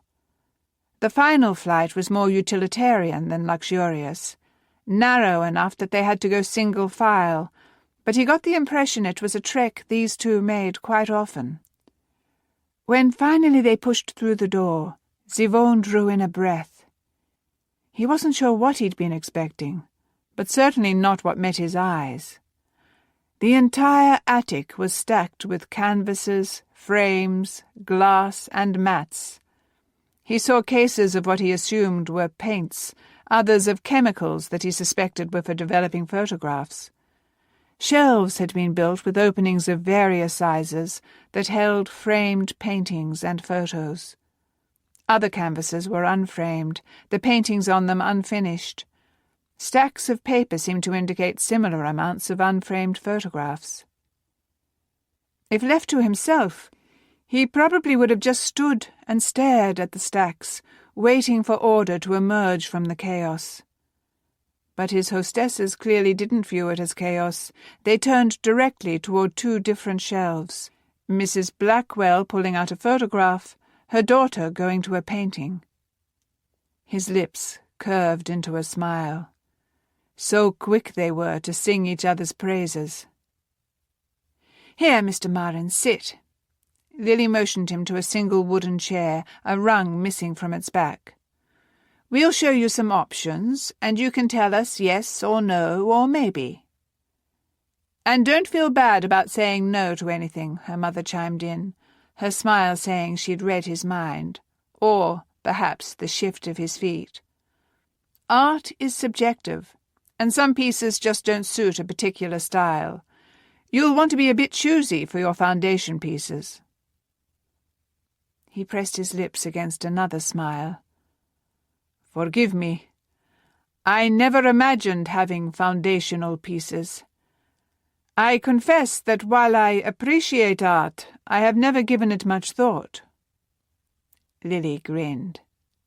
"Don't worry. We'll remedy that in minutes." Beginning with this photograph from Paris that Lily took. Mrs. Blackwell presented a large framed print of a view from the base of the Eiffel Tower, looking up to its tip. The perspective was intriguing, the lighting extraordinary. But what made his brows knit was the fact that it had colour to it. How did you manage to capture the hue? On that trip to Paris with his family, he thought he'd been prepared for the sight of the tower. But what had surprised him hadn't been the magnitude or the vertigo he experienced by looking up at it. It had been that he'd been expecting it to be iron grey, and instead it was a warm bronze shade. Lily motioned to the photograph. I actually painted with watercolour on the photograph. Remarkable and beautiful. Perhaps when you look at it, it will be a reminder of that holiday, and a prayer. Her voice as soft as a Parisian spring. Lily gripped whatever framed painting she had chosen without turning it around. He ran a hand down the frame of the photograph and nodded. I would be honoured to display this in my flat. A grin bloomed over her lips. I don't know how much honour is involved. Now this one, on the other hand. She made a show of flipping the large frame around to reveal a stunning oil painting in shades of blue. Sky, flowers, water, even the grass had a blue tint, as did the silhouette of two children in the distance. Fit for a museum, I say. Mrs. Blackwell laughed. But apparently not for the Marquis who had commissioned it, and then failed to come and pick it up some 5 years ago. His loss, and your gain, Mr. Marin, if you choose to accept it. He had no idea why some other lucky friend or family member hadn't claimed it already, but he had to admit that the blues were appealing. It was enormous, big enough to fill the space between the 2 windows in his sitting room. I certainly could not refuse the loan of such a work of art.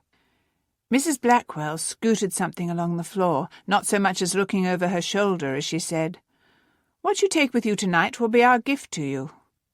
Now she sent him a glance, confident and yet weighted.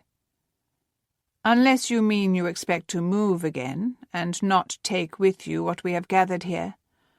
Certainly I don't want our work left to the next tenant of your flat.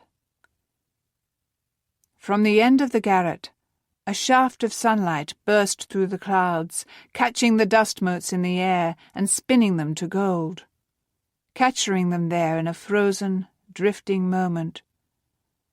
He could hear the familiar words echoing in his ears. Be still and know. He could sense the future, shivering and shaking ahead of him, elusive as fog, yet as determined as the wood beneath his feet. He drew in a deep breath. I will not stay in this flat forever, but I do not expect to move from London. This will be my home for the rest of my days. Both of the ladies went still. Matching blue eyes turned on him. You are certain of that? Despite how you love Russia? Lily asked, in a voice as quiet as the sunlight. He traced a finger down the edge of the picture frame. It is because I love Russia that I will stay here. This is where God has led me. This is where I can do the most good. He forced his gaze back up to his hostesses. Though it was Lily his eyes seemed to find of their own will. I have cast my lot with England. With England will I stay.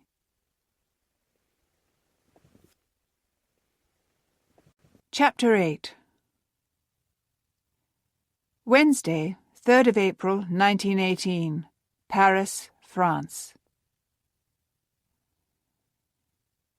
There were 1,000 reasons for a telegram to go unanswered these days.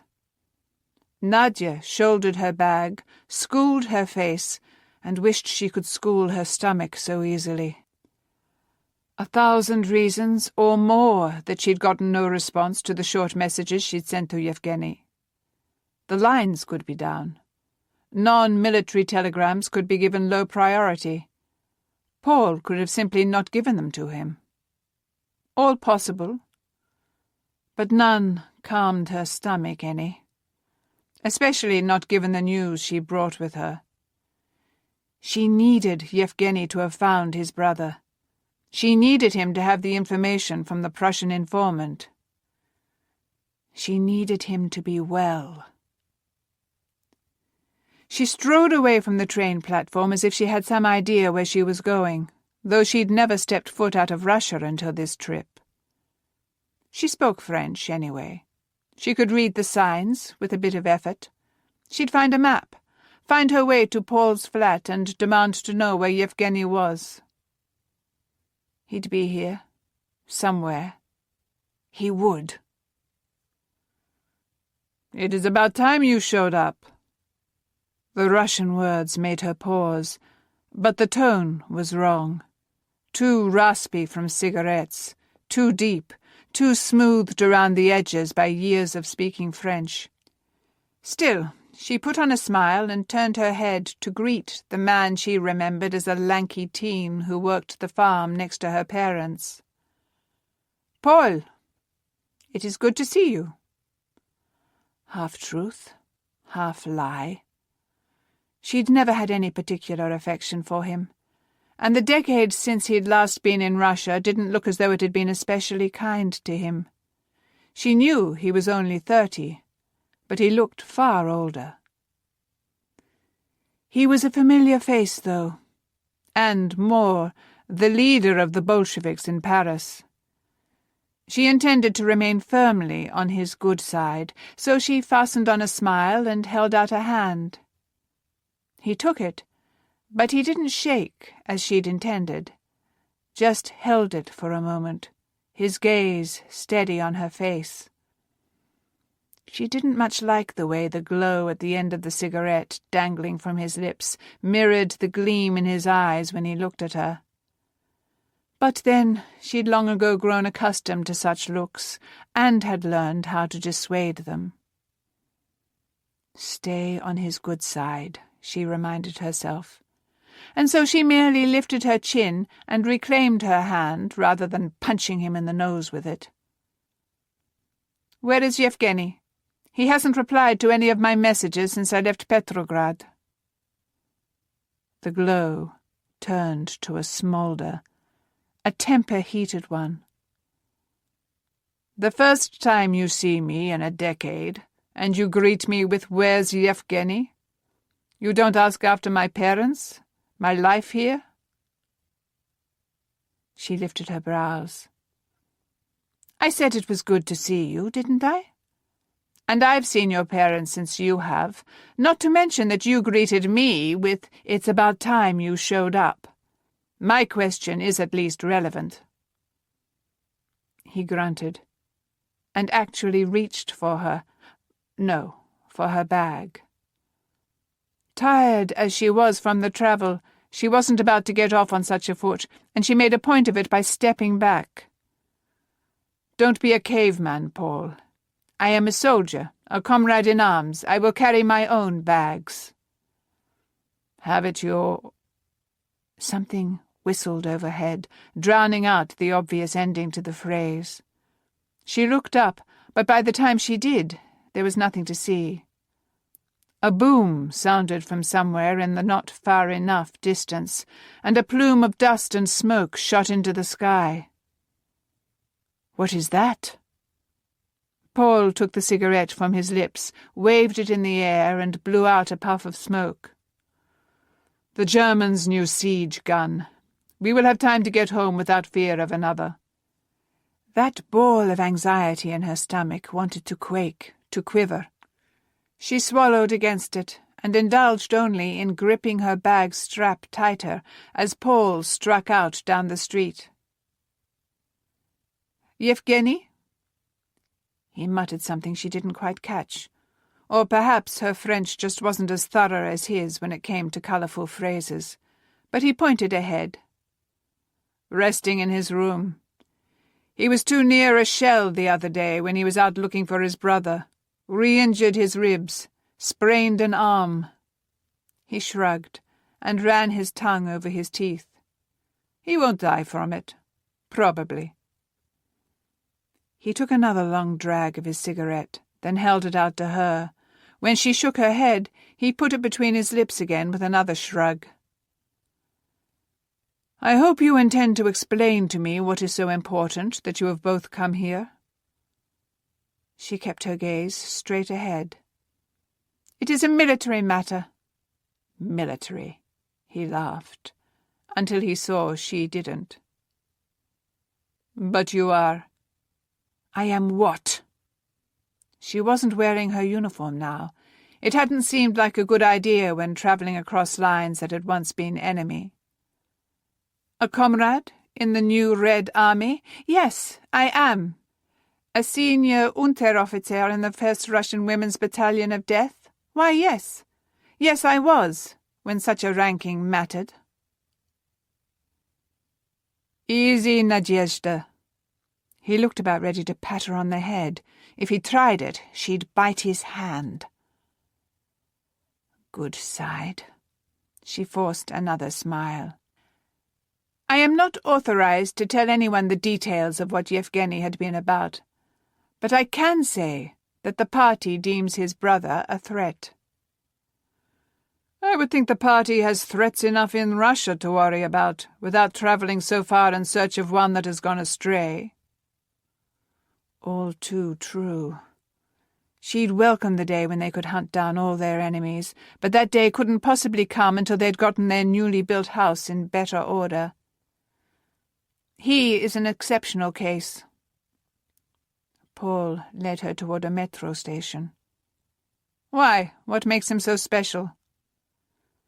He has knowledge that could put us all at risk if he shares it with the wrong parties. Paul said no more about it as they approached the ticket counter, just exchanged a few quick French words with the attendant, handed over coins, and nodded Nadia down a tunnel. She looked up at the low ceiling. Are you certain another shell won't strike while we're in here? Perfectly. Keenly aware of the bodies packed around her, both on the platform and on the train, Nadia made no attempt at further conversation during the 10-minute ride. She was far too busy counting the minutes since the last shell. It was one thing to die for a cause that mattered, but not in a train tunnel from a random German shell, thank you.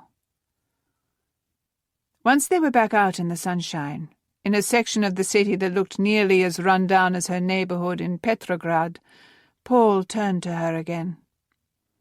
I have put out a few queries about a room for you. I have no doubt that someone will offer something by nightfall. She looked behind her at the name of the metro station, then forward again to note the street signs, the buildings. You needn't bother. It is no bother. We are Soviets. We look out for one another. Besides, you are an old friend. A stretch, but she wasn't going to contradict him. I will stay with Yevgeny. We have much to plan. Silence pounded her for 3 steps. 5.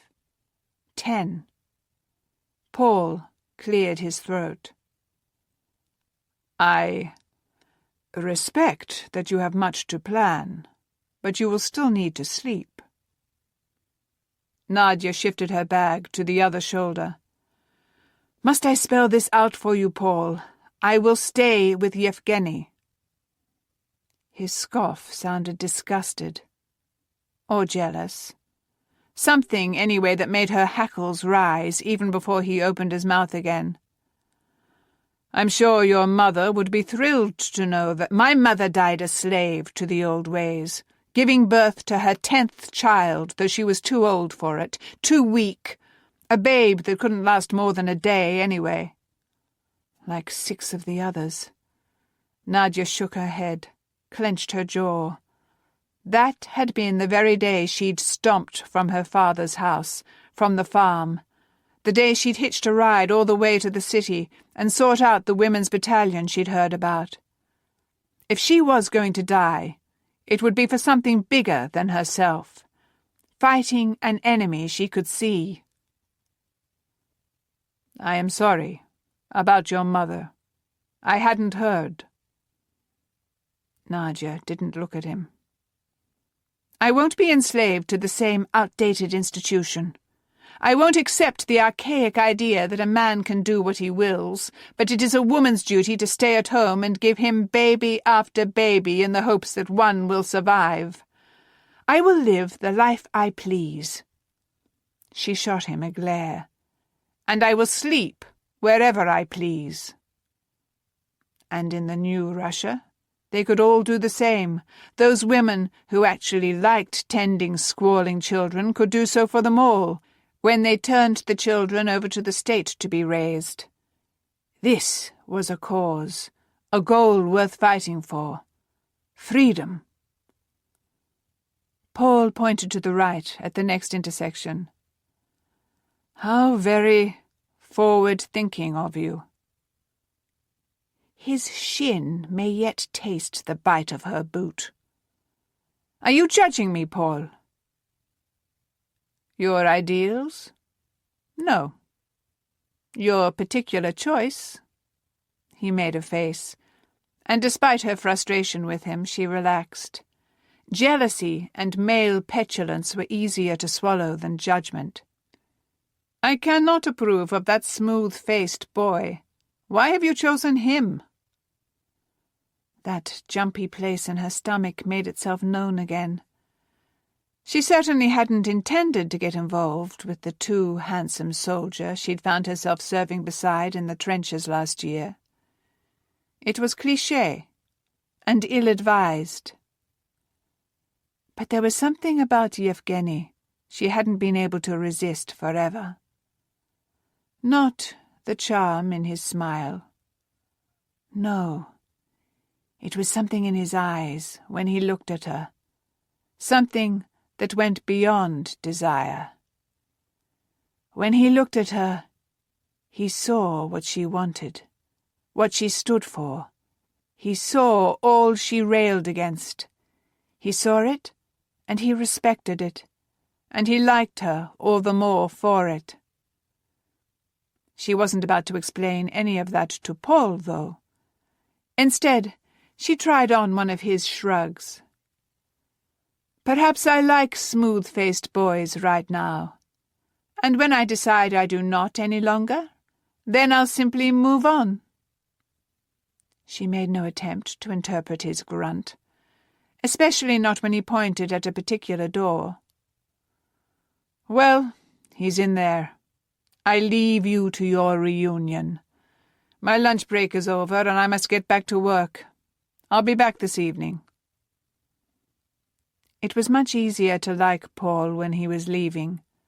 Her smile was unforced this time. "Thank you for meeting my train, comrade." He waved that off and hurried toward the corner, where he turned to the left and out of sight. Nadia strode up to the door, paused only long enough to drag in a deep breath, and then knocked. Through the cheap wood she could hear the sounds of a scraping chair and shuffling feet.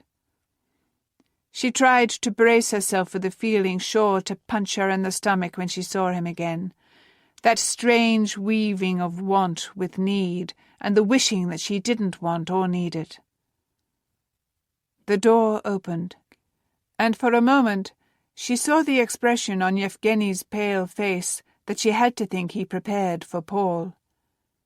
Because the second his gaze dropped to her, it shifted to something far different.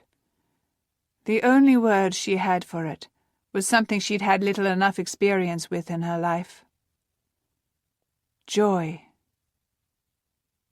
"Nadia, how did you get here so soon?" Were she a romantic like her little sister, she would say love for him had given her wings. Had she been the family-oriented woman her mother tried to make her, she'd have said he needed her, and so here she was. But she was a soldier, so she stepped inside and said, "Surprisingly, I ran into no obstacles." Still, even soldiers had passions beyond the battlefield. So she nudged the door shut and leaned into him, stretching up on her toes and capturing his lips with hers. He moved slowly, stiffly, but she knew it was only his injuries. He slid one arm gingerly around her waist, but the hand he pressed to her cheek was as urgent as ever. "Nadezhda," he murmured against her lips. She sighed, closed her eyes, and only now, when they'd been proven false, let the fears gnaw at her. She'd thought he was dead, feared it, dreaded it. "I have bad news." It wasn't her fault, but still she kept her eyes closed to keep from seeing the frustration that would enter his eyes. Her bag slipped from her shoulder, and she let it fall to the floor. It made it easier to grip his shirt front in her fingers. "He is dead. Our Prussian." With her eyes closed, she could feel the hitch in his breath, hear it. "How?" "The war, so far as I could gather. I claimed to be his sister, travelling to escape the unrest at home. They showed me his body. Bayonet through the chest." "Then there is no option," Yevgeny said. "We must find my bag. I have not yet been able to make it back to the site of the wreck." Clearly. She opened her eyes again so that she could visually trace each scrape, each bruise, each shadow visible. "How you survived so long on the front lines with barely a scratch, and then managed to nearly die twice in France when you're out of uniform, I will never understand." He breathed a laugh that was only an echo of his usual good humour. "I am a man above men." He was, and yet when he said it, he was joking. She shook her head and touched a finger to a cut on his cheek that had mostly healed over. It must have been from the train accident rather than the shelling. "We will find your bag. And we must also find your brother." His expression shifted, shuttered. He pulled away, didn't let go of her completely, but angled himself toward the table, where she could see a white rectangle with Zhenya scrawled across it. "That is going to prove a challenge, too. He's gone to London." His voice said it was bad even before his words did. She braced herself, but even so it didn't prepare her for the blow. "He's working for the British Admiralty." Wednesday, 10th of April, 1918. Lily licked the tip of her pencil and leaned closer to the sturdy paper secured to her easel to trace a darker line around the eye of the bird on the page. The real creature had flown away 20 minutes ago, but not before posing just long enough for her to put a rough sketch down. It had stood there on the tree branch, mostly obscured by leaves, peeking out at her, curious but hesitant. She'd snapped a photo first, and no doubt that would turn out better than this, but she did like to work on her other media too. "You have such an eye for composition, Lily love." A smile lit Mamma's voice as she turned from her own easel to take in Lily's. "It never ceases to amaze me. That's always my biggest struggle in a painting." Lily looked over at her mother's work in progress. A watercolour today, since it was easier to transport and would dry quickly.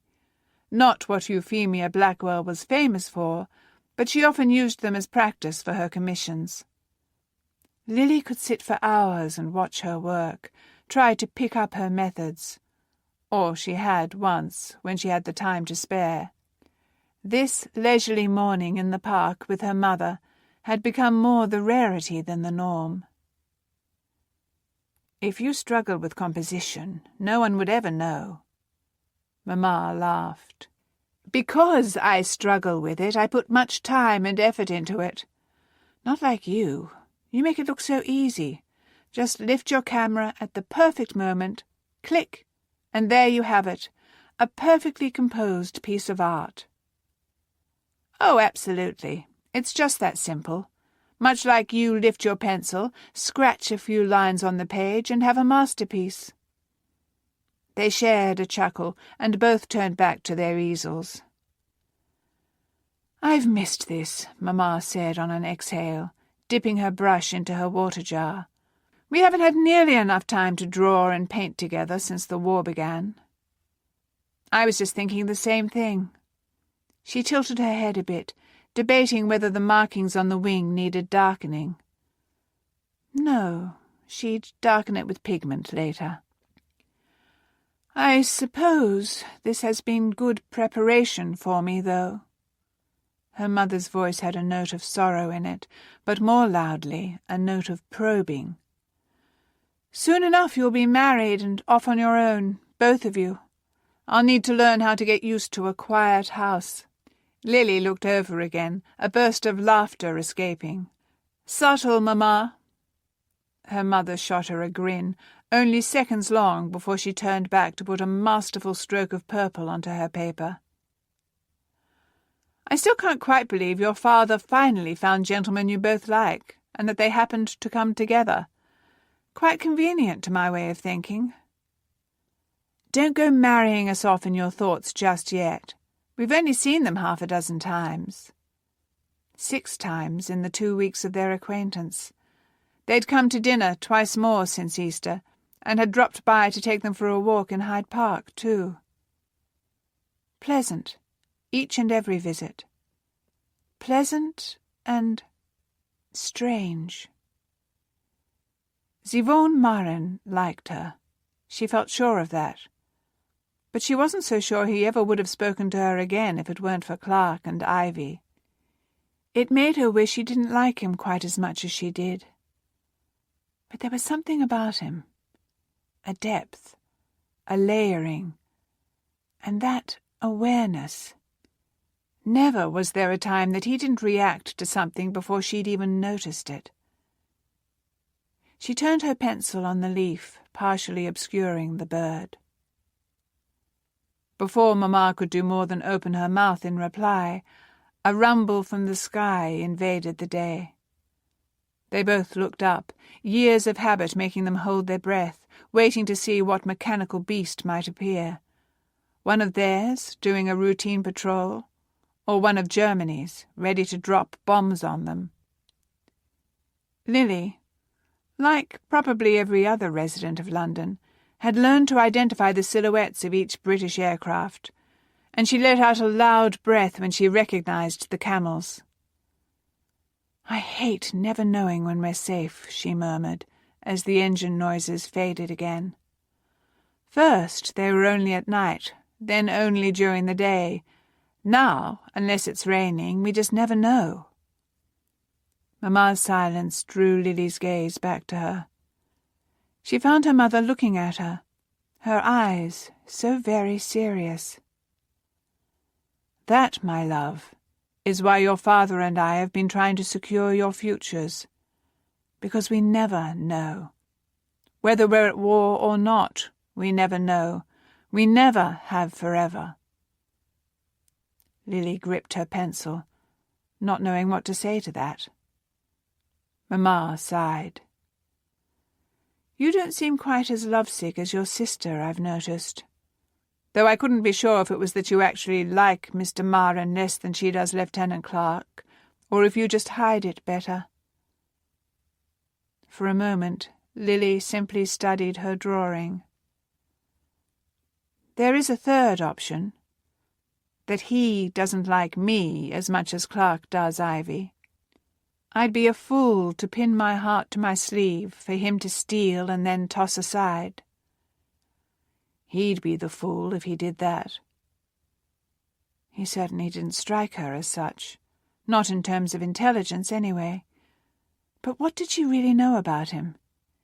He shared tidbits here and there, spoke of his brother and his parents, but never of his work, never of the revolution, never of anything that determined why he decided to come here. Do you think... Afraid even to put words to the nebulous fear that had been plaguing her, she had to start over. Do Daddy and the Admiral really trust him?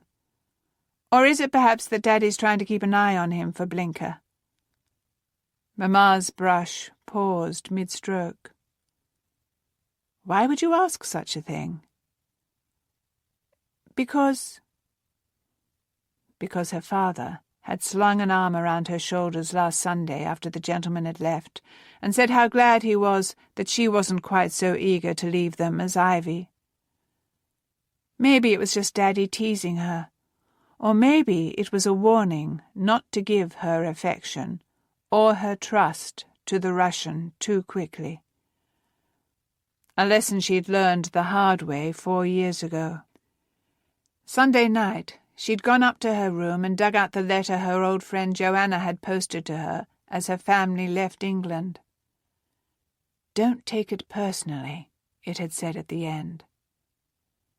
She wouldn't even have considered it, if not for those words.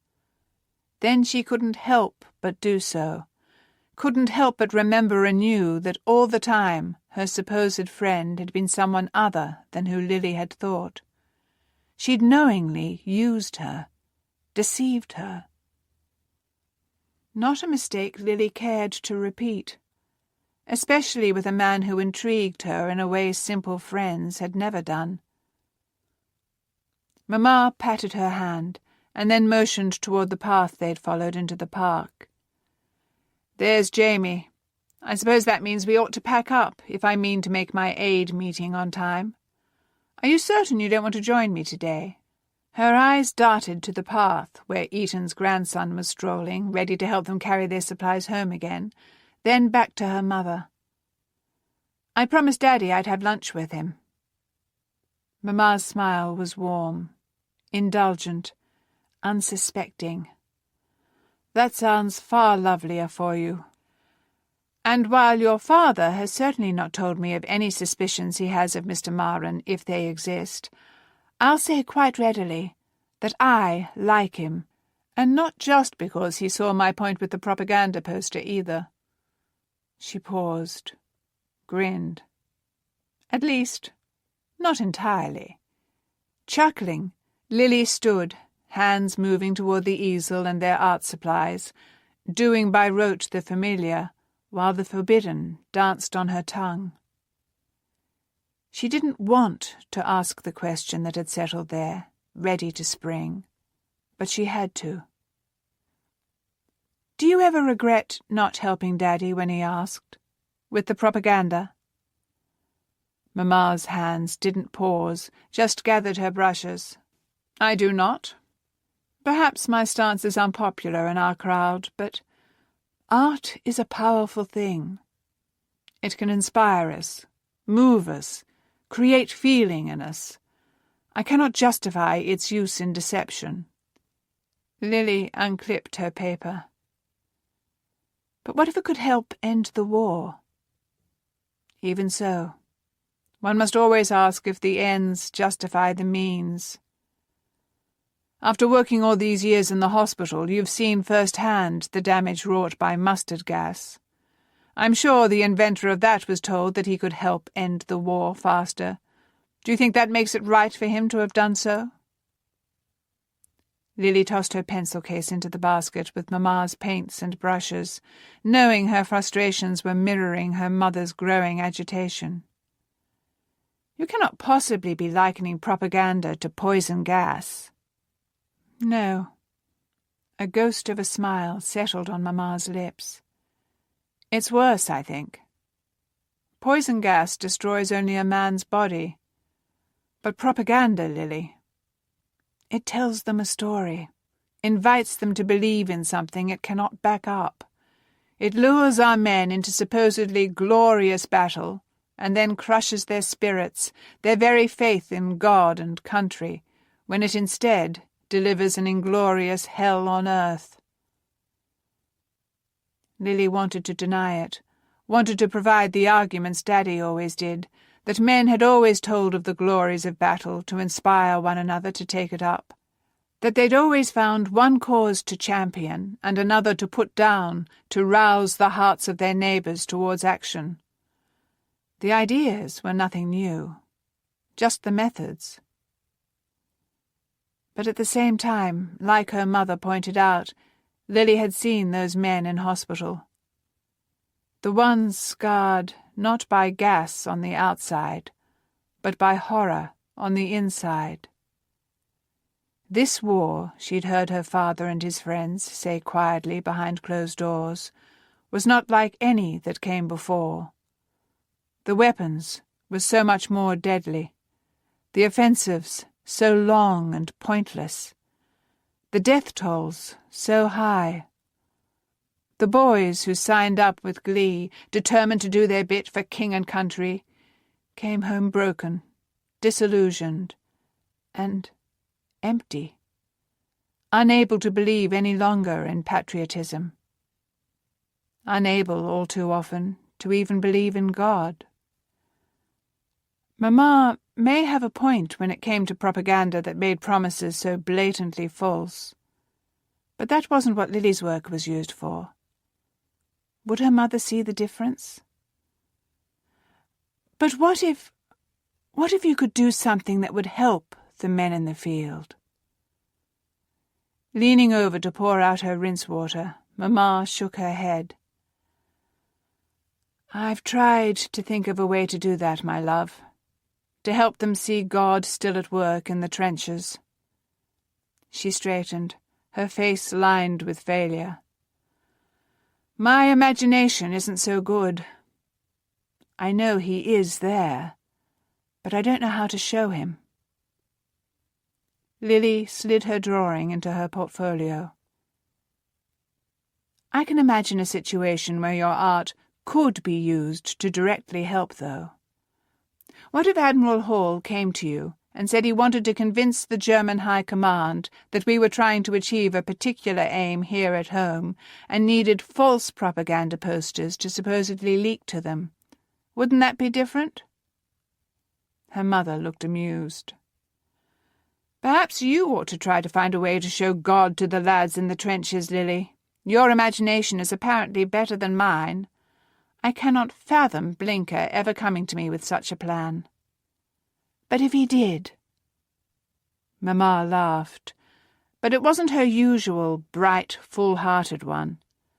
Just a dry echo blowing in the wind. I don't know. Then I suppose I'd have to wrestle with whether using the gift God has given me in order to lie is excusable if it's lying to one's enemies instead of one's friends. From all I know of my Lord, he does not make such distinctions. And yet, she said, snapping the case of paints closed, it isn't a question your father wrestles with at all, and he is a man of solid faith. She shrugged, not looking exactly happy with the disparity. Perhaps Lily's answering sigh gave away more of her own torment than she intended. Mamma reached over to cup her cheek. I know it bothers you, this disagreement your father and I have over this. I'm sorry. I shouldn't be so vocal about my opinions. Lily shook her head. What else could she do? And conjured up a smile. I think Ivy finds it amusing. You don't, though. I suppose because you're an artist too, so the questions hit closer to home. Closer than she knew. She looked at the watercolour her mother had created. 2 hours of her time, nothing she ever meant to sell, and yet it stole Lily's breath. The way she used colour was simply astounding. Lily herself hadn't even noticed that tinge of blue in the sidewalk, the hint of yellow in the sky, Not until Mamma put it to paper. I'm not an artist like you. Nor am I one like you. Her mother dabbed at the paper, testing its dryness, and nodded. Photography can do what a painting can't in some ways. Because people think it above denial, they are willing to accept the story it tells with far more faith. She handed Lily the painting, a spark of teasing in her eyes. I don't envy you having to wrestle with the questions of how God would have you use that power. Thanks for that cheery thought. She slid Mamma's work into the portfolio, and then turned to dismantle her easel as her mother did the same with hers. Mamma laughed, brighter this time. Have a bit of faith in yourself, Lillian. You use your gift to edify your friends, not tear anything down. That is surely a godly purpose. Did you not see the look on Mr. Marin's face when he saw himself smiling in front of the Moscow skyline? She had, and it had made the hour of work so very worthwhile. The photograph itself may not have been genuine, but it told a true story nonetheless. A story of his love for the home that he might never see again. But it was a different question entirely when, after handing over the supplies to Jamie and bidding her mother farewell, she turned toward Whitehall. She went in the back, as always, but she wished she hadn't when she heard Sivone's and Clark's voices coming down the stairs.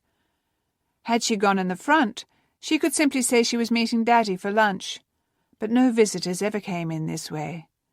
She had little choice but to dash down the stairs and pray they didn't spot her. She gave them ample time to clear out before finding her father. They shared a quick lunch, though 20 minutes later she was back in her workroom. A basket of film was awaiting processing, a note from the Admiral asking if he could have the pictures developed by tomorrow morning. As she got to work, her mood lightened a bit.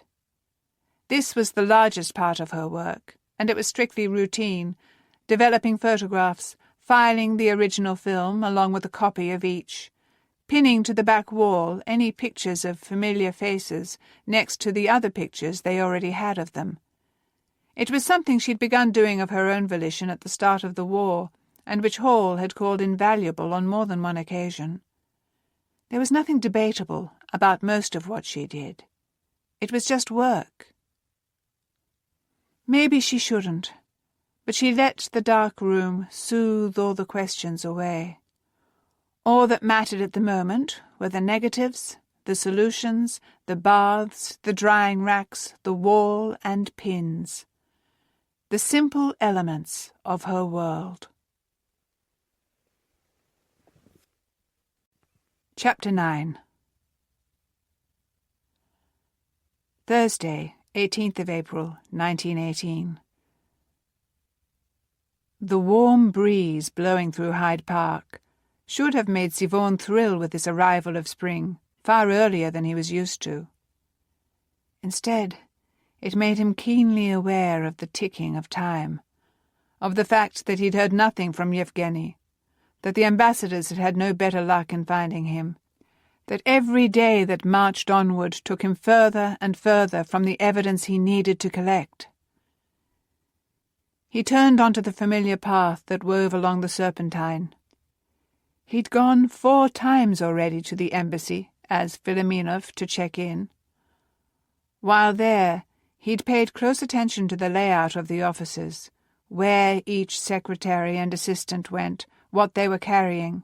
He'd tried each time to make friends, gain trust.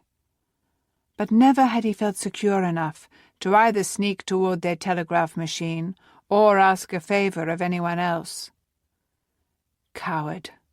That's what Yevgeny would have called him. And maybe he was right. Maybe he should take the risk. Ignore all the signals that told him it would be a mistake. Maybe... Be still and know that I am God. Sivone sighed and slipped his hands into his pockets. Maybe that thought wasn't from God at all. Maybe it was his own cowardly subconscious trying to get him to do nothing instead of something. But he hadn't been doing nothing. He'd been sending out a few benign messages to his former colleagues, hoping that someone, somewhere, was still at work. If so, they would intercept the telegrams, they'd decode them, they'd reply, and then he could ask them if they could obtain a new copy of that lost message. But he'd had no response. Of course. He'd known it was a long shot. Still, it was possible that one or two had sworn allegiance to the Bolsheviks just to survive, that they were secretly working for the White Army. It was possible. Just not reality. A mist, too fine to be called rain, had been drifting over the city for the last hour. The chaps in the office assured one another that it meant a quiet evening on the aerial front. He would take solace in that. But still he wished for a slice of sunshine to colour his upcoming promenade with Lily. Or, failing that, a lovely snow would be good. His lips curved at what his companions would think of snow in April. It would surely be better than this, though. He never quite knew what to do with these silly mists. They were too light to require an umbrella, yet a fedora and overcoat didn't keep his face from receiving the wet breeze. Up ahead, he spotted what his eyes had been seeking, that streak of red gold that meant Lily. She wore a hat, too, one whose brim wasn't wide enough to help protect her either, but it didn't quite eclipse her hair. He'd taken to watching for that hair, even when he shouldn't be. It's why he had spotted her no fewer than 4 times at or near the O.B. Curious, that. What was she doing? Meeting her father? Running errands? He didn't know. And since she'd clearly been trying not to be seen by them last week, he hadn't brought it up. But he'd been paying attention. Clark had gotten out ahead of him tonight and was already standing with the girls, his posture that enviable one of ease and expectation, all fluid motion as he gestured about something or another. He couldn't seem to talk without using his hands. Lily spotted Siobhan before Clark and Miss Ivy did, her smile taking the place of the sunshine that had hidden behind the mist. That was the usual way. The other two were always so busy gazing at each other that they never seemed to notice him or Lily, which they both found amusing. She greeted him now with a lifted hand, shifting away from her companions in expectation of his arrival. A smile settled on his mouth. She always lured it out. There was something about the way she looked at him, the way she looked at everything, that warmed that place inside that usually felt as frozen as a Siberian winter. "Lovely day, isn't it?" she said, once he'd drawn near, her eyes sparkling. He laughed and wiped at his face. "Were I a duck, I would heartily agree." Grinning, she tucked her hand into the crook of his arm, as had become her habit, and they began to walk. Her sister and Clark would no doubt fall in behind them when they realized they'd been abandoned. "I do actually like this weather. The way the light plays on it is astounding. Just look." With her free hand she motioned toward the lake.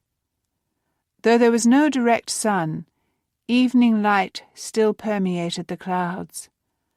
There were patches dark as pewter, others glowing silver, some nearly white, and the mist, annoying as it was on his face, did add a gilding to it all, catching that soft light and spreading it around. His breath eased out. "I have never noticed that before." But that was Lily. He paused on the path before she could press on his arm. 3 weeks had been sufficient to train him in her patterns. "Here?" She laughed even as she drew the camera out of its home in her pocket. "I think here will do quite nicely, to start." Always to start. Walking with her was an exploration of angles and light, things he'd never before paused to appreciate. He stayed close to her side as she took her shots, bending down when she did to see the world from the same angle, at least momentarily.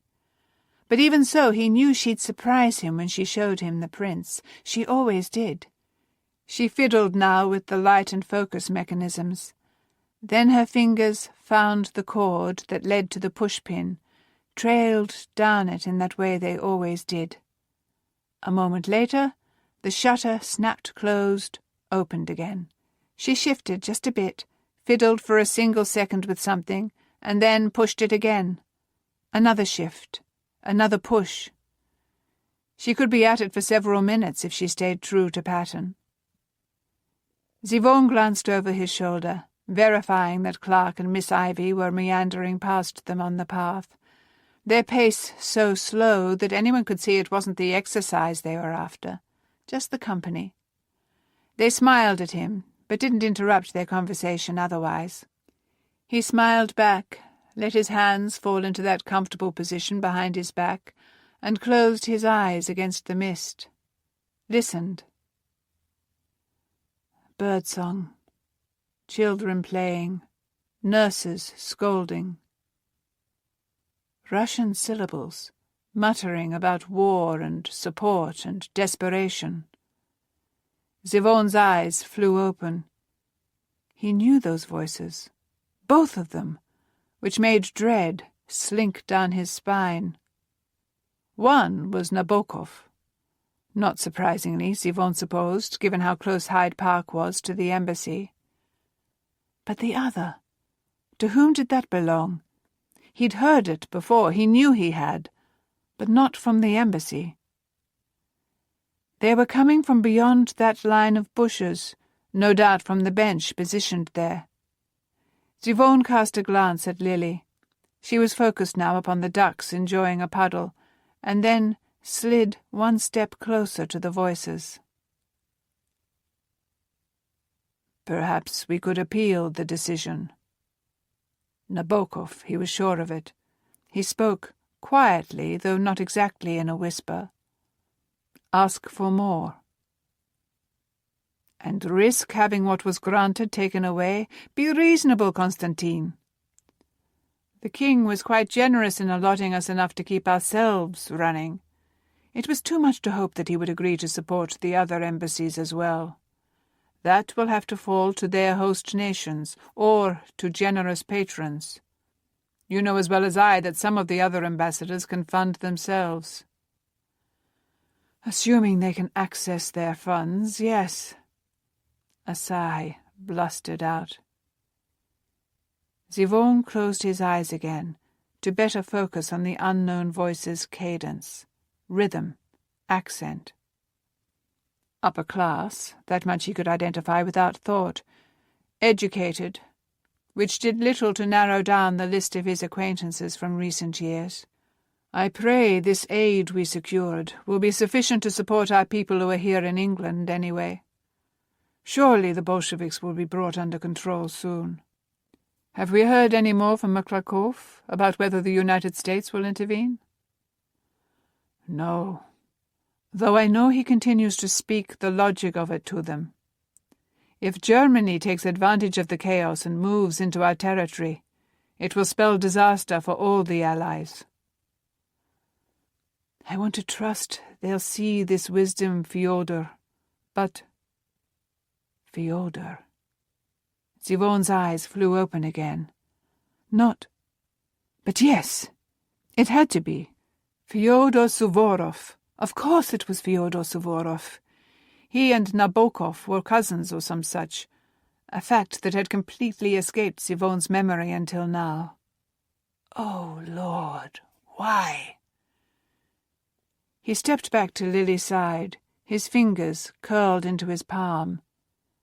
She stood, glanced at him at first, then frowned. Are you all right? He could have kissed her for not saying his name. He didn't look over his shoulder, but still he heard the hitch in the conversation behind the bushes. They wouldn't be alarmed at hearing an English miss, but they could well react if they heard his voice with its Russian accent. In that moment, he envisioned no fewer than 5 different scenarios.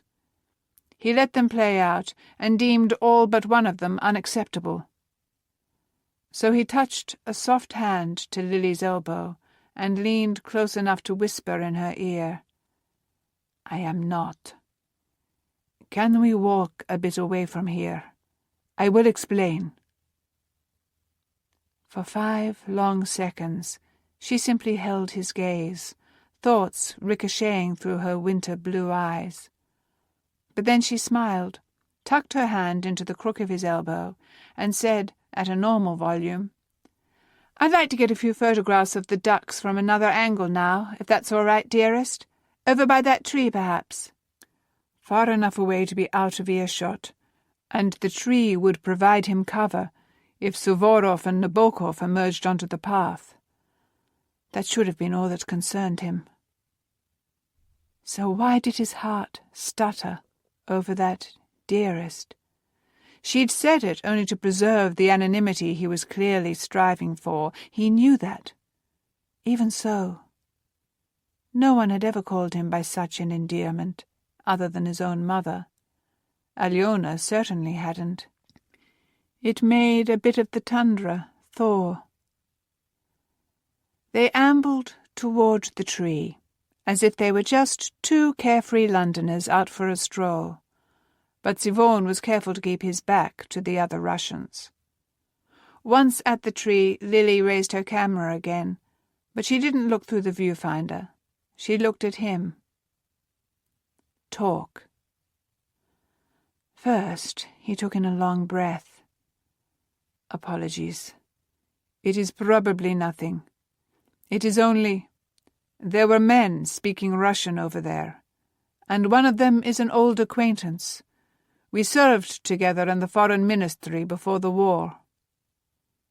Which meant that had the 2 spotted him, Fyodor would have called out an enthusiastic "Marin," while his cousin was calling "Filiminov." Disaster. Lily blinked. "I'm afraid I don't understand." He exhaled. "Of course. Apologies again. I have not announced to anyone in Russia that I am here. Given the target I painted on my back, it seemed wisest to remain incognito for a while." She glanced past him, though only for a second. Then she looked at her camera. That, as much as the soft padding of feet over grass and the voices now speaking in French, talking of the theatre and children and Kira, told him that the men had emerged. "Do you fear they're Bolsheviks?" "No, but that does not mean I can trust them. They could say something careless in the hearing of someone with Soviet ties. They could mention me in a report that makes its way back to Russia. They could ruin his every plan, his whole purpose." Sivon. She breathed his name so softly he barely heard it, yet it zapped him like a live wire, pulling his gaze to hers from where it had drifted to the pattern in the tree bark. No one had said his first name in weeks, other than when it was attached to his surname in an introduction. No one had called him by it. The closest anyone had gotten was Camden using Ziv. But that had never been his nickname. That wasn't him. She offered no apology for the liberty either. No. Eyes steady in that way she usually reserved for whatever she saw through her camera's lens, she reached up and touched her fingertips lightly to his coat, over his heart, over the encrypted message ready to send, and the photograph of 2 German officers where the papers were hidden away in his pocket. She shook her head. You cannot trust your enemies. And if you do not trust your friends, then who do you trust? Perhaps she meant it to be a rhetorical question, but the answer resounded like a gong. No one. She didn't shake her head, or pull away, or do any other logical thing. No, she sighed, and she rested her whole hand there, over all his worst secrets that she didn't even know existed. Not even God? Of course, He couldn't finish the sentence. It would be a lie, much as he wished it weren't. He let his eyes fall shut to close out the image of her earnest face. I want to. I try to. But he has taken everything, Lily. Everything. My parents, my brother, my career, my home, my future.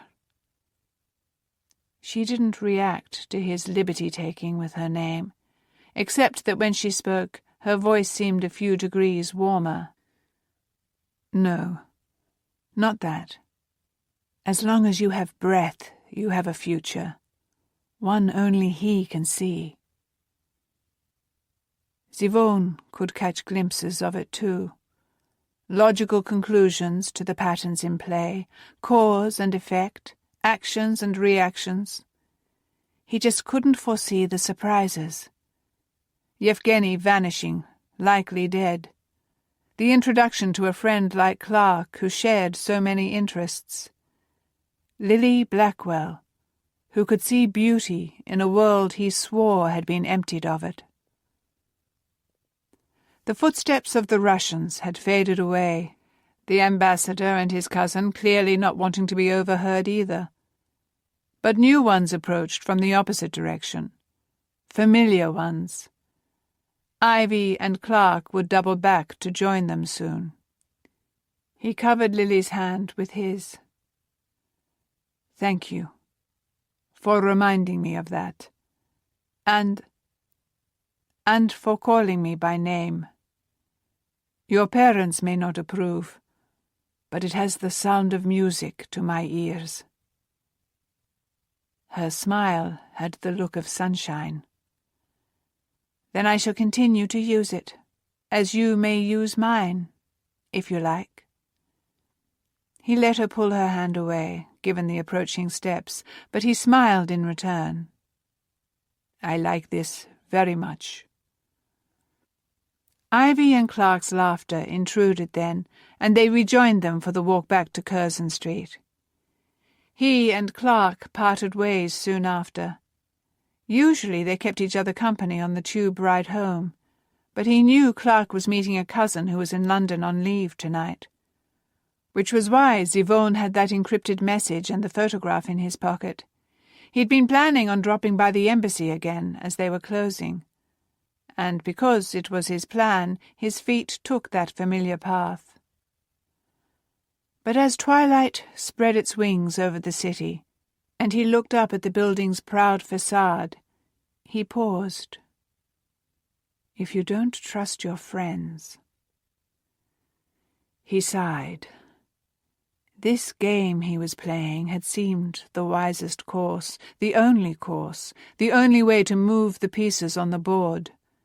This was what his division in Moscow had always done. Decide what information to give, what to retain, what to do with it. But this wasn't Moscow. He was no longer the second-in-command of the code-breaking division, a man of vital importance to the entire intelligence operation. Be still, and know that I am God. If Zivone sent this message to Maklakov, deliberately undermining the allies he'd decided to join, the ones he hoped to serve out the war beside, if he deceived them, even though it was for the greater good, then how could he possibly expect their trust in return? The ruby ring rested heavily against his knuckle. He wanted to help his people, his country, his Tsar. But the how surely mattered. And was this the kind of man he wanted to be? The kind who would look only at the ends and not question the means? He pivoted on his heel and strode away from the embassy. He didn't know how to untangle the web he'd already created there, but he could make different decisions moving forward, better ones. He set his course for the old building, somehow not surprised when he spotted Admiral Hall just exiting as Yvonne drew near. "Admiral, could I be spared one moment of your time?" Though his driver already had the rear door open for him, Hall steered himself away from the car. He wore, as always, an easy smile. "Marin, what can I do for you?" "It is, I think, the other way round." Who do you trust? The answer couldn't be no one. He'd chosen this ally, this life. It was time to act accordingly. He reached into his pocket and pulled out the photograph. "My brother had this in his passport. I have been trying these weeks to determine why, who the men are, but I have not the resources, or perhaps the ability, to answer those questions. Perhaps you will have better luck." Hall took the photo, studying it with that blinking gaze of his. When he looked up, Yvonne could read nothing in his eyes. "Curious indeed. What do you know of your brother's alliances, his role in the war?" They were questions Yvonne would have asked anyone else. Still they made his shoulders edge back. "He was a lieutenant in the army, well respected. Certainly not the sort to collaborate with Germans, if that is what you mean. But," he deflated a bit, "to be truthful, I do not know much about his activities in recent years. We have scarcely seen each other since the war. It had crossed my mind that perhaps he had been an intelligence officer for the army." "Perhaps." Hall flipped it over, frowning at writing on the back. "What does this say?" "2nd day of February of this year. That is all."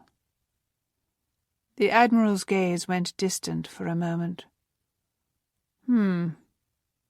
You all were out of the war by then." "This is true, but many of us still saw the Germans as a threat.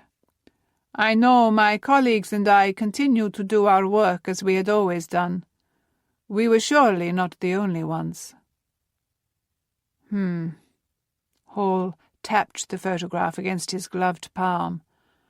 "I'll see what I can discover. Have my photography expert take a look. If I learn anything of interest, I'll certainly let you know." That was more than he likely deserved after keeping it hidden so long. Yvonne gave a short bow. "Forgive me for not turning it over more quickly." "Heaven knows you've had enough else to worry over.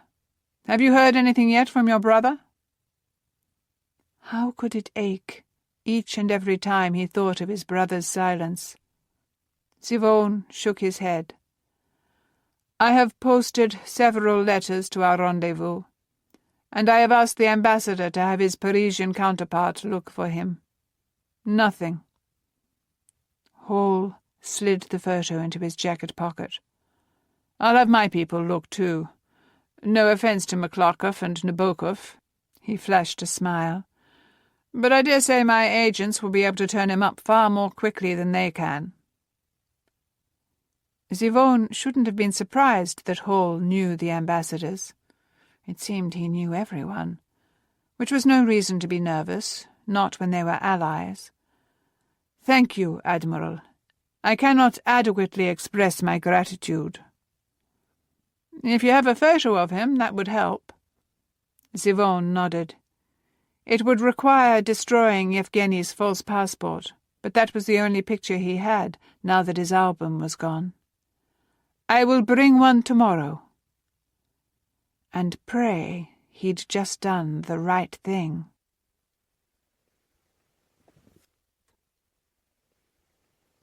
Chapter 10. Friday, 19th of April, 1918.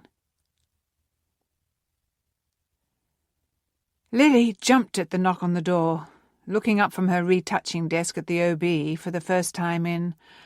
she didn't even know. The crick in her neck said it had been quite a while.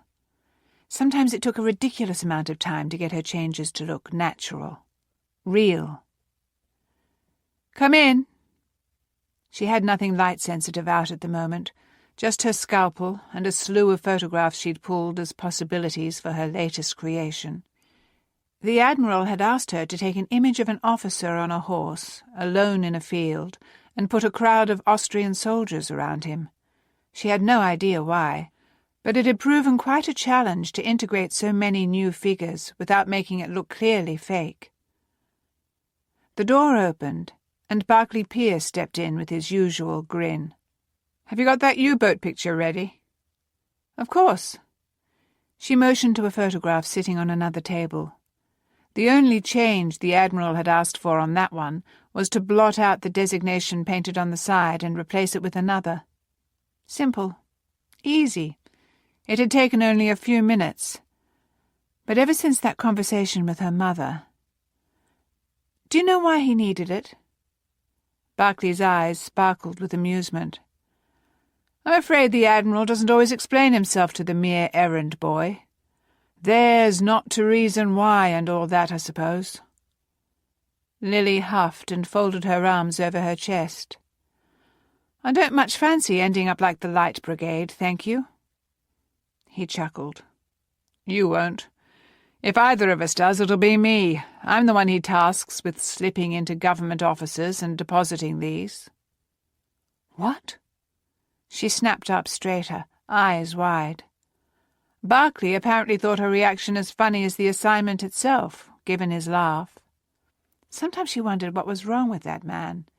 He was already halfway out the door again.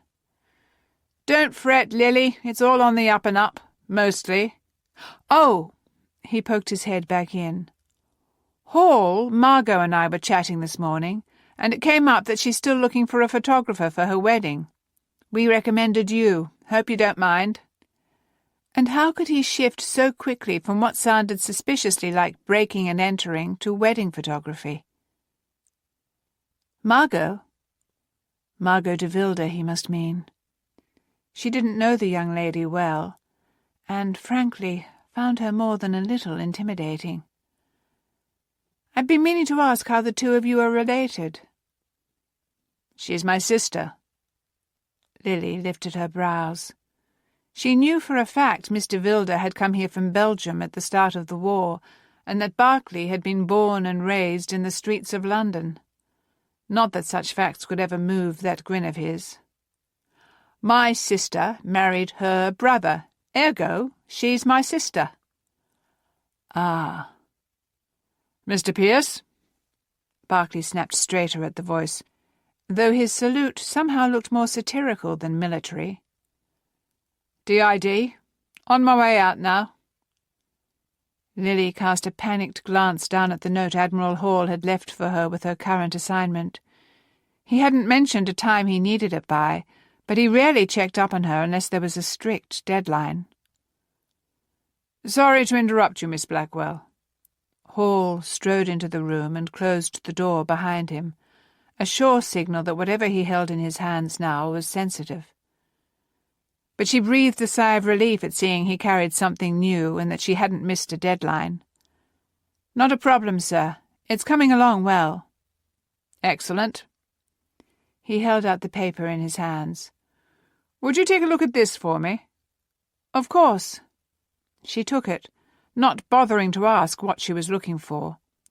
Whenever he asked her to examine a photo, he gave no information on it. Nothing to bias her, he always said. "Well, first off, it was clearly taken with an inexpensive camera. The whole thing is out of focus. Not badly, but a bit. Enough to tell me the user was either a novice or in a hurry." She reached for her loupe and traced it over the edge of each figure. 2 German officers. "It's genuine, I think. No edge to indicate a scalpel has been at work. Even if it had been reshot out of focus to cover such tampering, I can usually see a slight line under magnification." The Admiral took a seat in the second wooden chair. He made no effort to look at it over her shoulder. He never did. Very good. That covers the physical photograph. So now the subjects. She set down her loupe again and sat back to study the image as a whole. She saw more photographs by far than anyone else in the Intelligence Division, so Hall often called on her to identify objects, locations, even people. It was why that pin-studded wall behind her proved so useful. Looks like France, based on the scenery. The Lorraine region, perhaps? That was my thought, though it could as easily be Belgium or the Rhineland. It could be, of course, but... Setting that photo down, she spun for her filing cabinet and pulled open a drawer. It only took a minute or two of riffling through her files to come up with the one she wanted. There. She set it down beside the new one. If you look at those hills in the background... They do appear to match, Hall nodded. And we know the location of this older one without question. Definitely in Lorraine. Excellent eye, Miss Blackwell, as usual. She would have smiled at the compliment if her attention hadn't moved to the figures. The men, though. I don't believe... She hated to say she couldn't identify someone, or that they'd never appeared in film she'd developed before. With a gusty exhale, she shook her head. I don't readily recognize them, so they're certainly not frequent players, but I'll look through the archives again. In your spare moments. And as you do, keep an eye out for this fellow, too. He slid another image across her desk toward her.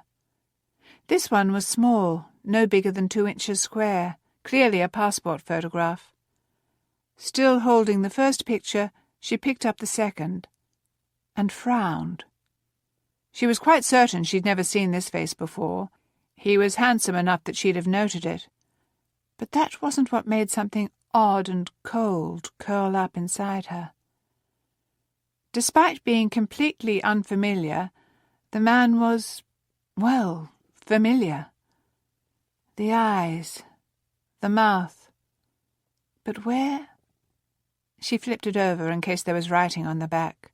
There wasn't, but she did the same to the larger photo, quickly finding the single line at the bottom.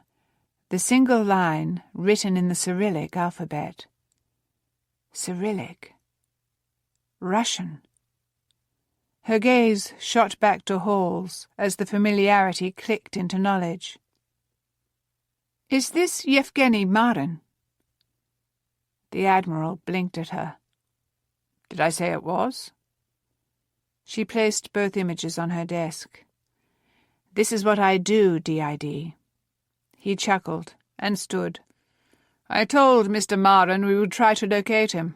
This is simply my first step. Looking for him in the photographs his field agents had taken over the last 4 years.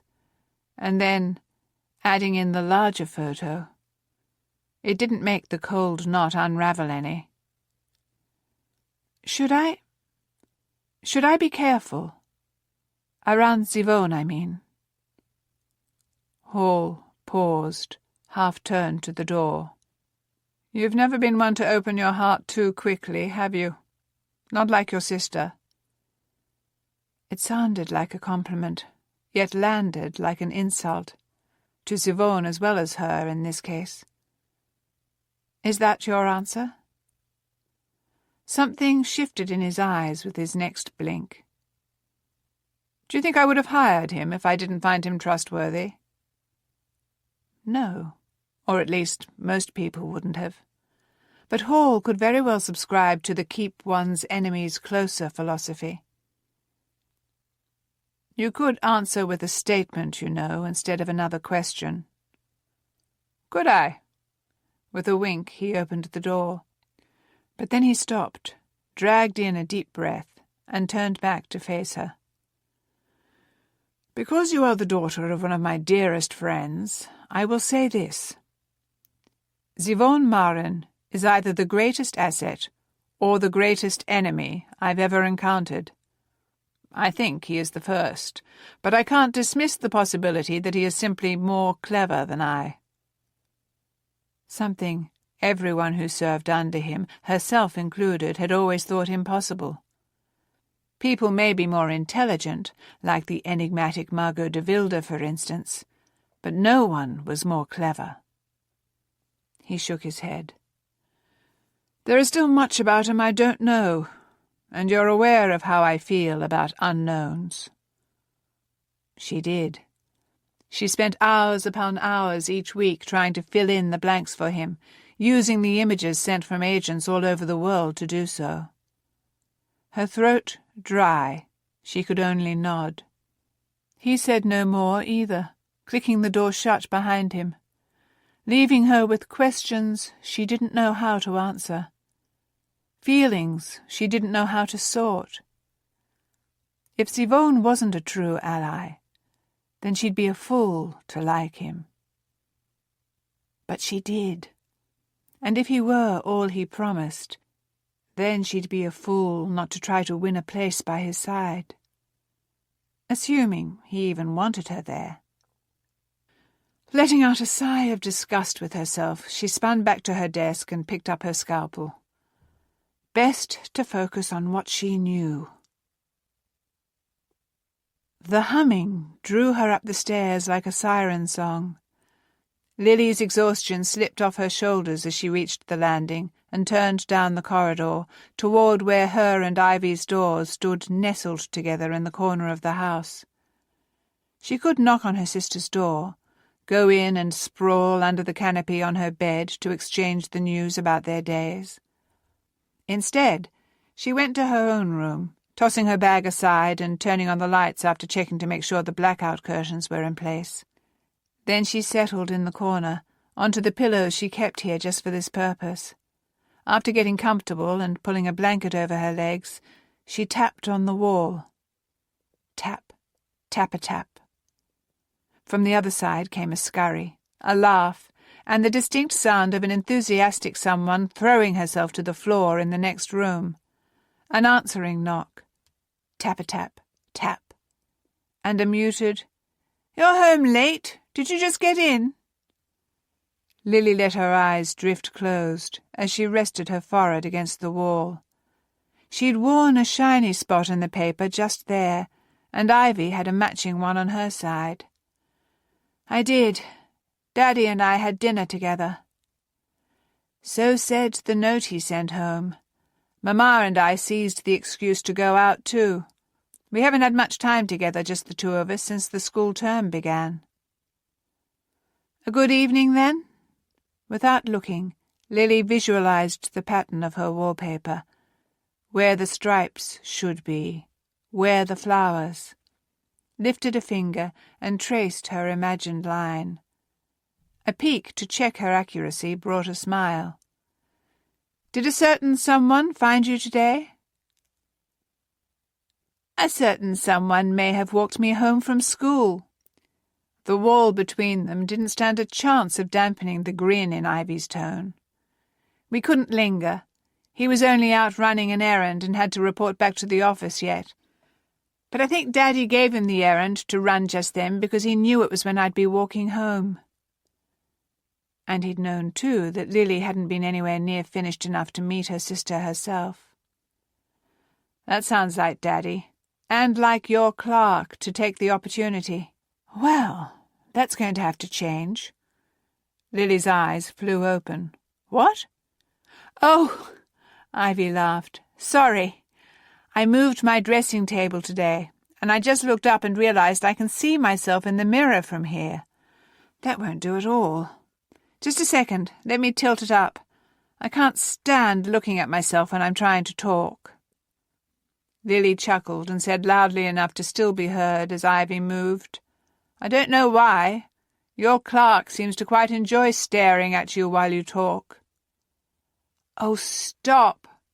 Ivy's voice was more distant, but then footsteps and the sound came of her settling in again. "And also, don't. I love how you call him that. My clerk." Lily pressed her hand to the wall where she imagined her sister to be. He is your Clark. I think he was the moment he set eyes on you. Has he proposed yet?" She asked it solely because she knew it would send her sister into peals of laughter. The sound of it filled both their rooms and probably stretched out its fingers to find their parents, too. Silly Lily. Even the words were a chuckle. A bit too soon for that, don't you think? Oh, I don't know. It wasn't too much longer than this that Ara and her Camden knew each other before he proposed. Sometimes you know. Emphasis on the you. Lily's breath hitched, and she prayed Ivy wouldn't hear it. She couldn't even be certain that the Zivone she thought she was getting to know was the real Zivone. Every time she turned around, she saw a new layer under the previous one. The man of faith, the man of intelligence, the man of devotion, the man afraid to trust. Were any of those men one she should hope to make a future with? Ivy hummed out an agreement that sounded dreamy, where Lily's would have sounded tormented. Yes, sometimes you do. Even so, this part is so delicious. Why would I want to rush it? Every moment I'm wondering if he's going to find a way to kiss me. And to be quite honest, I wonder if the anticipation is even better than a kiss could possibly be. Sweet Ivy. Lily leaned back against the other wall in her corner. I certainly hope not. If you marry, you'll not have to wonder any more if he's going to kiss you, but I should hope you'll enjoy it when he does. Another laugh. Then the sound of a finger tapping on the wall, saying, as she'd said so many times in just that way, "What about you?" "Do you think about it, with your Russian?" Walls did nothing to filter the teasing out of her sister's voice either. Lily pursed her lips. Maybe. She drew the word out into 3 syllables. She tried to imagine what it would be like, how she would feel. And, yes, whether she could imagine looking into his chocolate-drop eyes every day, forever. But somehow her every imagining always stopped with him a foot away. That was where it always seemed he was, not physically, but in a way even more real. Whatever secrets he held tight, they kept him distant. No, not just his. If he stayed always a foot away, only 6 inches of it were his fault. The other 6 were her secrets. Lil? She stirred, wondering what teasing or question she had missed. Enough, apparently, to signal to her sister that the wall must go. A moment later her door creaked open, and Ivy slipped inside. They had no reason to sneak about these days, but she still closed the door with nary a sound, and padded over to her as if they were breaking curfew by talking when they ought to be in bed, a nightly occurrence 10 years ago. Lily held up the blanket so that Ivy could snuggle into the spot beside her. So, a word she drew out even more than Lily had her maybe. What is it, with your Russian? Lily sighed. It's that, I suppose. He doesn't feel like my anything. When she saw the lift of her sister's brow, she added, All right, that's not true. He's my friend, but that doesn't make him mine. Not in the way that Clark is, and clearly wants to be, yours. Ivy's head came to rest against Lily's shoulder. Do you want him to be? In lieu of a shrug, Lily rested her head against Ivy's. I don't know. Maybe. If she could be sure, wanting it was wise. She poked her sister in the side. But you do. I do. Only Ivy could combine a giggle with a sigh to spell pure bliss. Clark is everything I ever dreamed of, Lil. No, actually, he's everything I didn't even know to dream of. That's just too sweet for words, you know. I'm not certain I can stand it. The poke turned to a tickle. Ivy shrieked with laughter and pulled away for a second, long enough to bat at Lily's hand, and then settled back at her side. He said today that he'd mentioned me in a letter to his mother. She's coming to London for a visit this summer. He wants to introduce me to her. Ooh, Lily bumped their shoulders together. You're as good as engaged, I think. In July, maybe. Maybe. She grinned, looking so perfectly radiant, blissful. Lily had to squash down the surge of loneliness that swelled up. She couldn't feel lonely now with her sister, her best friend, beside her. But Ivy was in love. She'd marry, and married women didn't live forever in the room next door. And yet, never in her life had she seen her sister so happy. How could she be anything but happy for her? Tomorrow's loneliness could just wait its proper turn. The important decisions, then. Lily made a show of folding her hands in her lap and looking intently at her sister, all rapt attention. Hemlines have changed since our last discussion of the perfect wedding gown. Should our sketch change accordingly? Now that is a fabulous question. Lunging to her knees, Ivy reached for the stack of sketchbooks that Lily had stashed on a low bookcase at the foot of their chatting nook. She was already flipping them open as she sat. Lily let out a squeak when photos slipped and tumbled from the pages. She'd forgotten she'd stashed those in there, thinking to finish a sketch sometime. "Oh, sorry." Ivy gathered them up and began to laugh. Lily snatched them from her sister's hands. "What?" "You know very well what." She pointed at the photos. 3 of them, from 3 different days. All of Zivone as he stood in that way he did, with his hands clasped behind his back, eyes not quite closed as they sometimes were, but distant behind his glasses, when he was listening, picking out patterns. You may say you don't know how you feel. Huffing out a breath, Lily shuffled them back into chronological order, straightening the edges. I was doing a sketch, that's all. To prove it, she flipped open the sketchbook Ivy still held, until she landed on the one she'd started a few days ago. Oh, I didn't doubt you were sketching him. I was pointing out that there's meaning to be found in the fact that you're sketching him. Just look at this. She pointed at the page where Zivone stood in rough outlines, 3/4 of his figure filling the white space. What about it? Surely nothing had worked its way into the picture that she hadn't known she was putting in. And surely it wasn't some key to understanding her own feelings for the man. Ivy bumped Lily's shoulder now. He intrigues you. How many photographs have you taken of him? A few. Her brows drew together. She took a few every time they were together, not exactly abnormal for her, except, now that she thought about it, she hadn't taken quite so many of Clark and Ivy together, though they did make the sweetest picture as they walked in the park.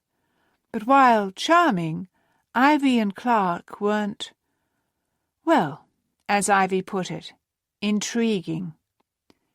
Ivy lifted her brows. So, if I were to go into your workroom and look through your box of photos, I would see... Lily lifted her chin. As I said, a few. Dozen. Her sister laughed. And you're sketching him. You never sketch people. That is not true. In proof, she flipped back through the pages, past Zivone, past the birds in the park, past Mamma's lazy pug who never stirred from his rug when he could help it, past the last iteration of the perfect wedding dress. Eventually she landed on one of their 4-year-old cousin. There, see? Mm-hmm. I certainly do. With a look of supreme indulgence, Ivy made a show of turning to the wedding gown again. All right, I'll relent for now.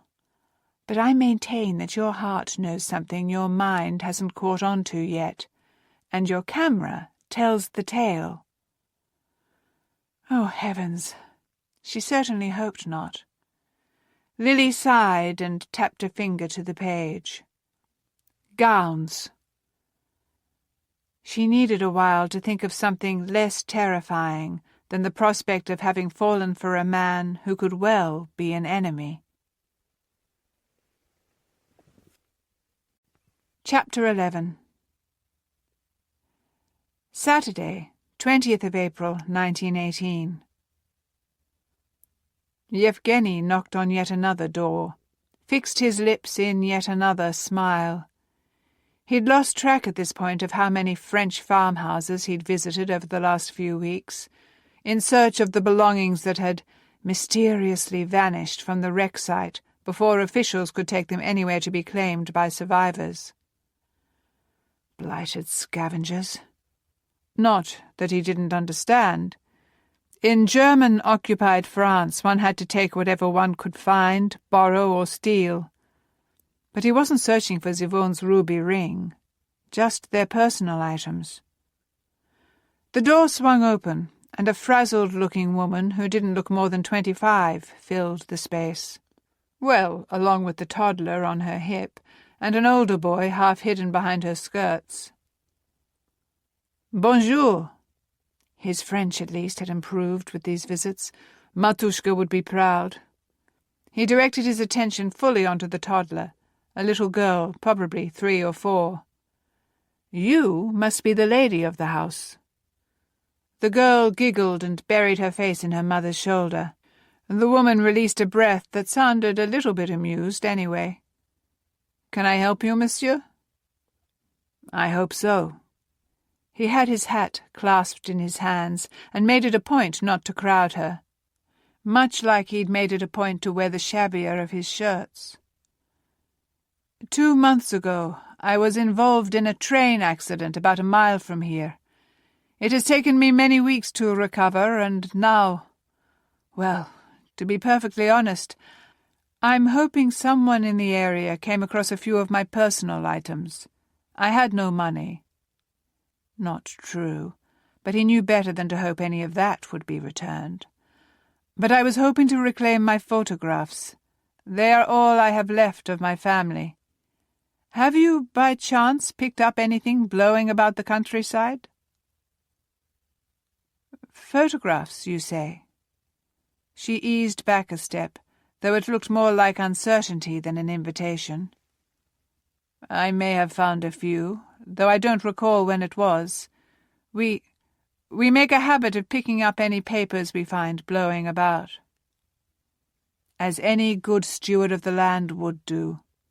He inclined his head, having discovered many knocks ago that he gained far more knowledge through this humble show than by simply stating he was looking for his belongings and asking if anyone had stolen them. No one wanted to admit to being a scavenger, but they all were. They couldn't afford not to be. The woman pursed her lips, looked over her shoulder at the boy, and then gripped the door. Would you wait here for one moment? I will bring out what I found. Of course. Merci beaucoup. He backed up and turned half away, so that she wouldn't feel he thought her rude when she shut the door on him. His fingers toyed with the frayed edge of his cap. He knew better than to get his hopes up. He'd been shown dozens of photographs over the last fortnight. No one cared enough about such frivolity to hide them from him, but none had been his. He'd seen not so much as a thread of anything in his bag. The clothes, he expected, had been worn already, the money used or stowed away, the food long ago put into empty bellies. But all that could be replaced. The photograph the Prussian had taken could not. His eyes scanned the lane, hunting for curls turned gold in the sun. He grinned at the mere thought of Nadia trying to act nice and sweet, as he told her she must do when knocking on doors. She was many things, his Nadezhda, but nice and sweet weren't on the list. His mother would have hated her determination to buck tradition, hated the way she spat out the statement that there was no God, no need for family, nothing worth fighting for but the state. And Zivone? The grin faded, gathered, twisted into a frown. Zivone wouldn't like her either, but that was no surprise. He and Zivone would never agree about anything. Not their books, not their friends, not their beliefs, not their politics. Definitely not their politics. But even so, they were brothers, and Yevgeny should have tried harder to stop him from making such an enormous mistake. He should have tried harder to learn his plan, to read a few of those thoughts ever flying through Zivone's mind. He should have actually spoken to him last Christmas of the dangers his czarist leanings would pose, rather than spending their few hours together teasing him about Alyona. The door opened again behind him, and the woman stepped out, absent the children, but holding more than a single photograph, that was for certain. Yevgeny's eyes went wide when he saw she had a whole album. Not just a whole album, Zivone's album. All of them. The woman's smile was tight with guilt. The children looked through them, pretending it was a magazine. You are in here. It must be yours, then, oui? Oui. Or close enough, anyway, that his hand shook with awe as he reached out. May I? Of course, it is yours. She handed the album over. He flipped open the cover, sucking in a breath at the image that stared at him. Him and Zivone from their last Christmas with both Batya and Matushka. They were both in uniform, a contrast of army and navy, field officer and intelligencer, both grinning, showcasing the two traits they actually shared, Batya's eyes, Matushka's smile. So different they had always been. Differences so clear in this frozen moment. Zivone with the spectacles that bespoke too many hours of reading, Yevgeny with the scrapes on his knuckles from his last fist-fight. Yet this was the first photograph in his brother's album. Not Alyona, or Matushka, or Batya, or any of his colleagues. Them, together. The woman folded her arms across her middle. Your brother? He could only nod. Did he not survive the crash? He did, but we were separated. I have not seen him since. She muttered something too low or too quick for him to catch, and leaned into the doorway. I found a bag. This was in it. There were clothes, nice ones, shoes, money. She shrugged. All that is left are the photos. I am sorry. He shook his head. These are hard times. I do not blame you. Only... He looked up at her again, brows knit. She didn't have to volunteer that information. But if she was feeling generous, he would push just a bit. This is actually my brother's, and I am grateful to you for it. But I wonder...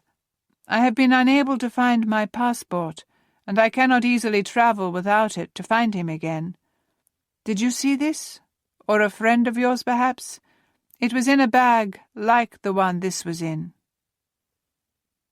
The shake of the woman's head was quick enough that it announced her certainty without being so quick that it hinted at deception. I am sorry. There were a few passports collected from the site, I know, but none for a man your age. And Russian?" He nodded.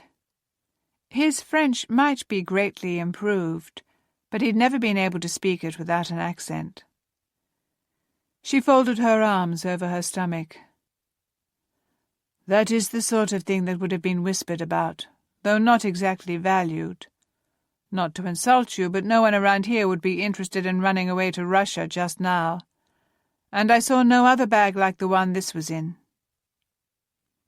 His fingers tightened around the leather binding of the album. He would be happy to return, as soon as he could. "I assure you I am not insulted." He gave her another smile, though this one was sure to look sorrowful around the edges. "Well, this is more than I had really hoped to find. I thank you, madame, for taking such good care of it.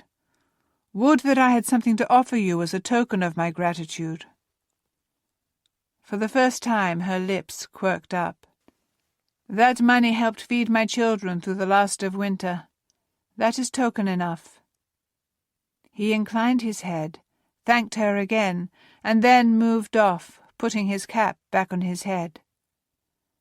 Some day, no one would have to steal just to feed their children. Not in Russia, at least. They would all be equal, everyone given a fair portion, as soon as they'd wrestled the last of the wealth from the tyrants who had been hoarding it. That was why they'd had to get out of this war. Too many people had already died for it. Too many resources spent. And why?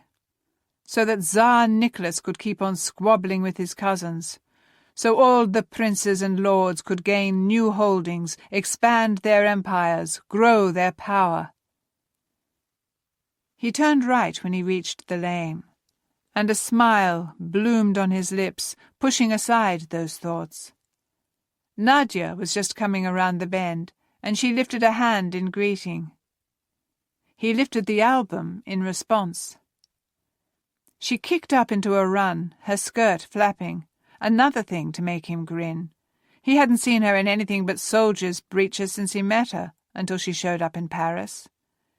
He didn't much care what she wore, but it was nevertheless amusing to see her looking so much like a normal girl when he knew she was anything but. "You found it!" Her eyes gleamed as she drew near. Yevgeny shook his head. "Not exactly. It is Yvonne's photo album, that is all. But the woman was quite helpful. She admitted to finding his whole bag and using or selling everything else.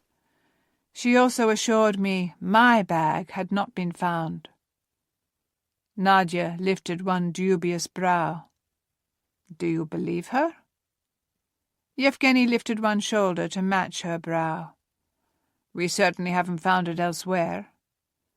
He motioned toward a low stone wall that separated one of the farms from the road, and eased himself down, granting reprieve to his aching ribs and sore ankle. "And it's possible it's with Yvonne, I suppose." "What?" It came out as a hiss as she planted herself on the stones beside him. He rubbed at his midsection. "I've been trying to piece together those last moments. So much is a blur. But I think he had a hold of my bag.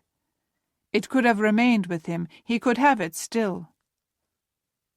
Her next hiss sounded like a locomotive running out of steam. "You mean to tell me that your Tsarist brother has the information our contact gave you? And that he has taken it with him to England?" "I'm telling you he may have." Mostly for a distraction, he flipped open the album again, past the photo of him and Yvonne, Matushka, Batya, Alyona with her passel of younger siblings, a few of the Moscow skyline, newspaper clippings, a few older images. Nadia rested her elbows on her knees. "Yevgeny." Time and again he'd tried to get her to use his nickname, but Zhenya never passed her lips, nor did any endearment. He had half a mind to call her Melia sometime just to see what she'd do. Nadia. She tilted her face to look at him. We both know he was not just an interpreter. He was intelligence. He could have information he shouldn't have. Could? Or did? Do you know something I don't? Instead of answering, she reached over to turn another page in the album. So then, there was information she, or their superiors, didn't want him to know. They were willing to trust him far enough to have him discover what he could, but not so much that they'd lay all their cards on the table, lest he decide to take his brother's side. He eased out a breath. I could well have known what he knows by now, if not for the train accident. Assuming Sivone would have listened to him, talked to him, actually told him what he was planning, instead of barreling ahead, thinking he alone knew how to plan their future. Blast him. No one in the world could infuriate him quite like Sivone. And he never missed anyone quite like him either. He shook his head. I tried to tell them that killing Alyona was a mistake. Why did no one listen? Do I not know better than any how my brother will react? Her chin lifted, her spine straightened. He had to be shown how steep the cost is for his allegiances. He had to be taught what pain feels like, what the rest of us suffered under the old Russia that made us envision the new. He wondered, not for the first time, which of his comrades had pulled the trigger that day in Moscow. Had it been her? Another of their friends? He dug his fingers into the stone. We killed his betrothed, Nadia. We'd have been better to poke a nest of hornets. From what you told me of him, I wouldn't have thought him the type to lash out. Her voice was modulated, cool, the voice of a soldier on a mission, not of the woman who wrapped her arms around him and kissed him until the world fell away. Sometimes he wished he didn't love the hard side of her as much as the soft. He could hear Matushka's voice in his head. Why can't you find a nice girl, Evgeny? One who will be content to tend your home and give me grandchildren? It had been her argument each and every time he'd rejected the suggestions she and Batya made about potential wives for him. I'll find my own wife, he'd said then. His gaze cut again to Nadia. Or not. She'd made it quite clear she'd never marry, that she considered it a prison to which she wouldn't submit. Still, they had plans. They would find an apartment together when they made it back to Petrograd. They'd do what the party told them to do, advance in the ranks. They'd make a difference, build a new Russia. And if ever they felt called away from each other, they'd simply part ways. But Sivone had always been traditional. Yevgeny shook his head. Perhaps his rage is quiet, but that makes it all the more deadly. He will take everything he knows now and try to destroy the Bolsheviks with it. Her face was hard. We won't let him. We'll go to London. We'll find him. Find what he knows. Get the information the Prussian gave you. And we'll silence him. It was a wonder the rock didn't crumble under his fingers. You will not kill my brother. He'd been careful to say we before when speaking of Alyona, even though he'd been kept out of the loop once they'd made a decision. But there was no we here. He would do many things for the party, for the new Russia, for this woman he loved, despite all logic telling him she'd walk away at the first sign of trouble. But that wasn't one of them. Her hand landed on the photo album, tugged it from his lap to hers. "If you have a better suggestion?" "I do. We convince him to live quietly, to retire from any military affiliation. He could have a career teaching at any major university, or translating again. He could just disappear, as so many of the nobility have done." Her gaze didn't budge from the photo she'd opened to. "So what, then? We go to London so you can convince him?" "Hardly." It came out a snort as much as a word. "He likely thinks I'm dead, and it's best that way. I've never been able to convince him of anything, and he can see when I'm lying in half a second." With one of those disarming, lightning smiles of hers, she bumped their shoulders together. "So can I, and don't forget it." And this was why he'd fallen for her so fast. He'd never met anyone else who could be so fierce and yet so teasing all at once. He leaned into her shoulder a bit. "He would never give up his career for me. We have to make him want to." She grunted and flipped a few more pages, then a few more, but more slowly. Her shoulders relaxed. Her face went from hard to satisfied. "I think—" He knew that tone. It was the one that had convinced him to make a risky charge at her side in the heat of battle, the one that had dared him to meet her later in an abandoned barn, the one that had insisted to their superiors that they could handle the meeting with the Prussian, and that Sivone's determination to flee Russia would be the perfect ruse.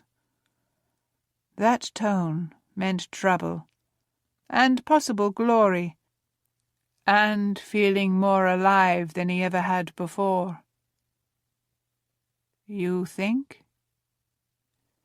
She stared for another long moment at the photos, and then sent him a sultry smile. "I think I know how to do this. We convince his new allies that they'd better not believe a word he says." Slapping the album shut, she shot to her feet. "Come on. We have work to do, and if it goes as planned, you'll have your way, and his life will be spared." She didn't add but if not. She didn't have to. Monday, 29th of April, 1918. Sivone moved to the edge of the roof, tilting his face up to receive the sunshine. He'd already finished his lunch, but there were a few minutes yet before he had to return to his desk. Behind him, Clark gave an exaggerated groan and stretched out his legs. "I don't like the sprinting days. Give me the 6-mile run over the sprinting any time." Sivone chuckled and cast his gaze out over the city. "I do agree, but the short bursts, they help build strength." "I know it. I just don't like it. But at least I'm feeling fitter again, and I'm keeping up with you more easily, unless you're holding back." Sivone shot his friend a half-smile. "Do you really want me to tell you if I am?" In truth, he was putting in far more hours than Clark each week, given that he ran even on their off days just to clear his mind. Clark laughed. "No, let me luxuriate in my ignorance, thank you." A few of Clark's colleagues moved their way, balling up their paper sandwich wrappers, and asked him something about their afternoon's assignment. Sivone took that as an excuse to move a step away and draw in a breath of crisp air. He'd woken up in a dark mood again today, thoughts of Yevgeny plaguing him. It had been 2 months, 2 long, excruciating months since the train accident, since he'd lost his brother, since all the pieces he'd put together so carefully for his escape had been dashed off the game board. Yevgeny was likely dead. Zhenya dead. The information so carefully concealed in Sivone's album burned up or blown away, All because of the Bolsheviks. His gaze moved as far as it could over the city, toward the embassy. He hadn't dared to visit again, not now that he knew Fyodor Suvorov could be around. But the conversation he'd overheard in the park 11 days ago kept coming back to him. The diplomats were still working for Russia, too, were trying to convince the Americans to join the White Army's fight. But he knew they weren't having luck yet. Much as the Europeans considered the United States to have limitless resources, it wasn't true. Especially when one considered that their greatest resource, their people, weren't terribly sympathetic to the Tsarist cause, what with their love of democracy. Perhaps they viewed the Soviets as morally superior. They shouldn't, though. They wouldn't, if they realized that socialist freedom involved killing anyone who held a different view. That was no freedom. That was the worst form of tyranny, the kind that lied about what it was. Could he help them see that somehow? Be still, and know that I am God. The familiar echo made him huff out a breath, curl his fingers into his palm around his ring. Why did you create this mind in me, Lord, if you don't mean me to use it? Vengeance is mine, saith the Lord. Yes, and he prayed the Lord would hurry, because he was mighty eager to see what it would look like. Maybe he would use the Americans, or the British. Maybe he would simply smite the socialists with his fist. Maybe... A flash of red gold caught his eye. Someone moving toward the OB, someone he recognized even from up here on the roof. She was in her nursing uniform, but with her kerchief removed from her head, allowing that flash. As he watched, Lily rounded the building, aimed for the back. Curious. Visitors never went to the back. And what would she be doing here? Her father was out of the office all day, hence why Clark was fielding the questions from his colleagues. Zivone meandered around the roof's raised edge, slowly enough that he'd look casual, but quickly enough that he could verify if she did indeed go inside. He could just barely see her from up here, but he did. He saw her pause to speak to Hall, saw Hall hand her something, saw her nod. Then the Admiral climbed into his automobile, and Lily disappeared into the OB's back door. Zivone eased back a step, mind clicking through it all. All the times he'd seen her here, or near here, when she had no reason to be. All the times Hall had mentioned having a photography expert. The conclusion was logical, undeniable. The only surprise, really, was that he hadn't put it together sooner, because having seen for himself her skill with retouching and developing photos, how could he think anyone but Lily Blackwell would be Admiral Hall's unnamed expert? His lips turned up. She, then, was the one Hall had shown that photograph to. And if anyone the world over could divine its purposes, it was Lily. She could see the beauty, the purpose, in anything. Lunchtime was over. Zivone turned toward the stairwell along with the others, touching a hand to his pocket as he went. Margot de Wilde had given him an invitation to her wedding that morning, and mentioned that Lily had agreed to photograph the event for her. Camden had raised those sardonic brows of his, and asked him if he intended to ask to escort her officially. 3 hours ago he hadn't really had an answer. Much as he liked Lily, courting an English girl seemed no wiser now than it had a month ago. But somehow, realizing her role here, well, she wasn't just an English girl. She was an intelligence worker, as surely as he was. Maybe it shouldn't, but that fact changed something, made him realize they had more in common than he dared to think. When next he saw Captain Blackwell, he would indeed ask for permission to escort her to the wedding. And from there... well, there were still too many variables for him to know for sure what would happen. But it was worth exploring, without doubt. Chapter 12. 19th of May, 1918. The sigh seemed to build in Lily's very toes before it worked its way up and out of her mouth. She'd snuck away after church and let herself into her workroom at the OB so she could go through another drawer in her filing cabinet. She still hadn't found any other instances of those two German officers' faces. But she'd awoken that morning convinced she had seen them before, somewhere. Or maybe she dreamed it up in her desperation to prove to the Admiral that Yvonne was trustworthy. She glanced at her watch and winced. She'd promised Ivy she'd be home by 3 o'clock to start getting ready for the wedding. Already 4 minutes late, and she hadn't even left yet.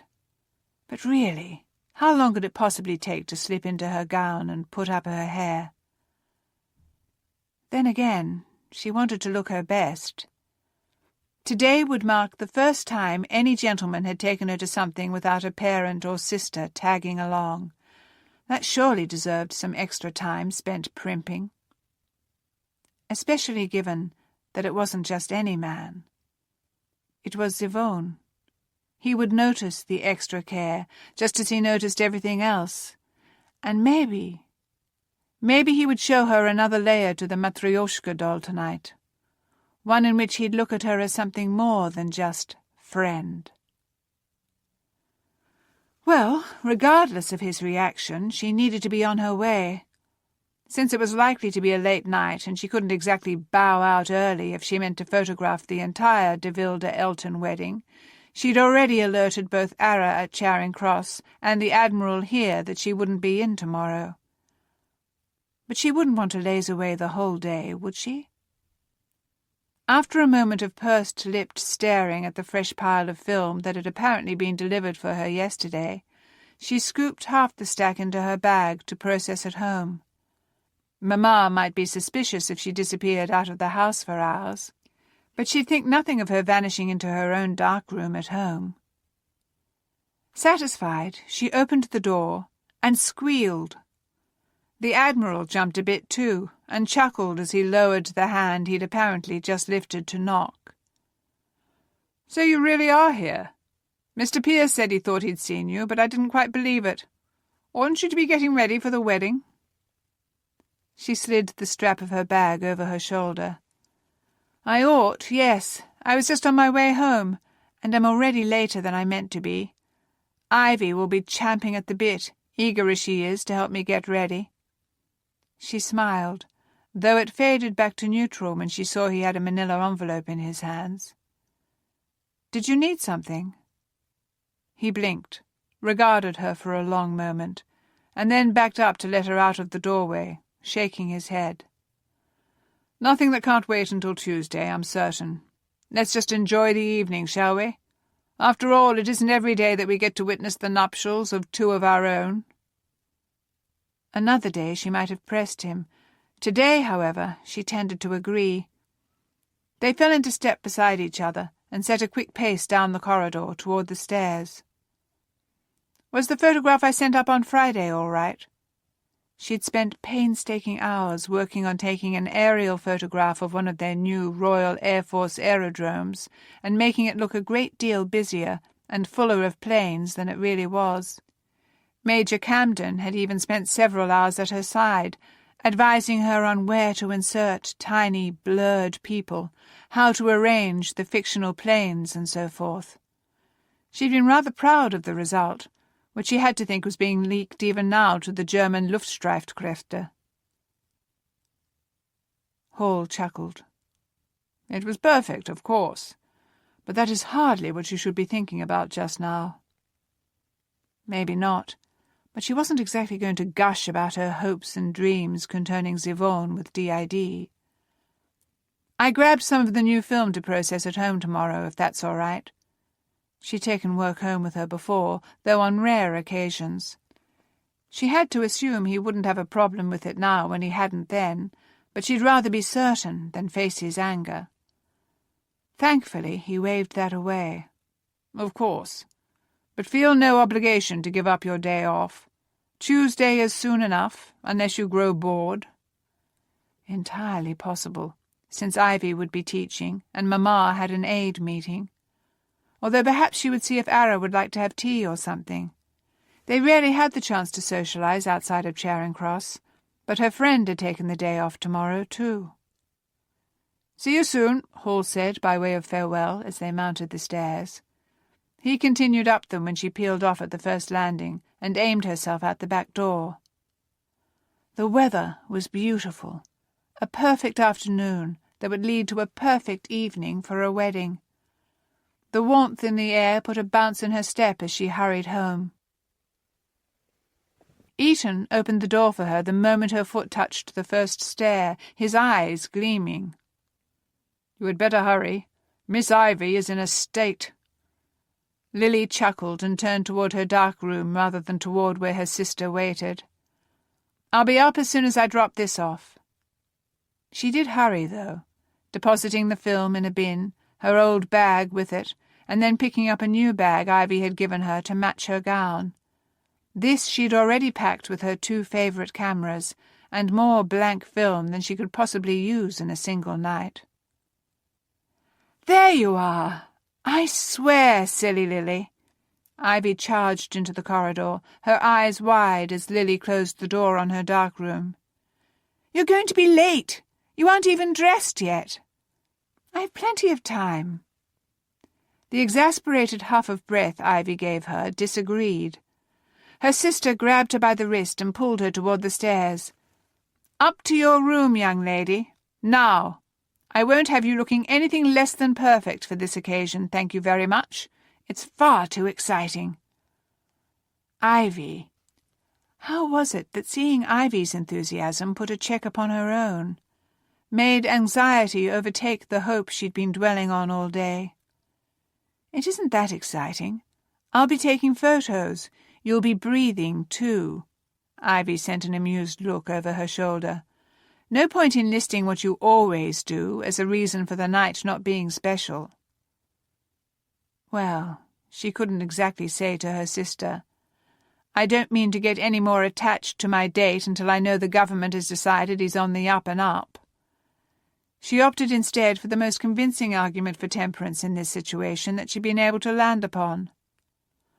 "Well, how about this as a bit of cold water on the excitement? It's been 2 months, and he doesn't trust me any more now than he did at day 2 of our acquaintance."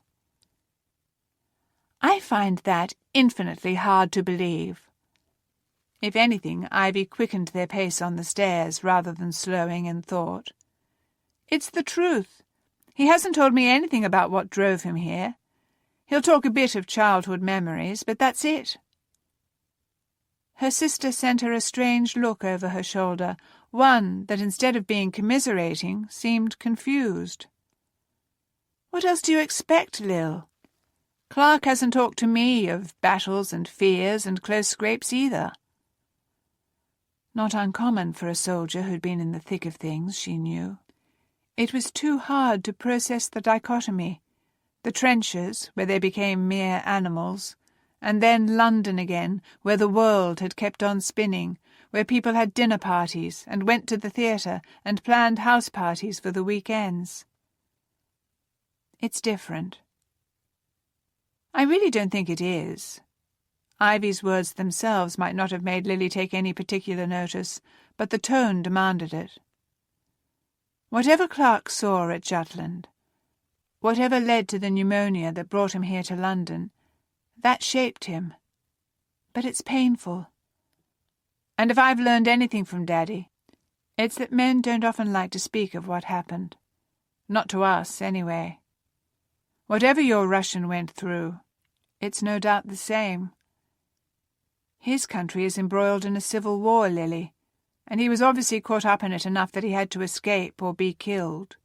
You think that caused him no pain?"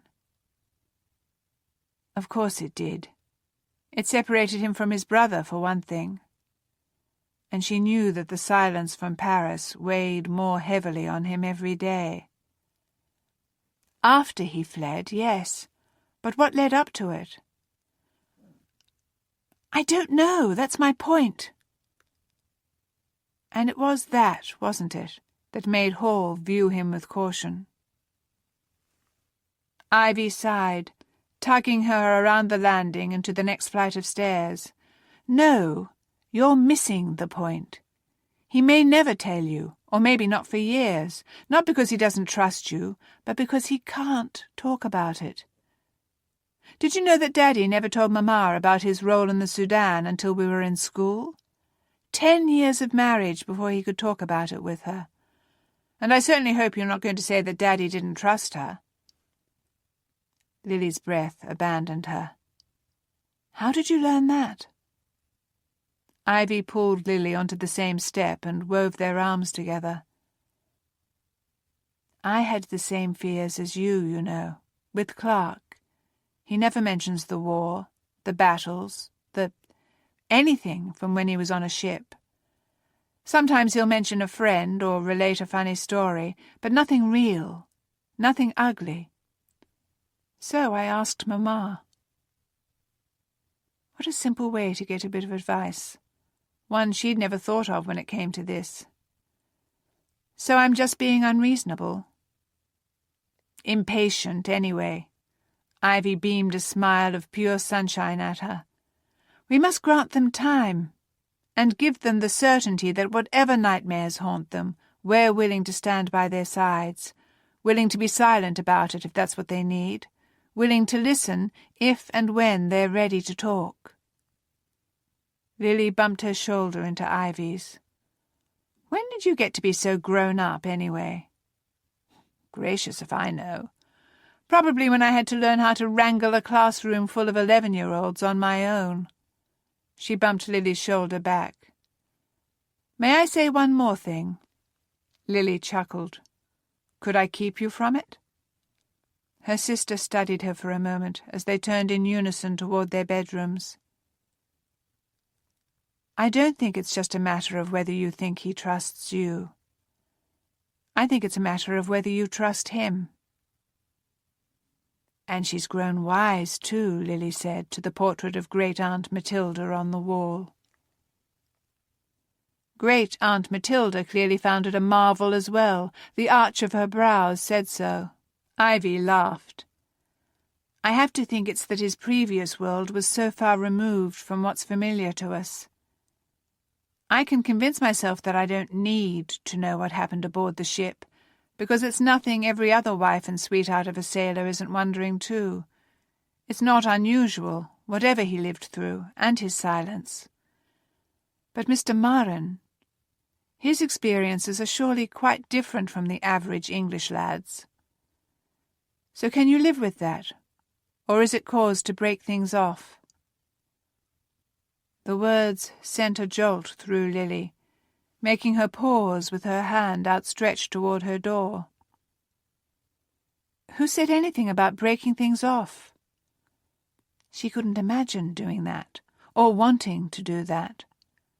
Her questions, and Hall's doubt, weren't loud enough to drown out the allure of another hour in Yvonne's company, of hearing the beautiful way he shaped his vowels, of watching him take in the world around him, of seeing his thoughts go deeper and deeper the longer they talked, of cajoling him into teaching her a common phrase in a language she didn't know.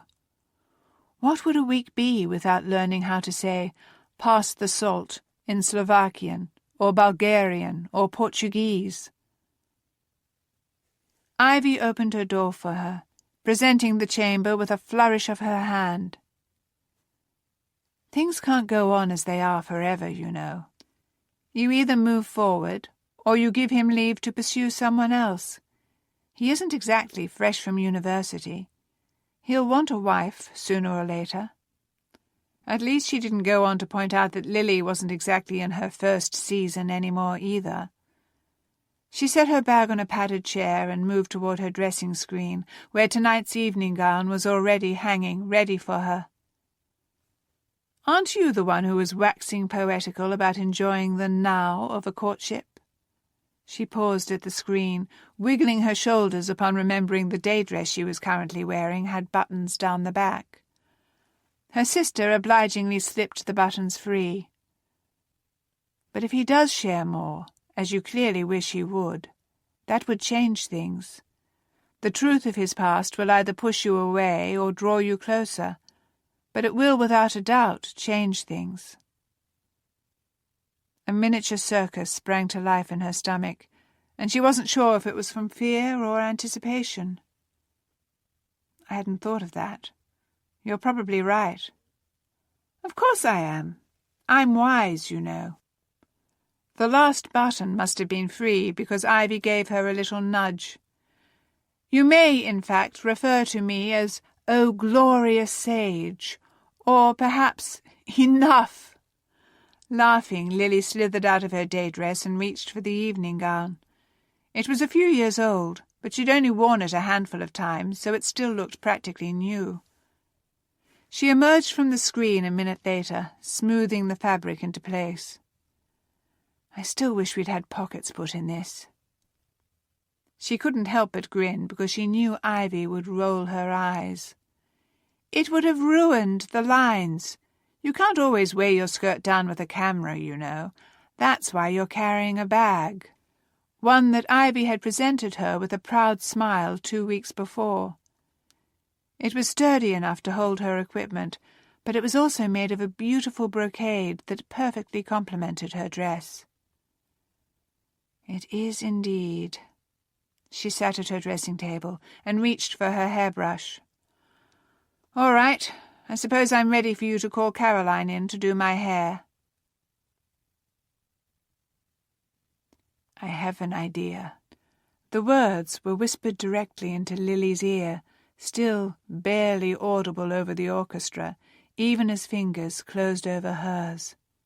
Her heart skipped, tripped. Zivone, of course. She'd know the voice anywhere. But somehow the touch, unexpected as it was, felt far different than when he usually took her hand. "Why do you not put the camera down just for a few minutes, and we can dance?" She didn't dare turn her head much, given how close his face must be to hers, but she couldn't resist a bit of a tilt so she could see his eyes. They glowed with a smile, brighter than she usually saw from him. That alone would have had her lowering her camera, or, more accurately, swinging it around to snap a quick picture of him instead of the bride and groom. He laughed and lowered the Kodak. "You surely have enough of those by now." "Never." She smiled at the man who hovered a few inches away. He'd been more than patient with her duties this evening, never saying a word when she slipped away for a different angle of something, other than to ask her if he could help. If he wanted to dance, she owed it to him, and didn't at all mind the intrusion upon her assigned task, to be perfectly honest. She put the Kodak into her bag, tucked it out of the way, and put her hand in his so he could lead her onto the dance floor. When he swung her around to face him with more flair than she'd expected, she laughed. "Why am I surprised that you like to dance?" His brows lifted, better to showcase the glimmer in his eyes. "I do not know. My mother always said every good Russian should know how to dance. She taught us from the time we were boys." That she could imagine. A miniature Zivone with that curl falling stubbornly onto his forehead, dancing with his mother. He'd have approached it seriously, almost mathematically, and she'd bet he hadn't stepped on his Matushka's feet more than once. That grace of his was already making itself known within their first few revolutions of the waltz. "So can you do the Cossack dance?" His laugh was quick, deep. Do I look like a Cossack? She made a show of looking him over. Not to my way of thinking, but I've never met one. Perhaps they all have a charming curl to their hair that they try to deny, and all move with the grace of She lifted her brows. What's an animal of the Russian plains known for its graceful running? His lips twitched. Reindeer? Another laugh bubbled up. No, not at all what I was thinking. Don't you have leopards or something in Russia? Tigers, even? We have, and I like this image much better. He puffed out his chest, lifted his chin. Zivon, the mighty tiger. At this rate she'd giggle herself into tomorrow. Zivon, the mighty dancing tiger. He widened his eyes in mock horror. No, no, tigers do not dance. If we are looking for a Russian dancing animal, it must be the bear. The image sent her into another peal. Dancing bears are not graceful. Shh, do not say that. He leaned close, as if imparting a great secret. Their feelings are very sensitive. Everyone knows not to insult a dancing bear. He spun her around, his hand landing on her back again with unerring precision. She shook her head, smiling. And did your mother hope to give you all the skills of a bear when she taught you to dance? Another twitch of his lips. This time a grin broke its way into the corners. She was more set on the French dances, I confess. As I suspected. Now, she tilted her head closer to his. We shall truly test your mettle when the orchestra takes a break. I overheard the bride's sister-in-law saying that a few of them are forming a small ragtime band that will entertain us for about half an hour, and I happen to be an expert ragtime dancer. I do not even know what this is. Ragtime? He didn't look intimidated at the thought of something new, though. His mother really must have taught him well. She grinned. You'll see. The Americans brought it over with them. Apparently it's all the rage across the pond. Ah. Well, if it involves me dancing with you, I am certain to like it. Heavens! She couldn't blame her rocketing pulse on the dance, not when he looked at her as he was doing now. I have no doubt you'll be king of the dance floor, Zivon, the mighty tiger. His chuckle filled the space between them, warmed her, held her. His gaze caressed her face. I like this lily. She bit back a grin. She was certainly more flirtatious than her usual self. Hopefully not too much. I'm not certain where she usually hides. But that only made him laugh more. Perhaps what I should have said is that I like that both lilies are within you. He pulled her closer. Not much. Not enough that anyone would look at them and think anything of it. Just enough that she noticed. To be honest, I have yet to see a lily I do not like. She'd probably ruin the effect of this lily if she were to squeak out an uncertain "Oh," like she wanted to do.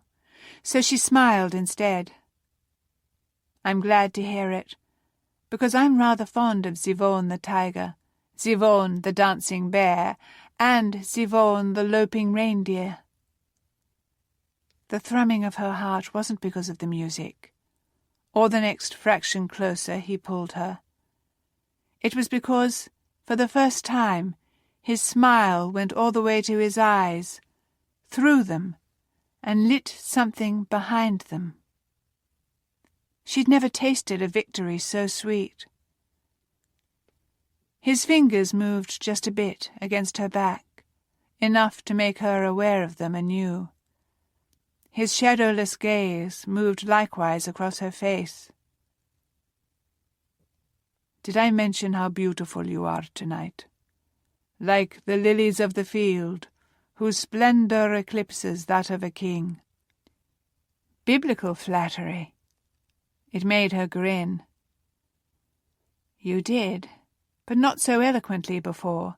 I won't object to the poeticism, even if it is blatant exaggeration.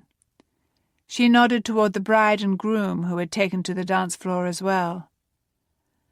Only one of us is allowed to eclipse Solomon in his splendor tonight, and it is without a doubt Margot. His smile when he looked at his colleague, however, was more amused than charmed. She does not look as though her mother insisted she have a dance lesson twice a week, does she? She directed her gaze there, too. Margot definitely didn't take up her position on the dance floor opposite her new husband with obvious joy. She held herself stiffly, precisely, and Lily could all but hear her reciting the proper angles and planes and lines to herself. But then Drake pulled her closer than he needed to, leaned down, whispered something into her ear, and her whole demeanor changed.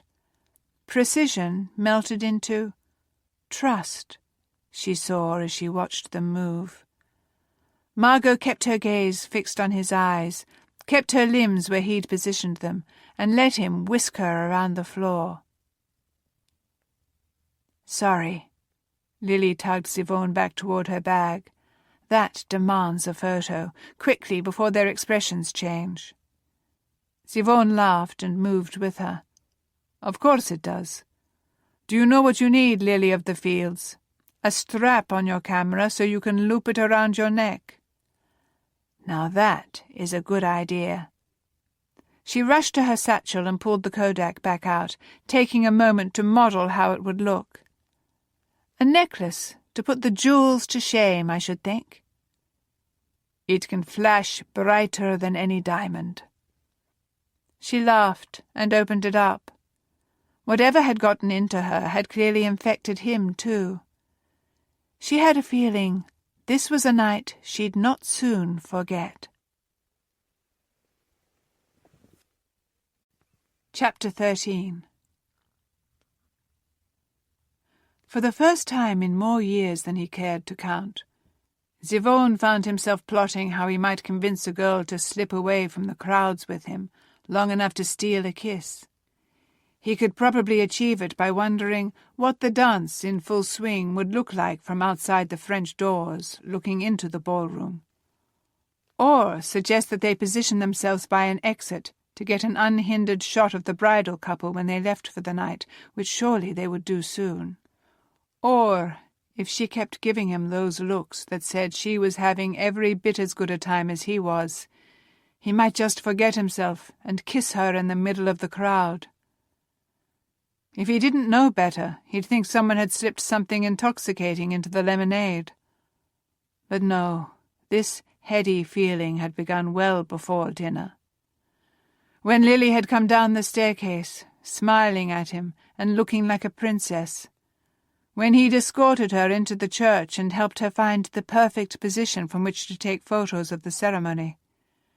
When he'd stood in the back after the guests had gone and watched her pose the bride and groom and wedding party.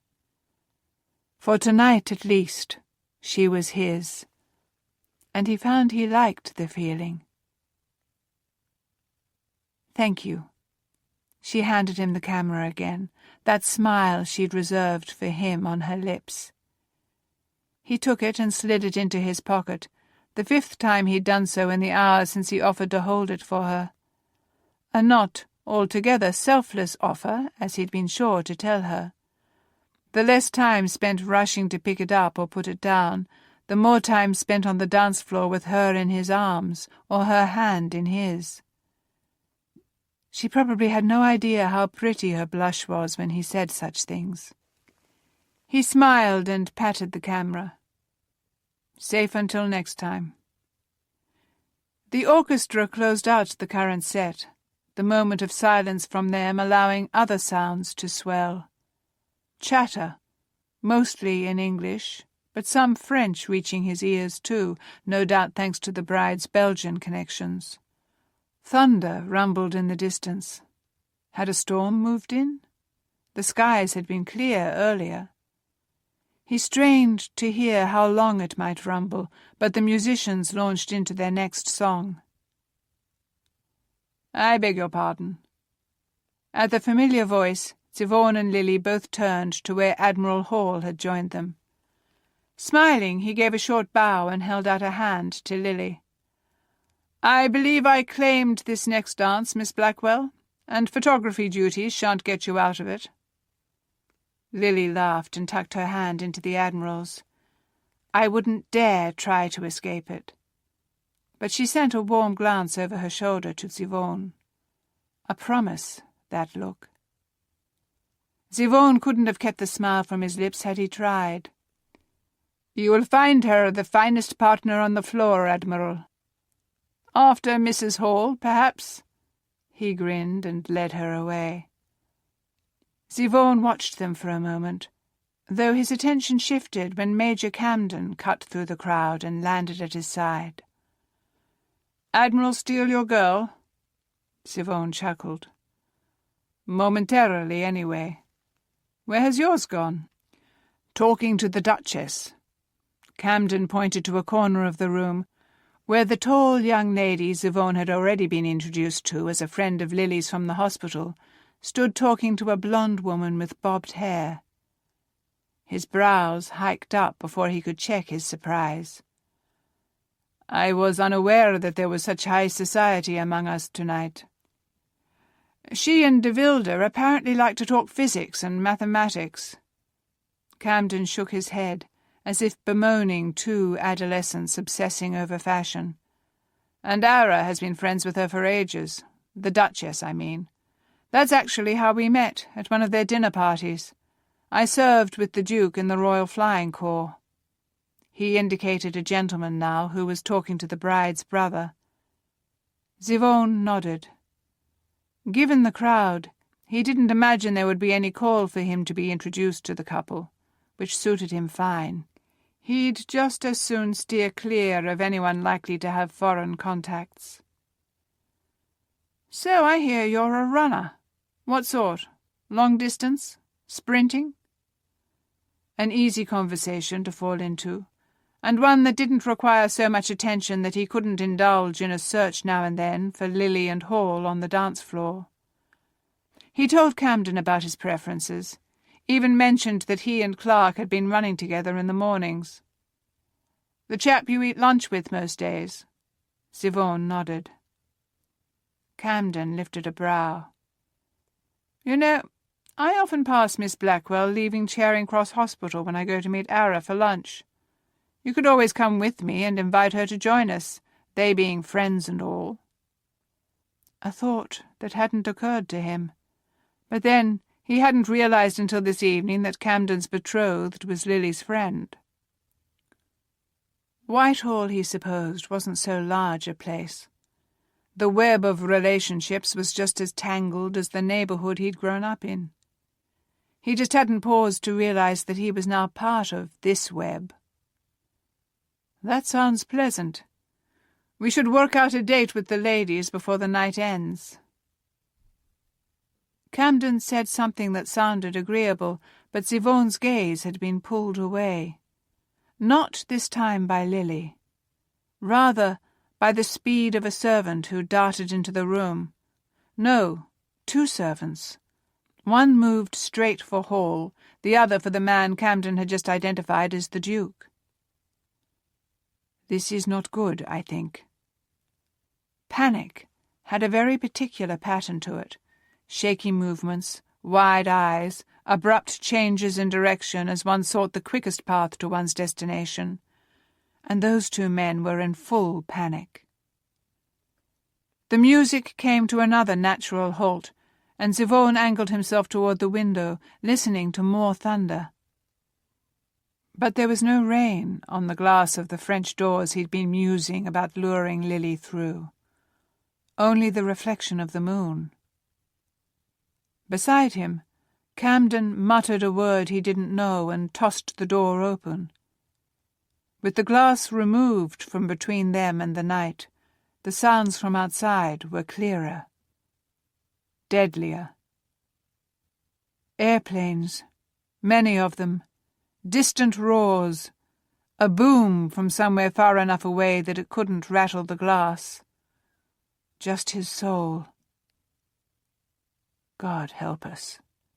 Camden had stepped through the door, his head back, eyes on the skies. Zivone had only to shift a bit to see what the pilot was looking at. Never in his life had he seen so many airplanes. None seemed to be on a course for them, but he knew that could change in an instant as the English gave the Germans chase. And from every direction, sirens wailed, some in warning, others in reaction. The musicians didn't launch into another piece this time. Camden spun, his eyes seeking and finding someone. "Pierce! Where's the nearest shelter?" Zivone turned too, in time to see a stranger nod toward the south. "Underground station, not far off. We'll get all the guests to it. Lena, you know the drill, love. Ellie, Rosa, Retta, do your magic." Zivone barely caught a glimpse of a quartet of women before they disappeared into the crowd, touching elbows here and smiling there, and somehow turning the cluster of anxious people into neat and orderly queues aimed for the door. But they weren't his concern. He strained onto his toes, wishing he were a few inches taller, looking for a flash of red gold. She appeared a second later, her camera bag on her shoulder. She was still with Hall, who led her his way, both of them grim-faced. He caught the tail end of Hall's mutter. "Don't be ridiculous. If anyone is to blame, it's me. You were but doing what I asked." Asked? What had Hall asked of her? Something to do with a photograph, obviously. Something perhaps linked to the planes now flying overhead? Lily's pale face made him think so. He hadn't time to ask, though. Hall all but shoved Lily at him, his look fierce. "Get her to the underground, now. If anything happens to her, her father will have both our heads." With a swift nod, Zivone took her hand and pulled her into the queue. She didn't seem very happy about it. Arabelle said she was going to try to get to the sites that were hit already. I should go with her, help people. There will be injuries, and I have some training after all. He held tight to her fingers. "I was given a direct order from my superior. Do not try to make me disobey, Lily." Because the thought of her out there in the thick of it, in danger. No. "But surely it's safe where the planes have already struck." "Niet." He had to swallow down the Russian. "No. There are scores of them up there. They will strike in waves. They could well hit the same areas multiple times if they're following the river. Please." He wove their fingers together, anchoring her there beside him. "Do not ask me to put you in danger. I cannot." The way she met his gaze and held it made the crowd around them seem like nothing but a distant roar. At last she nodded. "All right, to the shelter." He couldn't exactly be relieved, not given the rumble of engines overhead, but he was grateful. For the first time since that terrible day when he'd found Aliona on his doorstep, his soul whispered a prayer of gratitude rather than just a plea. The crowd moved with remarkable order out of the building and into the street. Sirens wailed, people shouted, but it wasn't nearly as chaotic as Zivone had expected. Not like the mobs at home when the Soviets had stormed their way to power. This was entirely different. Even so, he held Lily close to his side as the wedding guests merged into the street with theatre-goers from nearby, all aimed at the same tube station. A few times he pulled her this way or that to avoid a run-in with another well-dressed Londoner, but not as often as he would have expected. Within a few minutes they had hurried down the steps, where most people shuffled about looking for a bench, as if they'd all done this before. Not surprising, he supposed. since London had been facing air raids since the war began. It was not something he had encountered in Russia, and frankly, not something he had been anxious to experience here.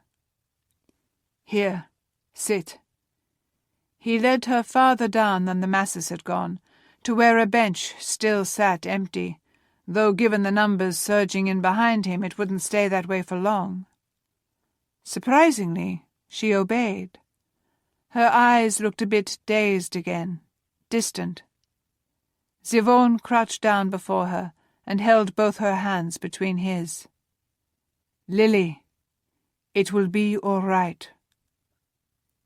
As if to belie his promise, a boom sounded from somewhere in the distance, just close enough to hear it, to feel the slightest tremor beneath them. Another followed on its heels. She shuddered and closed her eyes, shaking her head. So many. Surely it wouldn't have been so many if... She shook her head again, folding her arms over the camera bag. He would have pressed, but another couple was joining them on the bench, the woman babbling about not getting to see the ending of the opera now. Of all the things to worry about. He stood and moved to stand at Lily's side, more out of the way of the bodies still pushing in. The din was soon too great to really allow for conversation with the height difference, so he made no attempt to say anything, just kept one of her hands in his. The slight tremors continued, along with the muffled booms. Based on the mutterings of their new neighbours, a raid had never gone on more than a few minutes.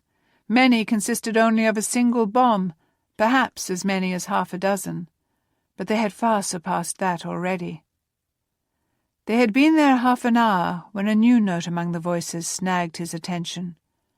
An older woman, well-dressed, was pushing through the crowd, calling for an Estevan.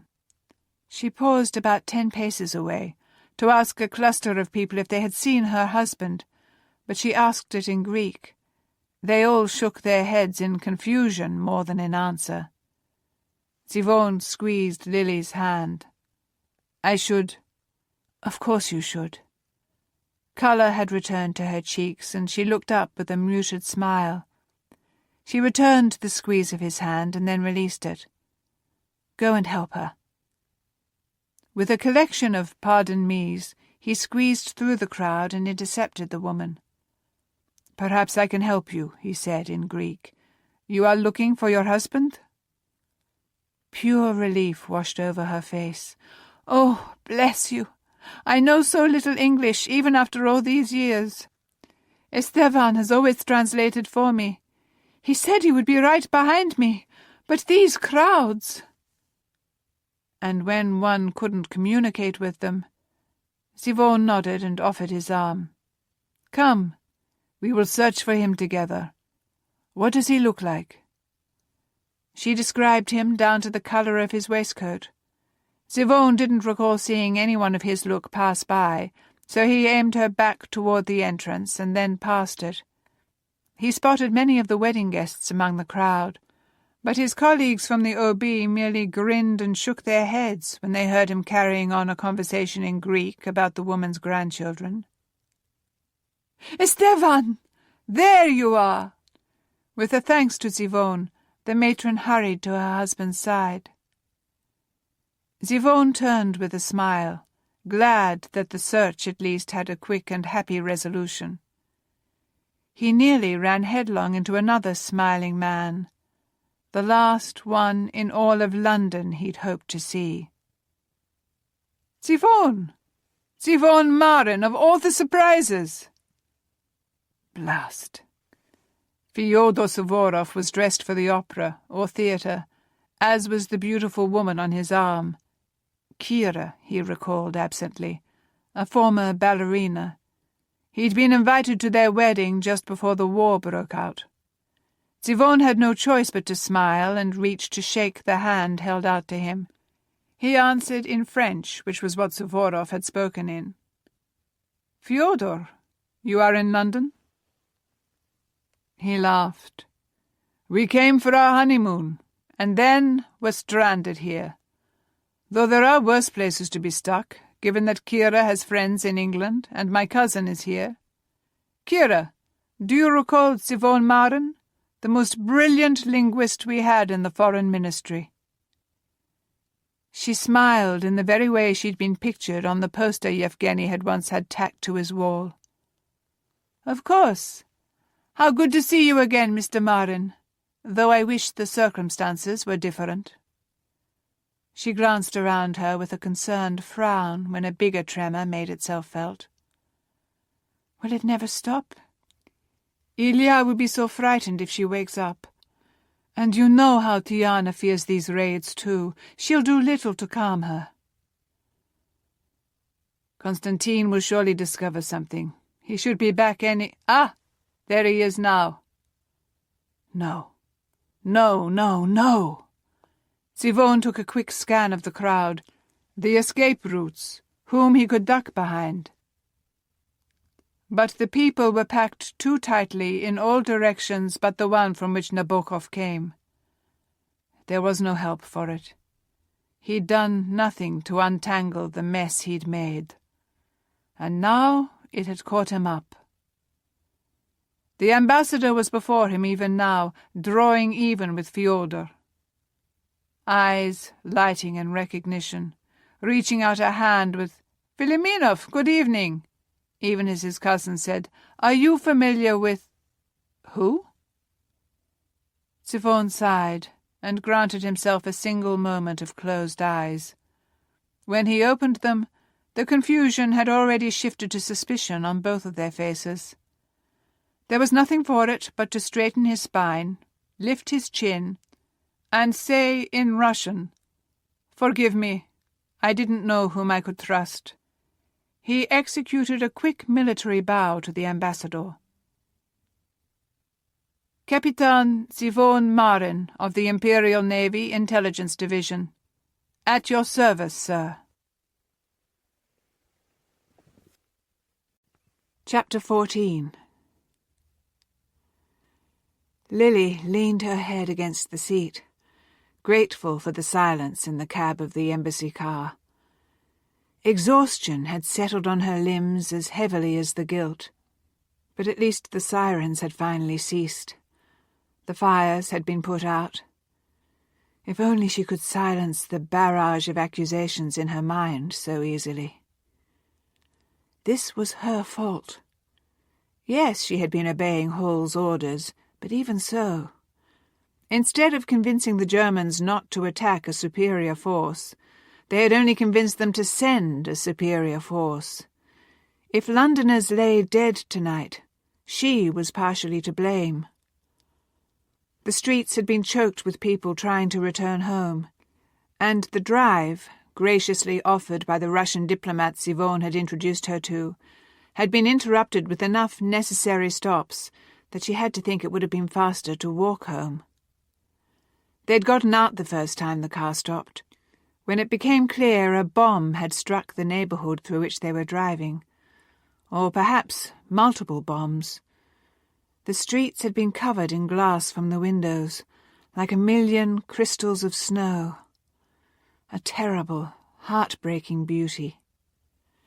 Sivon had rushed to help her family push their way back into their battered home, but after making certain no one needed her help, Lily had drawn out her camera.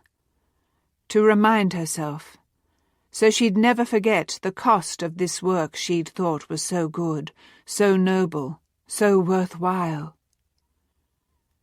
She'd gotten a few shots she couldn't shake from her mind's eye. One of a broken roof silhouetted against the moon, one of a passel of children, some awake enough to be playing, and some succumbed to exhaustion on the pavement. One of Kira Suvorova, embracing her toddler daughter upon gaining their thankfully spared home. And one of Sivon, with an expression on his face she'd never seen before. He'd looked haunted as he hurried to a doorstep to check on an adolescent girl who had slumped there in fatigue. She'd been well, but Sivon had seemed shaken to the core. They'd climbed back in the car after that, and neither had suggested getting out the next time the driver was forced to halt. They were alone in the cab now, the Suvorovs and Nabokov all safe in their respective homes. Zivon's fingers had found hers again, and they still sat as close as they had when the diplomat's wife was squeezed onto the seat with them. "This is not exactly how I envisioned the night going." His voice was little more than a breath at her ear, slipping easily into the silent car, quieting the thoughts pelting her heart. "I had grand plans for a moonlit promenade through the garden. Hopes that perhaps I could convince you to accept a kiss." She levered her eyes open, though she could see nothing but his outline against the window. He'd wanted to kiss her? Had been planning it? Her fingers were keenly aware of his. Her bare arm, she had no idea where her wrap was, though she'd likely left it in the ballroom somewhere, was warm against his jacket. Those 12 inches she'd always felt between them were nowhere to be seen. Tears pricked her eyes, but she blinked them away. They should have had that. They should have had that instead of this broken, shattered version of a night. She should have been coming home in a rapture over her first kiss, instead of struggling to swim through the waves of guilt. Her voice, no louder than his, was stained with that yearning. "I may have been convinced to accept." The fingers of his other hand skimmed her cheek. He'd taken off his gloves at some point. She'd scarcely worn hers all evening, as she found it difficult to operate her camera with them on, and the feel of his fingertips on her skin sent a frisson of unexpected wanting through her. That touch bade her turn her face toward his. Her breath lost to her, she obeyed. He was so close already, to whisper in her ear as he'd done. Just that small turn had his nose brushing her cheek, and somehow he made it feel like an intentional caress rather than an accident. Though she couldn't see much of anything, she could sense his lips all but touching hers. Almost, nearly, but hovering there, just out of reach. How could that moment of him not kissing her be so delicious? Something about the closeness, the near touch, the feel of his breath feathering over her lips. She pulled air slowly into her lungs, relishing it, aware of his every heartbeat in the darkness. Or perhaps it was just her own. Maybe they'd synchronized. Then it seemed the air warmed between them, and it took her a moment to realize it was because his lips had taken the place of oxygen. They swept slowly over hers, as gently as his fingers had swept over her cheek. Stilled, savored, and then the air was back, barely squeezing between them. Her breath shuddered out. She wanted to lean over, invite another perfect touch of his lips, and she might have had the car not been slowing to a halt. She blinked into the darkness, vaguely aware that the roofline visible in the moonlight outside the window was the familiar one of Curzon Street. The hand on her cheek eased away with one last caress. The hand holding hers tightened around her fingers. She felt the space between them grow, returning to what was proper as the chauffeur exited the front of the car and came around to open their door. "Shall I carry your cameras?" Hearing his voice at a normal level made her blink, pulled her forcibly back into the real world, the one with other people's weddings and air raids and families slumped on sidewalks because of her. She handed him the bag that had been resting at her feet. "Thank you." It was a strange exhaustion she felt, edged as it was with a relentless barrage of thoughts. She knew she'd have no rest as long as those images were burned into her mind. But maybe once she'd put them to paper, they would release her. "I think I'll develop that last roll of film now." "Lily," Zivone chuckled as he climbed out, helping her to do the same with the hand he still held. "You have to be exhausted. You should sleep." "I don't think I can. Not yet." And even if her mind eventually ceased tormenting her, it would then just begin replaying that perfect kiss, a far happier wakefulness, but even so. Zivone shook his head and led her toward her front door. "I have never met anyone quite like you, Lillian Blackwell." Coming from anyone else, she might not have been sure that was a compliment. But coming from the man who just filled her veins with magic with a featherlight brush of his lips on hers, she decided it was the sweetest thing anyone could possibly say. "Thank you." As they approached the door, it opened before them, Daddy barely giving them time to enter before he folded her into his arms. "Thank God. Blinker stopped by and told us you were safe, had taken shelter with the other guests. But even so, reports kept pouring in of new strikes. There were over 40 airplanes to reach England this time, I'm told, and nearly half made it all the way to London." Her chest went tight at the numbers, as Mamma nudged Daddy aside enough that she could embrace Lily as well. Never had so many aircraft made it past their defences. Lily shook her head. "Did you hear how many bombs fell?" "Not yet. Some failed to detonate, some did nothing but shatter glass, but many did serious damage." Daddy looked past her, towards Zivone. He nodded at him, but didn't reach out a hand. "Thank you for seeing her safely home, Marin." Zivone must have heard the strange, stiff note in Daddy's voice as clearly as Lily did, given the way he straightened, then bowed a bit. "Of course, sir. I would do anything within my power to protect her." Mamma shot Daddy a look, and then moved towards Zivone, hand outstretched and soon squeezing his fingers. "Of course you would. But unfortunately, there isn't much in these situations within our control." Lily's brows drew together as she looked up at Daddy's face. A bit of anxiety was to be expected on a night such as this. But why was he directing it all towards Zivone? "Is Ivy asleep?" That brought a bit of softening to her father's face anyway, even the edges of a smile. "Yes. She was already in bed when the commotion began, and you know her. Capable of sleeping through the apocalypse itself, they always joked." She grinned and shook her head. "I'll have quite a story to tell her tomorrow.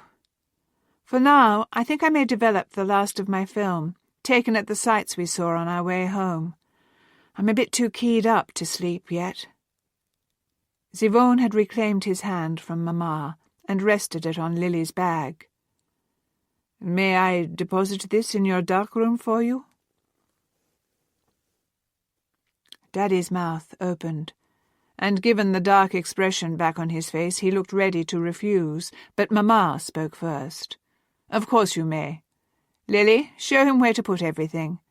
And perhaps show him that lovely shot you developed yesterday, Your father and I will lock up.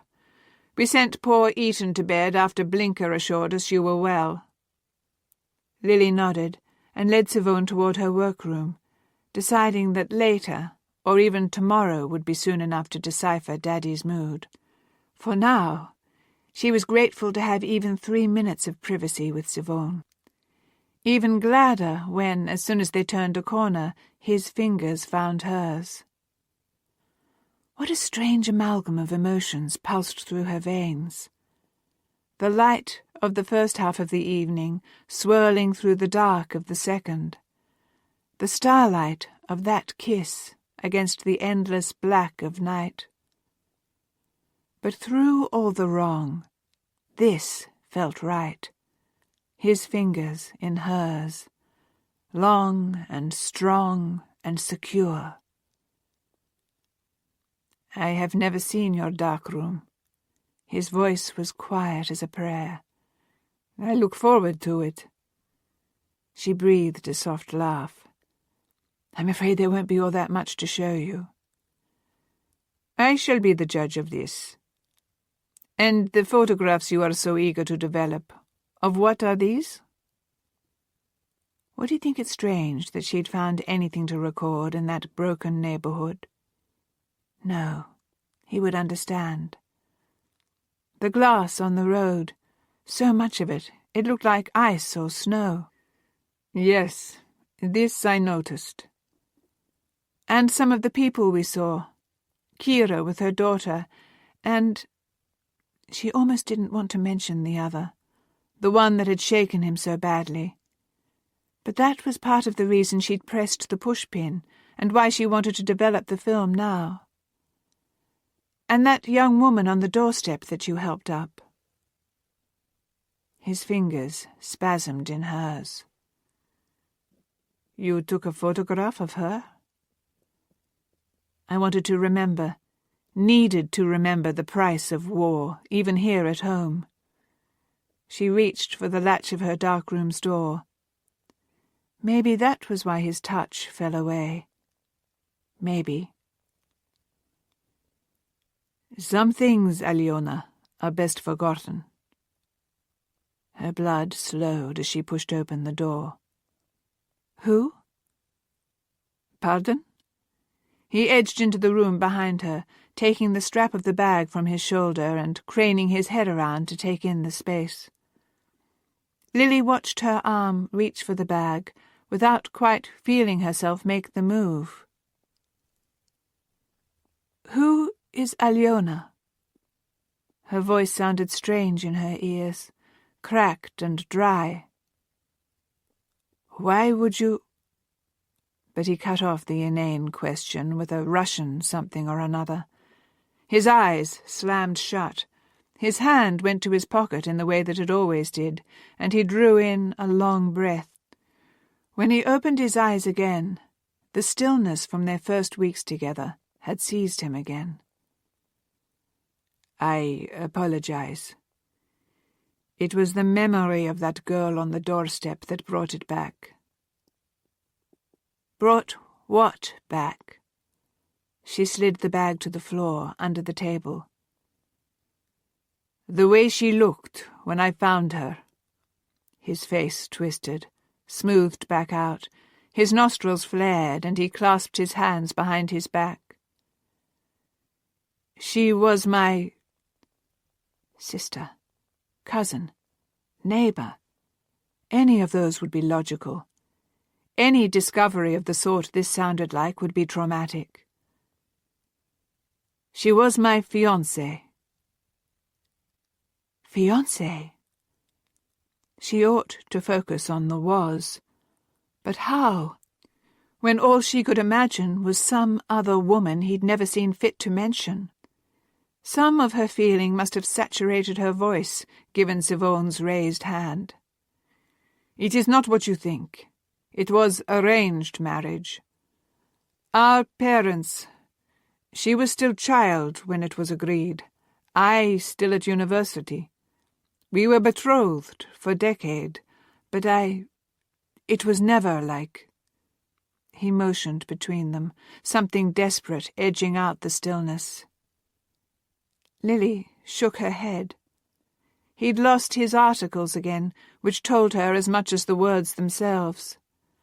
Whatever relationship he had with this Aliona may not have been quite like this, but it was clearly something whose loss had fractured him. Had it been just 12 hours ago that she was wishing he'd open up and tell her more of his past? The coward in her now wished she could shy away from it. A decade? You were engaged for a decade." She had no hope of following the thoughts that rampaged through his eyes, across his face, before he slammed them down again.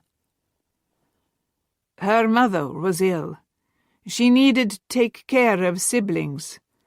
But health had improved, so wedding date was set. Alyona came to Moscow to prepare our house." Lily pressed her palm to the tabletop. "Set for when?" 22nd of June. Of? The thoughts all went silent. "This year." She pressed with all her might against the table, but the world still spun. He was supposed to be getting married in a month to this Alyona. What happened? It seemed for a long moment that he wouldn't answer. Perhaps he intended simply to pivot on his heel and march away rather than relive whatever it was. But no. Instead, that careful mask cracked. Another layer of the Matryoshka doll parted. And dark, roiling hatred peeked out. "They killed her. The Bolsheviks." He said the name as if it were the vilest of curses. "Murdered her to teach me a lesson. This is when I left." She lifted a hand to her mouth, but the gasp slipped out before she could cover it. The rest of the pieces slid into place. "And they left her on your doorstep, like that girl tonight." And it couldn't have been more than a few months ago. January or February. The memories would still be so fresh, a wound still bleeding, all the more so because he clearly hadn't been grieving it in the normal way. "Oh, Yvonne." His hand fisted, his gaze went clouded. "They killed her. And they will bear no consequences for it, not from the law. But they will pay. I will see this war ends, and I will do everything in my power to show the world the truth of them. I will await the day that the Lord visits his vengeance upon them." A chill pricked its way up her spine. The bitterness in his voice. She'd never expected to hear that coming from him. Never expected to learn that what he'd suffered had been so recent, so devastating, so consuming. She didn't know how she was to compete with that.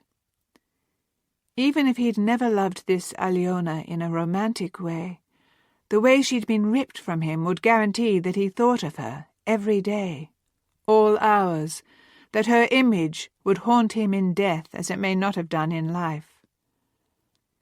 And he'd been letting it fester, given his reactions tonight. "Have you perhaps spoken to Clark about this? Or a clergyman?" Rage sparked its way through the stillness in his eyes. "There is no one I could trust with this."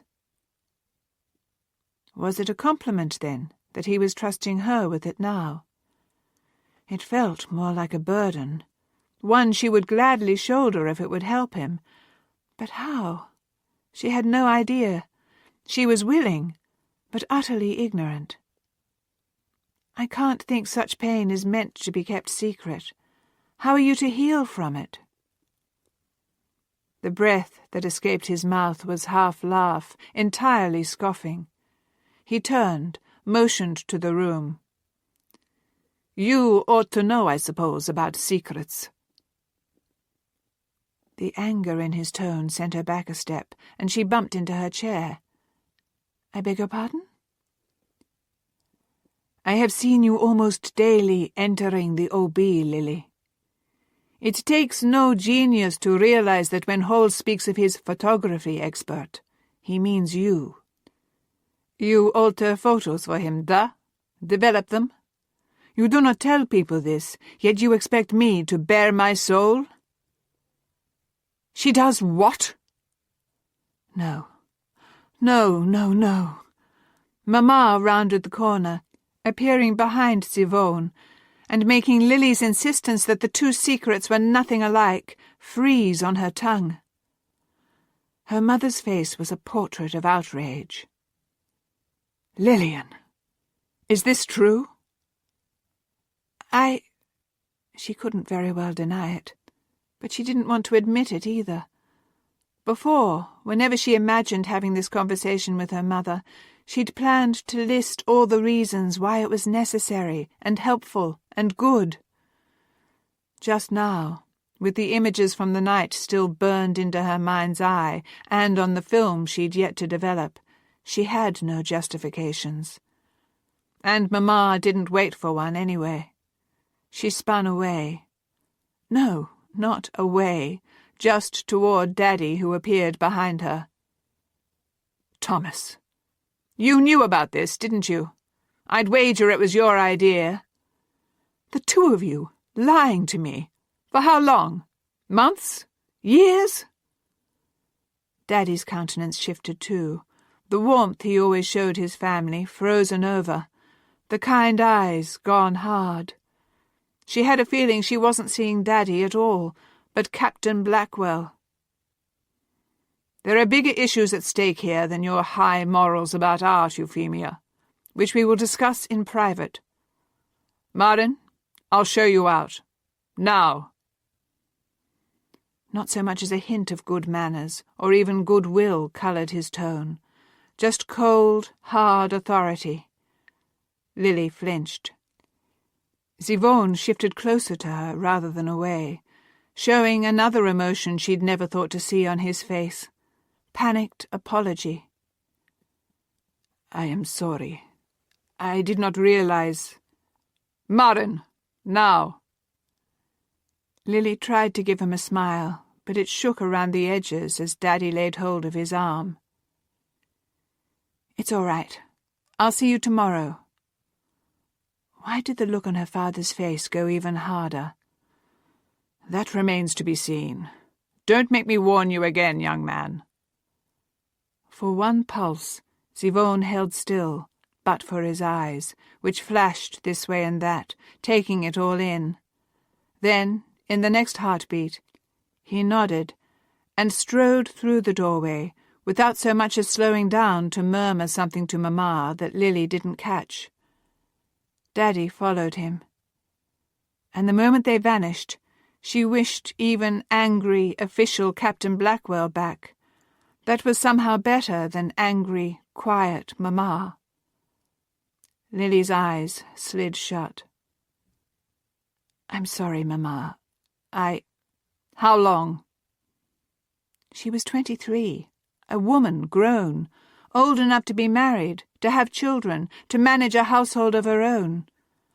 But it took only that intonation from her mother to feel 10 again, caught eating pilfered sweets with Ivy when they ought to have been in bed. She sighed. Since Blinker was appointed DID. But it's mostly just developing photos. I rarely... Don't! Mamma sliced her hand through the air. Don't make excuses. I don't care what you do, or rarely do at the OB.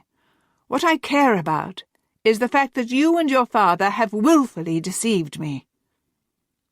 Lily dropped her gaze. What answer could she really give to that? She looked up again, though, when Mamma made a sound she wasn't sure how to classify. Gasp? Sob? Hard to say, given that she'd turned her back on her. I thought we were close. That you and I were... Clearly I was wrong. Mamma! It wasn't the hand held up that stopped her words. It was the slump to her shoulders. Go to bed, Lillian. She cast a glance toward her camera bag, the film she'd hoped to develop, but she wasn't about to argue. She nudged the bag a little more out of the way, and then stepped from the room, pulling the door shut behind her. Drawing even with her mother, she reached to touch a hand to her arm. Mamma pulled back. folded her arms over her chest, stared straight ahead, though there was nothing for her gaze to rest on save a bare wall. Lily sagged and slunk by her. She intercepted a grim-faced Daddy at the base of the central staircase. He looked past her, but apparently Mamma hadn't followed her out, because his glance returned quickly to her face. "I will take care of this with your mother. You go on up to your room." She nodded, but didn't move away. "Why were you behaving as you were with Mr. Marin?" Thunder rolled through his eyes anew. "I'll not go into details. Suffice it to say, Hall received information today that sheds a suspicious light.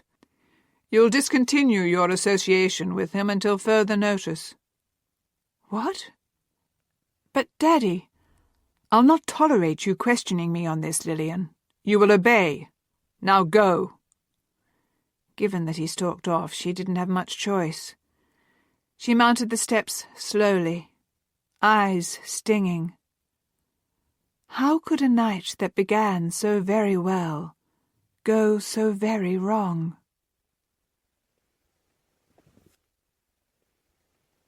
Chapter 15. Monday, 20th of May, 1918.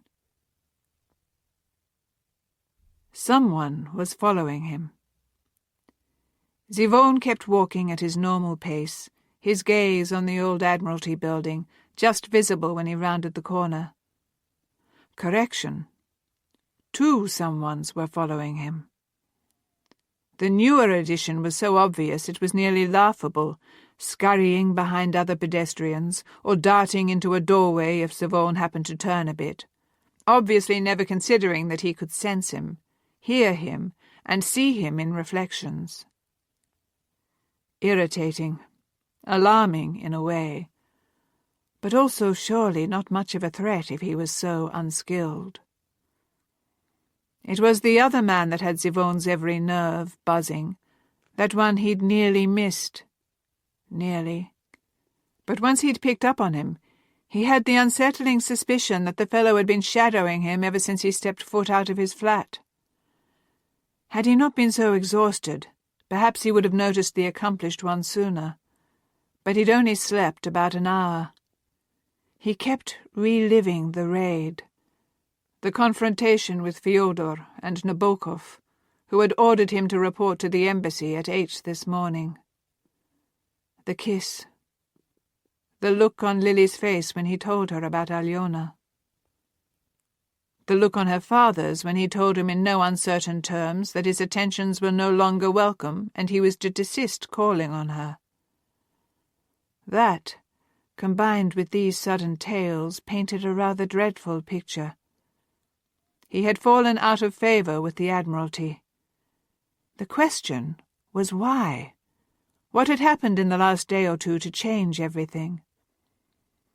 He'd reported as ordered to the embassy, ready to lay all of his cards, metaphorical and physical, on the table. He'd brought both of the fake passports, his own and Yevgeny's, now without his brother's photo, the English identification papers Admiral Hall had supplied to him, and an abbreviated but truthful version of the events that had led him here. Nabokov hadn't looked particularly impressed. If anything, he looked more dubious when Zivone finished than when he took his seat. "You are clearly overreacting," he had said only 10 minutes ago. "The Soviets, they will be dealt with soon enough, I am certain. I am sorry, of course, for their violence against your betrothed, but to flee here, to work for the British?" A doleful shake of the head. "I fear you will regret that hasty decision when order is restored in Russia, and you are no longer welcome home. You know well everyone will view you as a turncoat." Zivone had bristled at the word hasty. He had stayed in Russia as long as he could, so long that Alyona had paid the price. He had weighed every possible decision and each path before he decided on this one, And he'd made the decision not for himself, but for his people, his country, his Tsar. Who was Nabokov, who hadn't even stepped foot on Russian soil in a decade, to judge him, to tell him whether he had overreacted? He hadn't been there. He hadn't seen the fighting, the mobs, the chaos. Hadn't had to wonder whether the Bolsheviks would be better or worse than the Trudoviks, who had first seized power from the Tsar. Worse. So much worse. But Zivon oughtn't to have let his frustration with the ambassador cloud his perception. He should have noted both of the men following him immediately, not just the obvious one. His hand tightened around the handle of his briefcase. He didn't like carrying all this with him to the OB, but he hadn't had the time to go home first. But what if his new shadows meant to mug him? The thought of being without all his identification, without the few remaining scraps of his former life, didn't bear thinking about. Perhaps he should have spent less time running as a lad, and more time learning how to fight like Yevgeny. Though in this particular situation, the one could serve him as well as the other, he supposed. Something bubbled up in his veins, spilled over. No, he wasn't going to run. Not from anyone. He'd had enough of that. And so, rather than continuing toward the OB, he seized the cover that a passing band of secretaries offered and ducked into an alley. It had been a tight knot of women, and their distance between him and his pursuers was such that they would have completely blocked their view of him for 3.5 seconds, all he needed to vanish. Though there'd be no question where he vanished to, so he sprinted to the end of the alley, zigged this way and zagged that, until 5 minutes later he smirked upon emerging back onto the main street, and spotting the less skilled of the followers striding down a cross street, shaking his head, and the more skilled standing with hands on his hips, staring at the OB. It wouldn't look odd to anyone, given the Naval Reserve's uniform he wore. Zivon switched his briefcase to his left hand, just in case the fellow got wily, and he did need to put to use his years of scrapping with Yevgeny, and moved up behind him. Not slowly, not stealthily, at the pace of every other pedestrian out here, so that his footfalls wouldn't sound abnormal. When he'd drawn even with them, he said, "I do not believe we have been properly introduced, though I saw you at the wedding yesterday." The fellow jumped, spun, and grinned. "Well, this is a first." At Zivon's lifted brow he added, "No one's ever outfoxed me when I'm tailing them. If you ever tire of the code-breaking nonsense, tell Hall to refer you to V. We could use you." Zivon had no idea who V was, and what use they could have for him, but he had to admit that the fellow's demeanour eased a bit of his uncertainty. "Hall told you to follow me, I presume?" "Might have done." The fellow held out a hand. "Barclay Pierce." That was clever, using that passel of girls as a cover. But where'd you go in the alley? I didn't see anywhere to hide, but you couldn't have reached the end before I got there. Later he would probably find it odd that his tail wanted to have a conversation on his failed pursuit. At the moment, that was the least shocking of the events that had transpired in the last 24 hours. "I could, actually. Sprinting is not my preferred pace, but I practice it to increase my endurance for long distances." "Runner, that's right." "Well," Pierce motioned him onward, toward the OB. "Hall's going to be livid with me, but at least I have a good excuse." He nodded